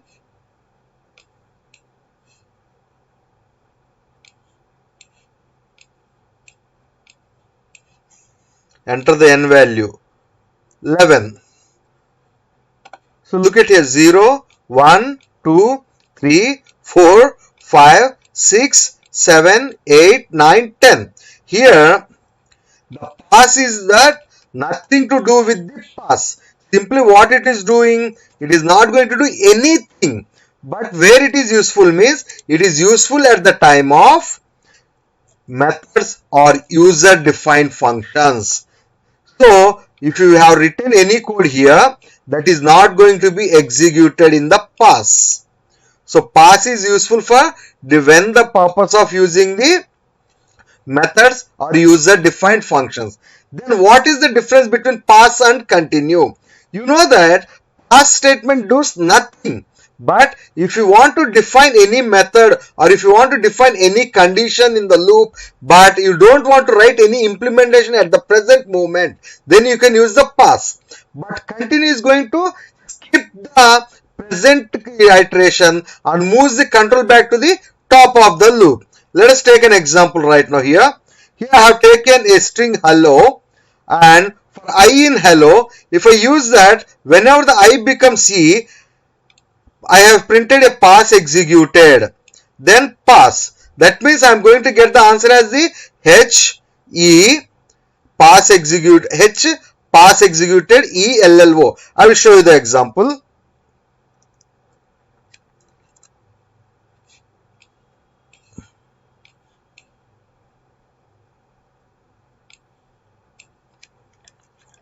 Life LiYO string. So I am taking a string called life LiYO. So for I in life LiYO, if I is equal to E, I will say that simply print a statement entered into if pass. Then otherwise I will print the what is I. So first one I in life means first L will be taken. L is equal to E? No. Then what we are going to get? We are going to get the L.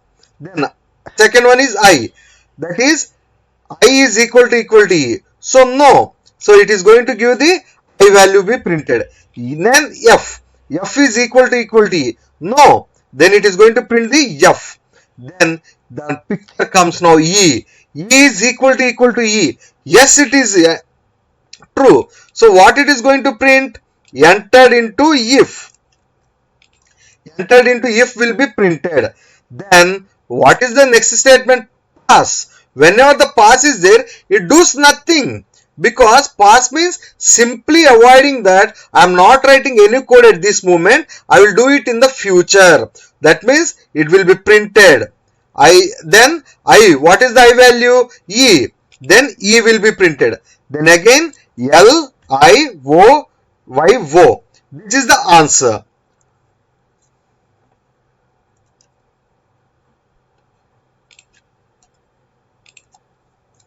Sorry. Look at here.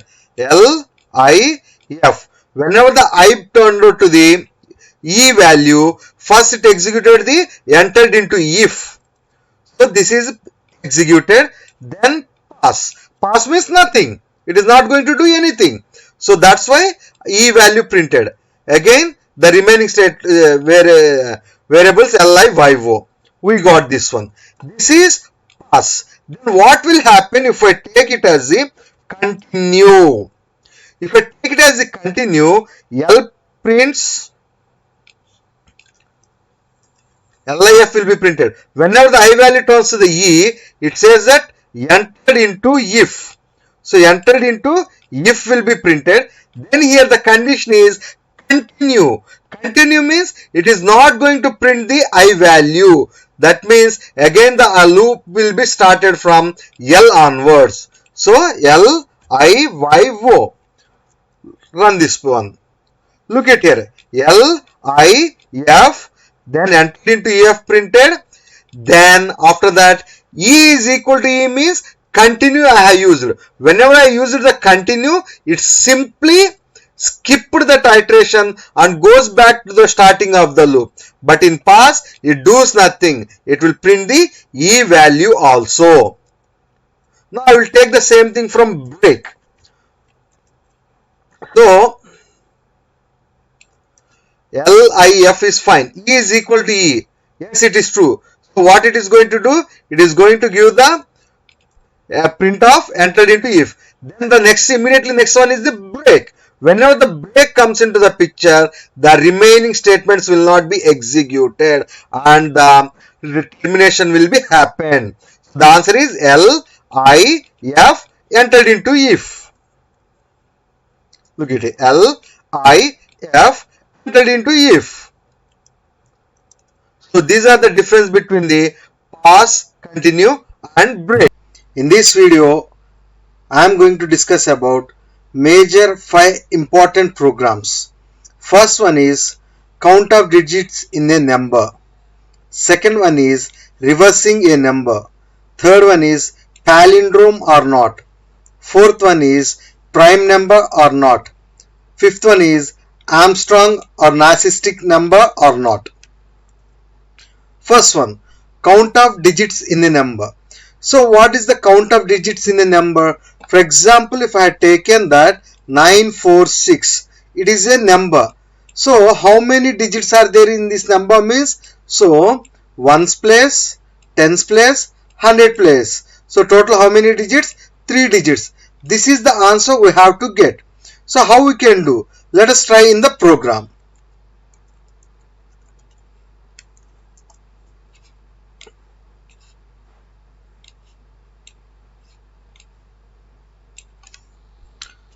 Count of digits. So first thing we have to take a number n equal to int of input of enter n value. So after taking the n value, that is we are entering the n number. So what we have to do? We have to count the number of digits. For counting the number of digits, I am taking a helping variable called count. So I am taking initializing with the 0. That means initially I am taking the count value as 0.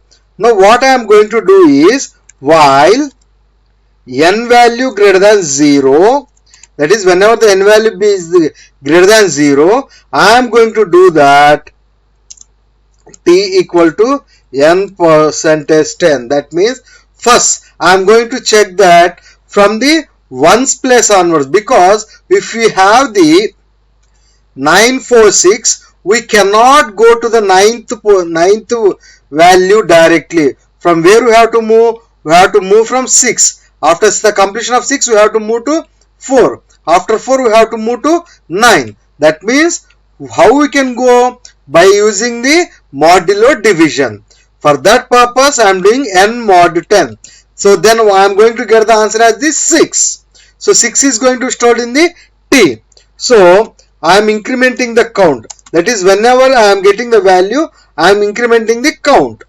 Then after that, 6 has been completed. What does the t consist of now? 946 mod 6. Mod 10. That is 6 is going to be present in the t. Then we have completed the counting of 6. So we have to remove this 6 and we have to count this 94 only. So for that purpose, what we have to do? We have to take n equal to n floor division 10. Because if we take the normal division, it is going to give the decimal, that is fractional part values also. So now at the end, I am printing the count of digits which is available in the count. So save this program. Now let's go for the brief explanation. Whenever I take the n value as 946, so initially count is the 0. So first it checks that 946 greater than 0. Yes, it is true. So it is going to do that. So we cannot move from the 9 onwards directly, that is from hundreds or thousands position directly. So we are moving from the ones position. So 946 mod 10. That means it is giving the 6. So whenever it is giving the 6, what we are doing? We are incrementing the count. So what is the initial count value? 0. 0 plus 1. It gives the 1. Now we have completed the 6th position. Now where we have to move? We have to move to the 9 and 4. That's why 946 floor division 10. So it gives the answer as 94. Now again 94 is going to be verified here. 94 greater than 0. Yes, it is also true. Again 94 mod 10. So it gives the answer as 4.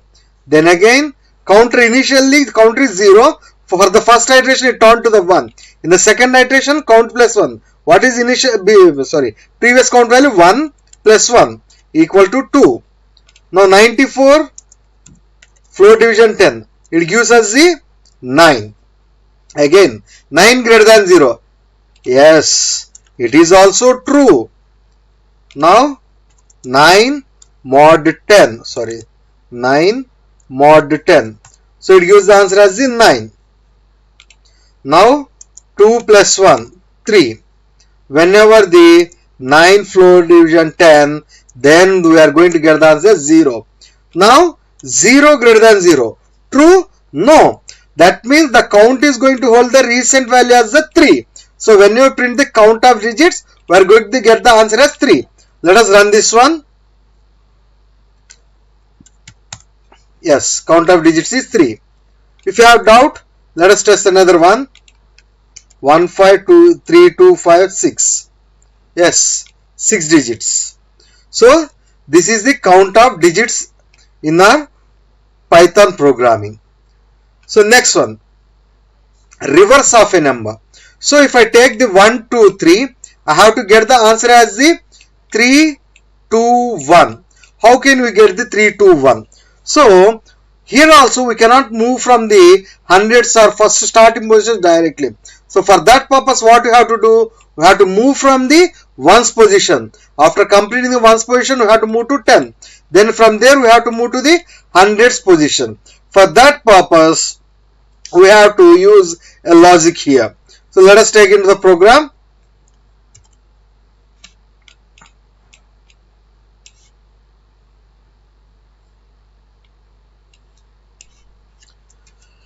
Reverse of a number. So first of all, we have to take a number, int, input, enter n value. So we have taken the n value. Now initially we are doing the reverse. So reverse means initially we don't have anything. That's why I am taking it as the 0. Now we are going to take that while n greater than 0. So when the n value is greater than 0, so we have to start from the ones position onwards. So t equal to n mod 10. Obviously we are getting the last position, that is, for example, 946. We are getting the 6. So what I am doing is reverse equal to reverse into 10 plus t. So whenever we are getting the any value, that should be multiplied by the 10 and that value have to be added. Then n equal to n floor division 10. So finally print reverse is comma rev. Now let us save this one 20. Now let us do the manual introspection. So if I take the 946, so initially reverse is 0. So 946 greater than 0. True or false? It is true. So here what we are going to do? 946 mod 10. So we are going to get the answer 6. That is, we got the ones place. So in the first iteration, what is the initial reverse value? 0. 0 into 10. Nothing but 0 plus 6. So initially 6 is going to be stored in the reverse. Then 946 floor division 10. So we are going to get the 94. Again the loop will be executed. 94 greater than 0. Yes, it is true. Now 94 mod 10. So we are going to get the answer as 4. So here, look at here. Reverse into 10 plus t. What is the previous reverse value? 6. 6 into 10. That is 60 plus what is the present t value? 4. 4. That means 64 is going to be stored. Then 94 floor division 10. We are going to get as the 9. Again 9 greater than 0. Yes, it is also true. 9 mod 10. Obviously it is nothing but 9. So here, look at here. What is the previous reverse value? 64. 64 into 10. That is 640 plus what is the present t value? 9. 9. Then 9 floor division 10, that is equal to 0. 0 greater than 0. False. Now whenever we try to print the reverse value, what is the previous value we have got into the reverse? 649. So 946 reverse, isn't that the 649? Yes.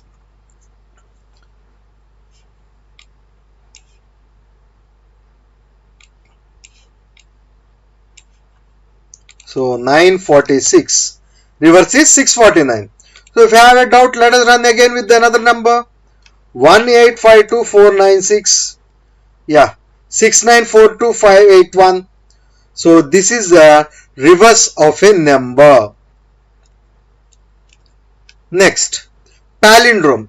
What do you mean by palindrome?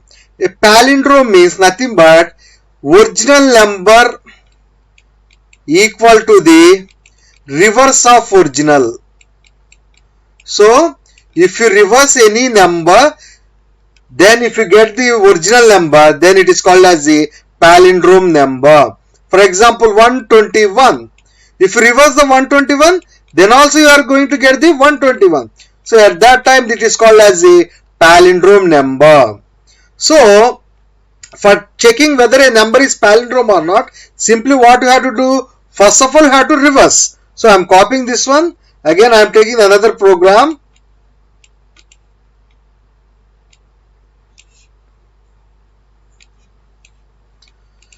So palindrome of or not.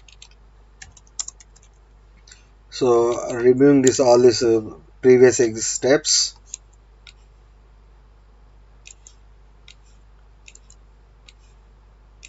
Here what I am going to do is I am going to store the n value in temp also, because okay, if you take, no problem. If you don't take, nothing is going to happen.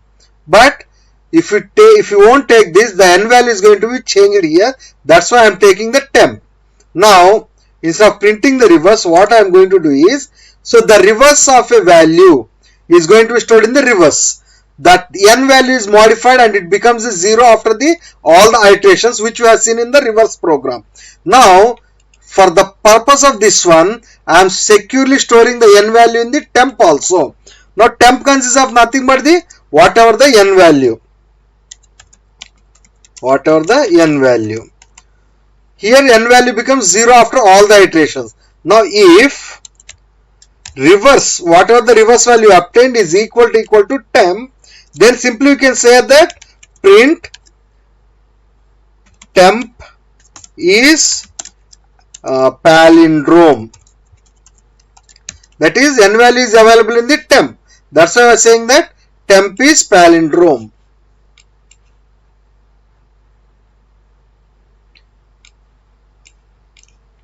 Next, else print temp is not a palindrome. Save this. So run the program. Now it is asking me to enter the n value 123. So when you enter the 123, reverse is going to get the 321. Temp is going to get the n, that is 123. So 321 equal to 123. It is false. So what is the temp value? 123, which is the n value. 123 is not a palindrome. Yes, 123 is not a palindrome. Again run this one.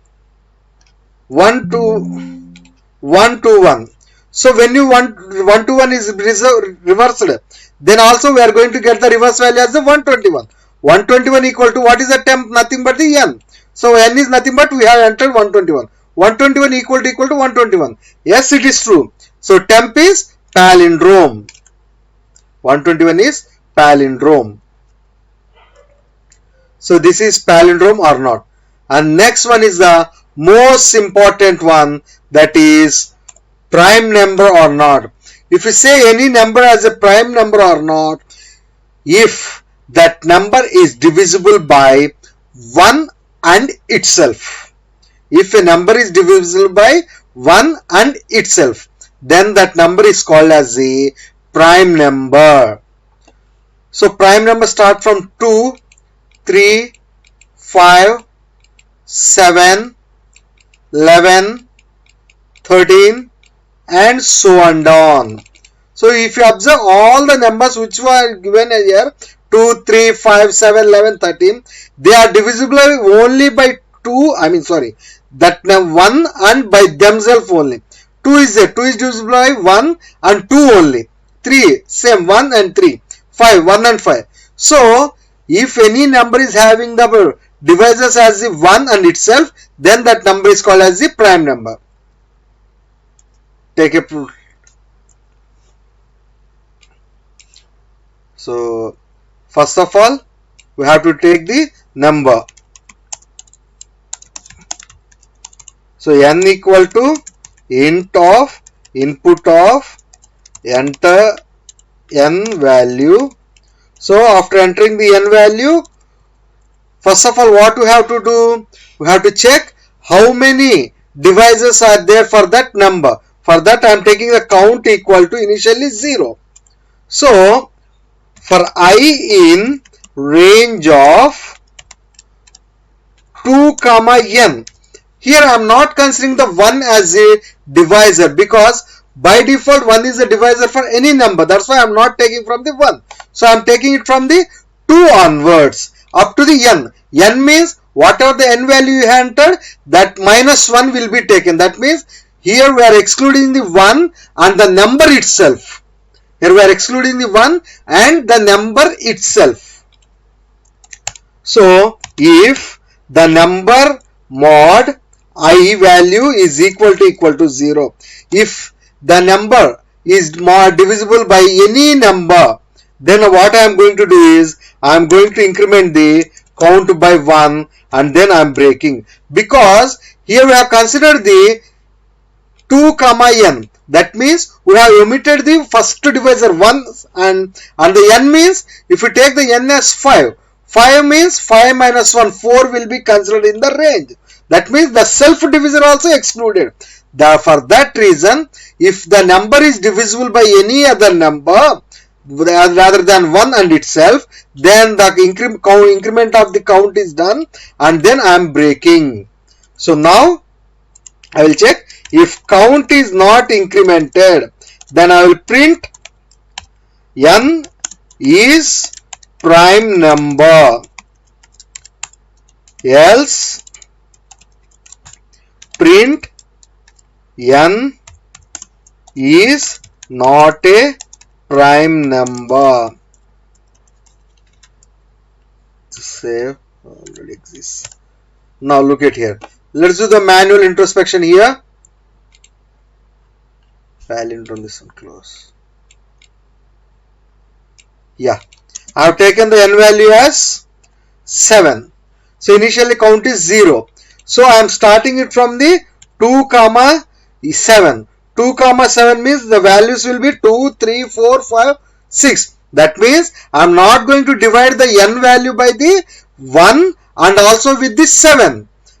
So that means I have excluded the 1 and the self divisor. That's why I have done that. I am verifying whether the number is divisible by any other number. 7 mod 2, it is not possible of the 0. 7 mod 3, not possible of 0. 7 mod 4, not possible of 0. 7 mod 5, not possible of 0. 7 mod 6, not possible of 0. So the count is not going to be changed. That means 7 is prime number. Sorry. 7 is prime number. Now, if you consider this one as the 6. Now, 2, 6 means it will take up to the 2, 3, 4, 5. Here the first step is, what is the n value? 6. 6 mod 2 equal to 0. Yes, 6 mod 2 is nothing but remainder as the 0. 0 equal to 0. True.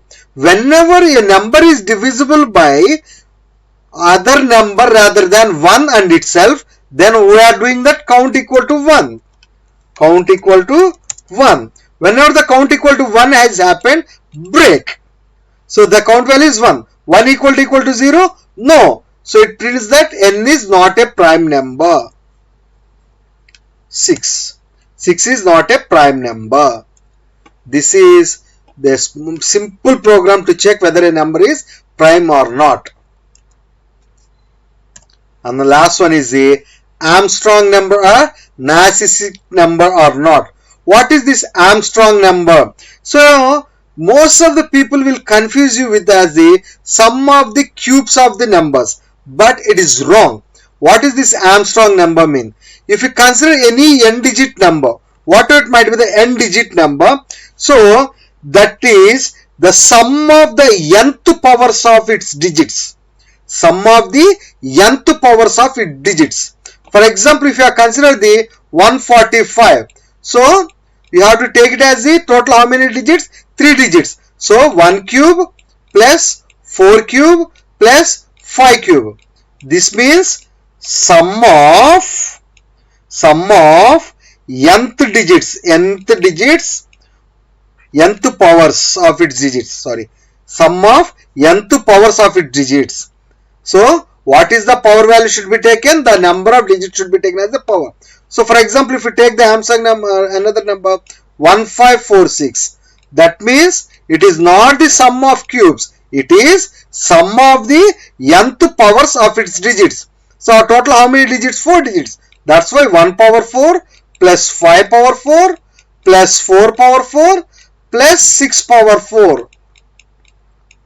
So this is the original Armstrong definition. If you take the 5 digits, then sum of the power has the 5 value. Let's look into the program.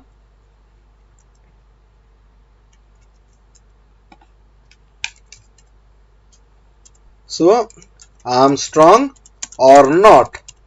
So first of all, take a number,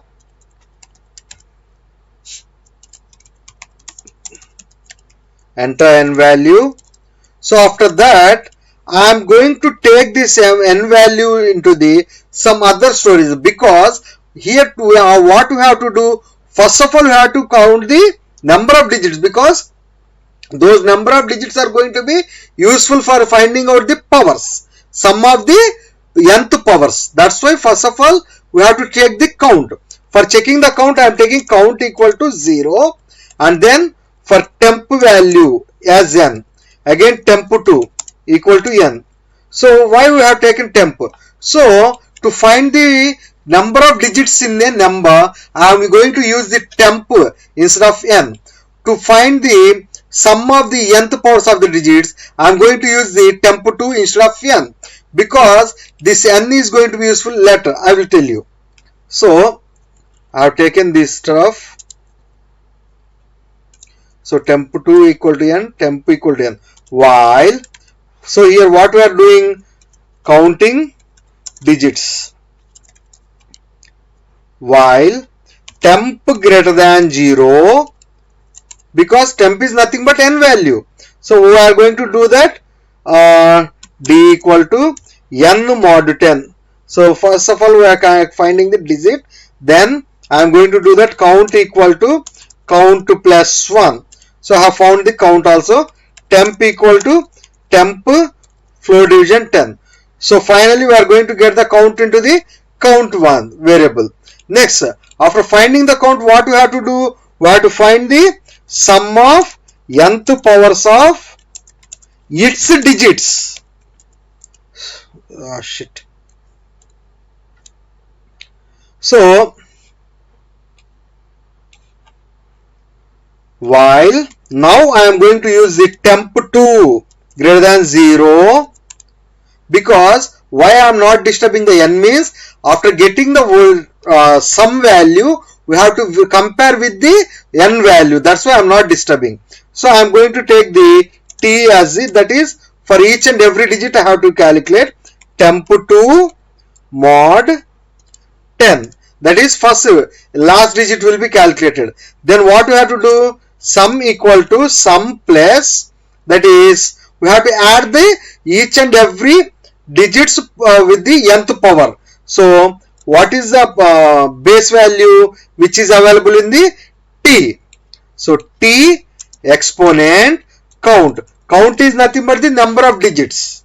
Then I am going to do the temp2 equal to temp2 floor division 10. So finally, yeah, before going to do that, sum equal to 0 I am going to take. So initially sum value will be 0. Finally the result is going to store in the sum.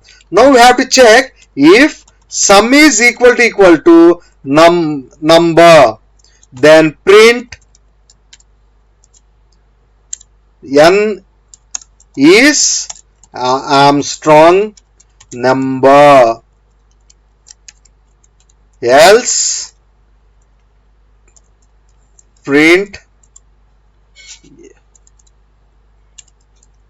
n is not Armstrong.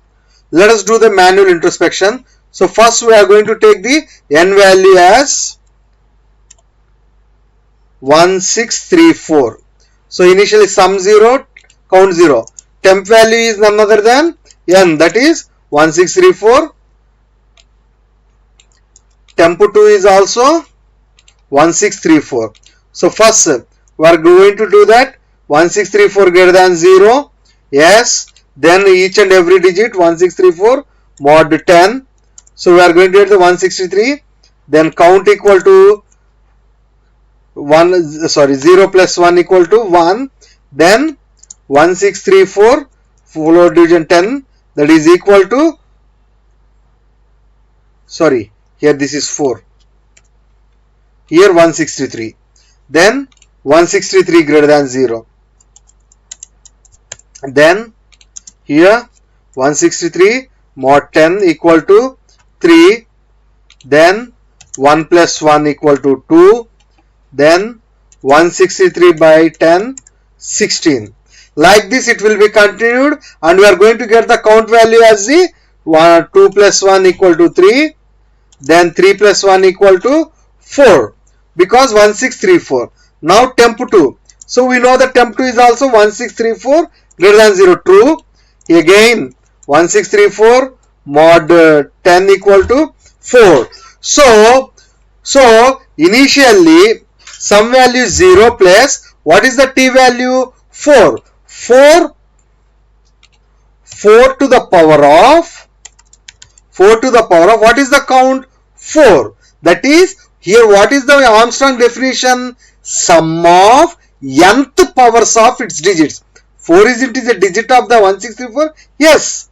So we are doing that and we are adding it to the sum. So 4 to the power of 4. 4 4 16, 16 4 64, 64 4 256. 256. Then 1634 floor division 10 equal to 163. Like this the loop will be iterated. So the last value is going to store into the sum. So in the next one 163. 163 means here 3. Here 256 plus 3 power 4. Like this it is going to be added. Now lastly the sum value is going to hold the sum value after performing all the operations. Now it is going to compare with the n. Because I have disturbed n value. Because we have taken the temp 2 and we have disturbed n. So if we check both the values are same, then we can say it as an Armstrong number. Now run the program. 145. Yes, it is not Armstrong. Good.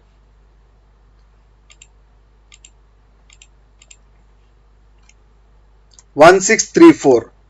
Yes, 1634 is an Armstrong number. 153. 153 is also Armstrong number. So another one. 375. Not Armstrong. 370. 370 is an Armstrong number. So these are the different programs and important ones in the loops concept. In this video I am going to discuss about an interesting problem, that is rotating a number for k digits. What is the problem statement for this one? So this is the problem statement, that is you are given two numbers, the numbers are n and k. What you have to do is you are required to rotate the n value. Whatever the n value they have given, that have to be rotated how many times? That depends upon the k. K times that 2 to the right side. How we are going to do? If k is positive, you have to rotate it to the right side. That is by removing the rightmost digit and keeping them at the leftmost side. And if your k value is negative, then what you have to do is you have to remove the leftmost digits and make it as the rightmost.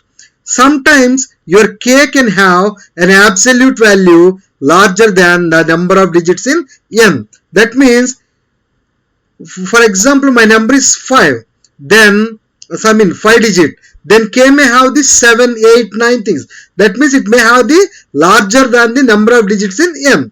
So what is the input format? N, it should be an integer. K should be also an integer, and the output should be a, or it is a rotated number. Before going to discuss this one, let us break this one into the parts for the understanding. Now here I am going to take a table. So initially my number is n as 12598. Let us assume my number as 12598. My k value is 2. That means the rightmost bits of the k, in n, have to be removed, and then they have to be kept at the leftmost side. What does this mean? Let us take the n value of 12598, k is 2, then they are asking us to get the result r as k is 2. That is, the rightmost 2 digits have to be removed. The rightmost 2 digits have to be removed, and these have to be shifted to the rightmost side. That is 125, and whatever the numbers we have removed, that should be kept at the starting. This is our problem statement. Look at here. If k is positive, rotate to the right. That is, remove rightmost digits and make it as the leftmost. That is k equal to 2. So the rightmost digits are the 98. They have been removed and they have been made as the leftmost. So they are again telling that if k is negative, they are telling that to convert that number into the, remove the leftmost bit, leftmost digits, and make them as the rightmost. So if you remove 1, 2, then what the thing we have left with? 598. So 598, and then the removed digit should be kept at the right side. That is 1, 2. This is the thing we have to do. So they are telling one more thing, that is, k might have the biggest number than the count of these digits. So here 2, it's fine because the number of digits are 5, it's okay. Then when the k becomes 8, what it is going to do? So that we have to do. Now let us take that n equal to 12598, and initially if k is 0, then is there any necessity to do the rotation? No. The rotated value is simply 12598. Rotated value. Whenever the k value turns to the 1, then 8 have to be removed and the remaining digit should be shifted to the right side, and 8 should be kept at the leftmost. That is 81259. Whenever the k value becomes 2, then the answer is 98125. Whenever the k value becomes 3, then 59812.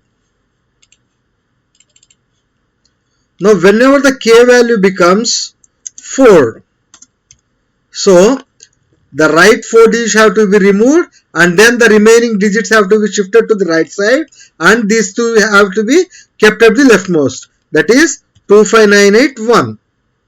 Then whenever the k becomes 5, there is 5 digits. So the count is 5. If we shift the 5, then we are again going to get the 12598. Whenever the k value becomes 6, 6 is nothing but 5 plus 1.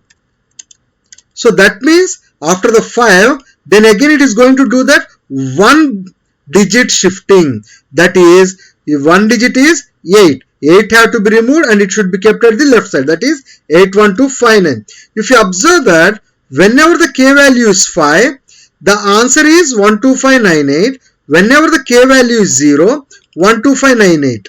Like the same thing, whenever the k value becomes 7, then it is represented as the 5 plus 2. So that means it is nothing but 98125. That is 2 digits have been removed and they have shifted to the left side. So whenever the k is 7, it is giving the same result as the k equal to 2. So like this, if we interpret the k value, so if we k as 8, then we are going to get as the 59812. So whenever the k is 8, we are going to get the same value as the 3. So k equal to 4. So then it is 9. So we can write it as the 5 plus 4. So that means 4 is nothing but 25981. So look at here, k equal to 4, k equal to 9. Whenever the value is exceeded the number of digits, then automatically it is again starting from the 1, 2, 3, 4 like this thing. So from this interception, we can understand that if k is greater than 0, then we can write the k value as k mod count. Let us take this one. So whenever the k value is 0, so count is number of digits, that is 5 digits. So first k equal to 0. So that implies 0 mod 5. So none other than 0. So whenever the k value becomes 1, so 1 mod 5, again 1. So k equal to 2, 2 mod 5, it is giving the 2. So k equal to 3, so 3 mod 5, 3. K equal to 4, 4 mod 5, 4. Whenever the k becomes 5, 5 mod 5 is nothing but 0. So that is, look at here, whenever the k equal to 5, we are going to get the same as the k equal to 0. So k equal to 6, 6 mod 5. So that means 1. So whenever the k equal to 6, we are going to get the same result as the k equal to 1. That means as per this statement, if k can have the absolute value larger than the number of digits in n, that means whenever the k value is becoming the more than the count, then we can simply write as the k equal to k mod count. Now, as per the negative values, negative rotated. So, what is the question here is k equal to minus 1. I will take here k equal to minus 1.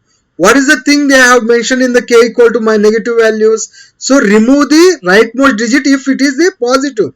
So do the reverse for negative, that is remove the leftmost digit. Whenever the k equal to minus 1, this one have to be removed and the remaining should be shifted to the left side and the rightmost should be kept as this digit, that is 25981. So k equal to minus 2. So k equal to minus 2 means we are going to get the 59812. Whenever the k becomes minus 3, then we can write as the 98125. Whenever the k becomes 4, then 81259. So whenever the k becomes minus 5, so whenever the k becomes minus 5, it is nothing but 12598. Now what will happen if k becomes minus 6? So minus 6 means nothing but minus 5 minus 1. We can represent like this. So minus 5 minus 6 means none other than minus 1, that is 25981. So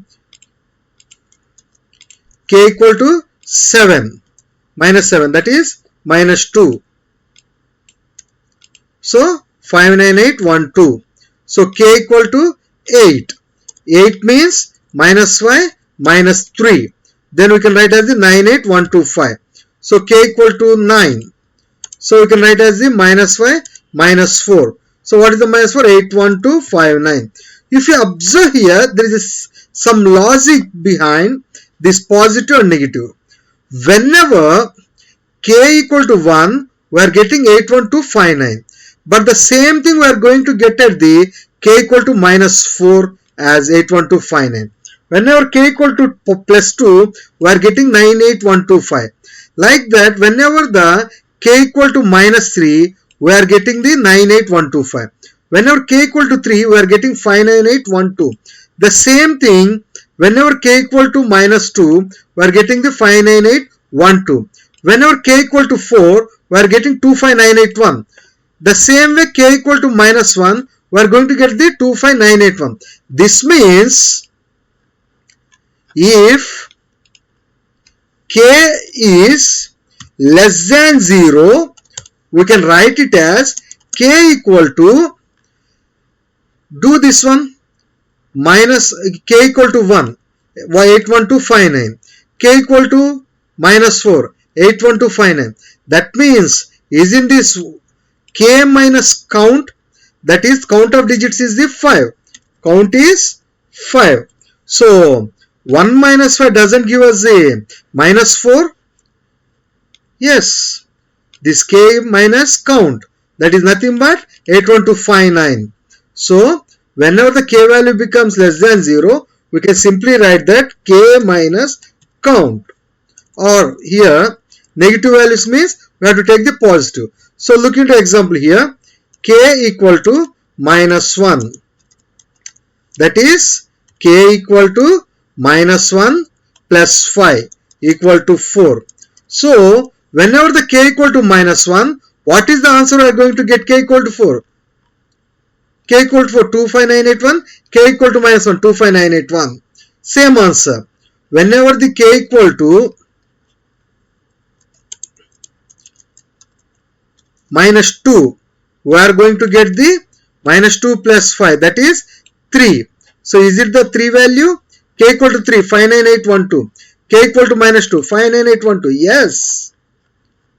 Now whenever the k value becomes 3, then minus 3 plus 5 equal to 2. K equal to 2, 98125. K equal to minus 3, 98125. So whenever the k value becomes less, negative, then we have to consider the k value as k plus count. If the k value is greater than 0, we have to consider the k equal to k mod count. Now you will get a doubt that, sir, what will happen if you go for the k equal to minus 6? So whenever the k equal to minus 6 comes, then we have to do that again. If k is less than 0, we have to do that k equal to k plus count. So whenever the k value becomes less than 0, again that means, k equal to 6, minus 6 plus 5, minus 1. So whenever the k value becomes minus 1, then this condition is going to be executed. That is k equal to k. What is the k value? Minus 1 plus 5, none other than 4. The same thing, minus 6 is nothing but equal to 4. That is what we are going to get here. So we got that how to interpret the negative values, positive values. Now next one is we have to rotate. How we are going to rotate to the right? Now what they have asked us, if a number is given based on the k value, we have to rotate. So for this purpose, if you observe here, 12598 is there as n, 2 as a k. That means the 2 rightmost digits have to be removed and the remaining digits have to be shifted to the right side. This one should be kept at the leftmost digits. Now to separate this 5 digit into the 125, 98, if you think logically, to divide this part, which one should be left one, which one should be the rightmost digit should be removed. How can you do is, n is divided by 10 power k. Now, what is 12598 by 10 power 2? That is 12598 divided by 10 power 2, 100. That is equal to 125. That means the thing which we have to be shifted have been separated. Look at here. The thing should be which have to be shifted have been separated. Look at here. Now, what should be rotated? This 98 should be rotated to the left side. So let us take rot equal to, how can we write for this one 98? This is a remainder value. So n modulus 10 power k. So 12598 modulus 10 power 2. So that is none other than 12598 mod 100. 12598 mod 100 is nothing but the 98. Now look at here. As per the rotation formula, the number of digits should be rotated has been removed and we got the 128, and this one have to be 98 have to be kept at the left side. Now to do this one, if we multiply this rotated value with the number of digits in the 125, look at here, rotated into 10 power 3, because the number of digits is the 125 means 3 digits. That's why if you do this one, then we are going to get that 98 into 10 cube. That is 98 into 1000. That means we are going to get the 98,000. Then let us say that this is A. Now if you add result equal to A plus shift. What is A value? 98,000 plus shift value is 125. 125. That is none other than 98125. So as per the formula, whenever the k equal to 2, what is the rotated value you have to get? 98125. K equal to 2, 98125. So in this way, we have to rotate and shift. Now, sir, it is okay, fine, you have 3 digits, that's why you have written the 3 directly. But if you are having the 10 digits, how can we write this rotate formula? For this purpose, if you observe this number of digits left here is none other than count minus, what is the count? 5. 5 minus 2. That is, this rotate formula is count minus k. Count minus k. What is the count value? 5 minus k is 2. That is 5 minus 2 is none other than 3. So whenever we divide this one into 2 parts, we are going to get the same as the number of digits in the shifting value. If you have a doubt, let us take another one. 1, 2, 5, 6, 4, 4, 5, 9, 8, 7. Now this is n. I want to shift the 3 digits as k. Now 3 digits means this 987 have to be removed and they have to kept at the starting. That means result is 9871254. Now, so as per the formula, if you observe that shift means n by 10 power k. So that implies n 12545987 by 10 power 3. That is 10 power 3 means 1000. So what we are going to get? 12545. So last 3 things are going to be eliminated in the 1000 division. So if you have a doubt, I will show you that one also. 12545,987 by 1000. Look at here, 12545. Now rotate. Is this the thing we have taken? Yeah, rotate. So rotate, I am taking it as the n mod 10 power k.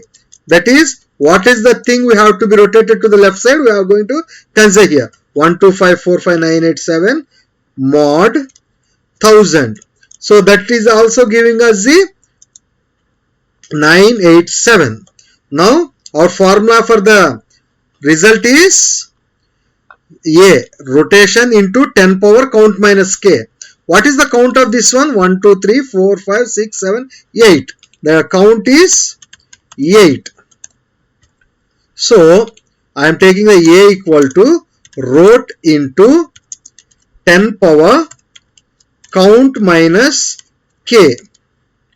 So what is rot value? 987 into 10 power. What is count? 8 minus what is K? 3. So I am going to evaluate this. So that is 98750. So we got that one. So this is 98750. Now what is the final result? Result equal to A plus shift. That implies what is A value? 987 this one plus what is shift value? 12545. This one. So this is none other than 987 12545. So the answer is same. Now convert this one into the programming. To convert this one, first of all we have to take two integers, that is n. N equal to int of input of enter any number. Then k, number of digits to be rotated. Input number of digits to be rotated. So that we got that. Now initially count values I am taking as the 0 because we have to find the count. Then I am taking a temp value for using for the counting of digits. Temp equal to n. While temp greater than 0, I am going to do that temp equal to temp floor division 10, count equal to count plus 1. If you have a doubt, I have saved this one. If you have a doubt, please check whether it is giving the correct count or not by printing. Print of count. So enter any number. Yeah, I will take this one. We know count is 8 for this. This is simply 8. Yeah, we got the 8. So count is working fine. Now what is our condition? If k value is greater than 0, then we have to take this one. If k value is less than 0, we have to take this one. So if k is greater than 0, then what is the thing we have to do? K equal to k mod count. Else k equal to k plus count. Because the negative numbers have to convert into the positive. Whenever you do this one, if you get the negative value again, we use the if k less than 0. Again what we are going to do? K equal to k plus count. So we have converted the k value, every k value to the positive one, whether it is a negative or positive is a good one. Now what is the condition we have to do here? We have to perform the shifting, that is which part have to be shift and which part have to be rotate. For that purpose I am taking the shift. Shift equal to what we have written in the shift one? Look at here. Shift. The number have to be divided by number of positions have to be shifted, that is 10 power k. So I am going to take that shift equal to n divided by 10 power k. Then what are the bits should be rotated from the right to the left or left to the right is taken as the n modulo division 10 power k. Now after that what we have taken? A value is a rotation value and finding the rotated value, that is this value to be kept at the left side. So for that we have doing this one. So add equal to, I am taking one variable name add root into 10 power count minus k. So whatever the k value, it is going to do this one. Now the result is nothing but add value plus shift value. So print res. So save, run the program. Now 12549587. Then number of digits to be rotated. So what are the digits to be rotated? We have taken 3. So we are expecting 98712545. 3. Look at here. 98712545. Yes. Now you will get a doubt that I will take the negative values also for the same thing. K equal to 3 and I am taking the 12598 value.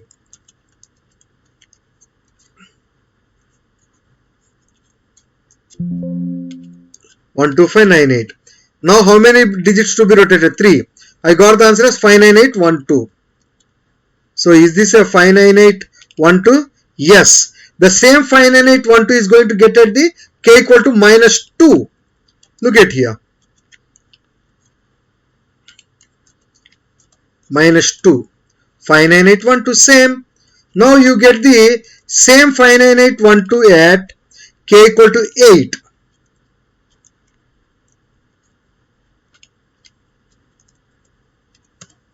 Yes, 59812.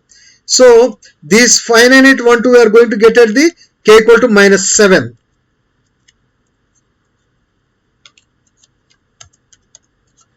Yes. So this is the reverse a number based on the number of digits. So the problem statement satisfies. In this video, you are going to learn about what do you mean by short circuit evaluation in Python, when short circuiting will happen in Python. First, what is short circuit evaluation? Short circuit evaluation means stopping the execution of operation if the truth value of expression has been determined already. So, whenever you are performing any operations, if you have known the result of the first condition, then the remaining terms have to be exempted. That is, you are going to stop the execution of the remaining conditions operation. Then we are going to take the first result only. Or we can define it as the short circuit evaluation means when you are evaluating an expression like AND or OR, you can stop as soon as you find the first condition which satisfies or negates the expression. That means when you are using the AND or OR or any other operations, if you find the first condition results which is going to be satisfied, then you are going to exempt the remaining expression. When short circuiting will happen in Python? When means, first of all, when you are using the logical operators like AND or when you are using the built-in functions like all and any, or when you are using the range function. Like this, we are having the different various areas when short circuiting will happen in Python. Let us take an example for this. Now I am going to take that x equal to input of enter any string. Now if I try to not give any other thing into the x, if I try to print x, I am going to get the empty. But whenever I use the OR operator with this one, x equal to input or enter of any string, or if I say it as a Python or LiYO, now it is asking me to enter any string. If I don't enter anything, you will think that you are going to get the empty string, but that is the wrong. So when you print the x, print of x, then you are going to get the LiYO. What happened here is, First it tries to execute this one. If this condition is failed, then it moves to the another condition. So in this case it is having only one thing. That's why it doesn't take any input into the X. But here in this case, if this condition is not executed, then it moves to this one. Now I will take another program.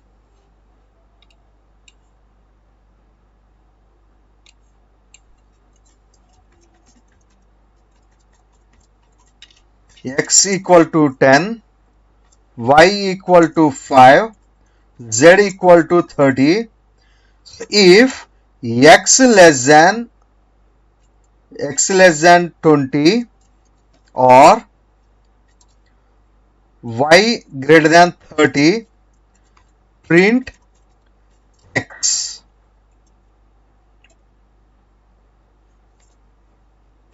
So save this and run. We got the answer as 10.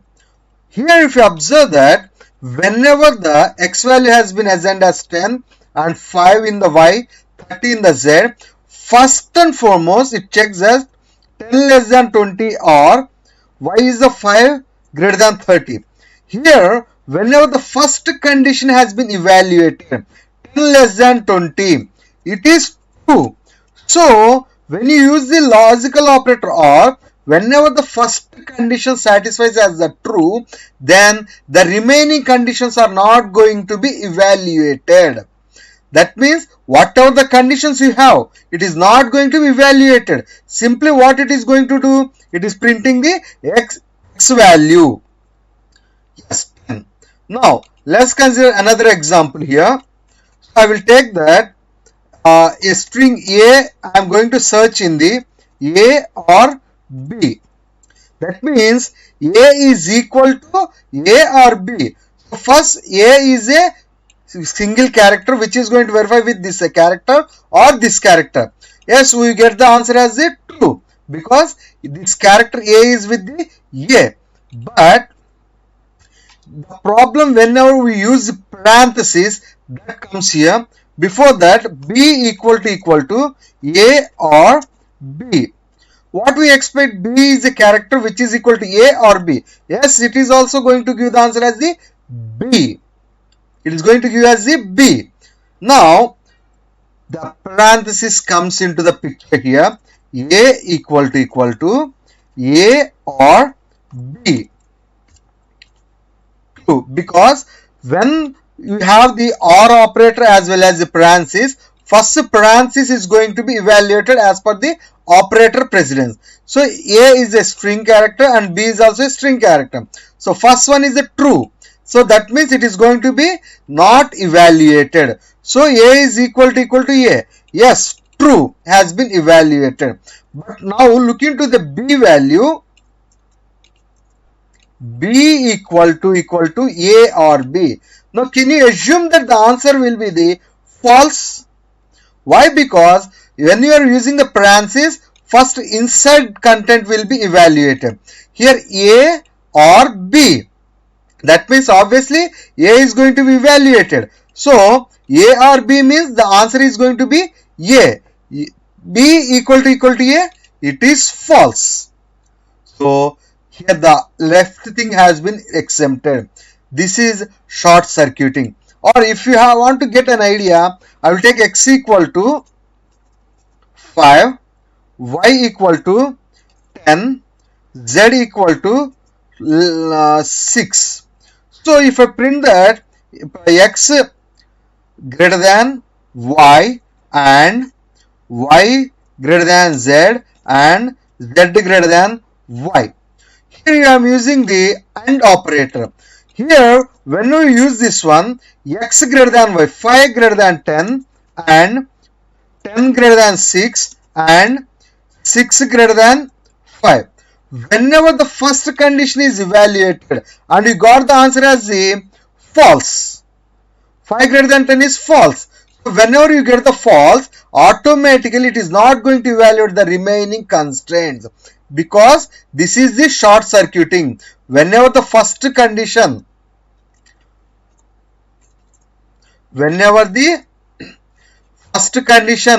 which satisfies or negates the expression, then it is not going to evaluate the remaining expression. This is called as the short circuiting. It mainly occurs at the times of the AND operation or operation. And also it may be occur at the all function, any function, range function. Thank you. Please like, share and subscribe to our channel LiYO. Thank you everyone.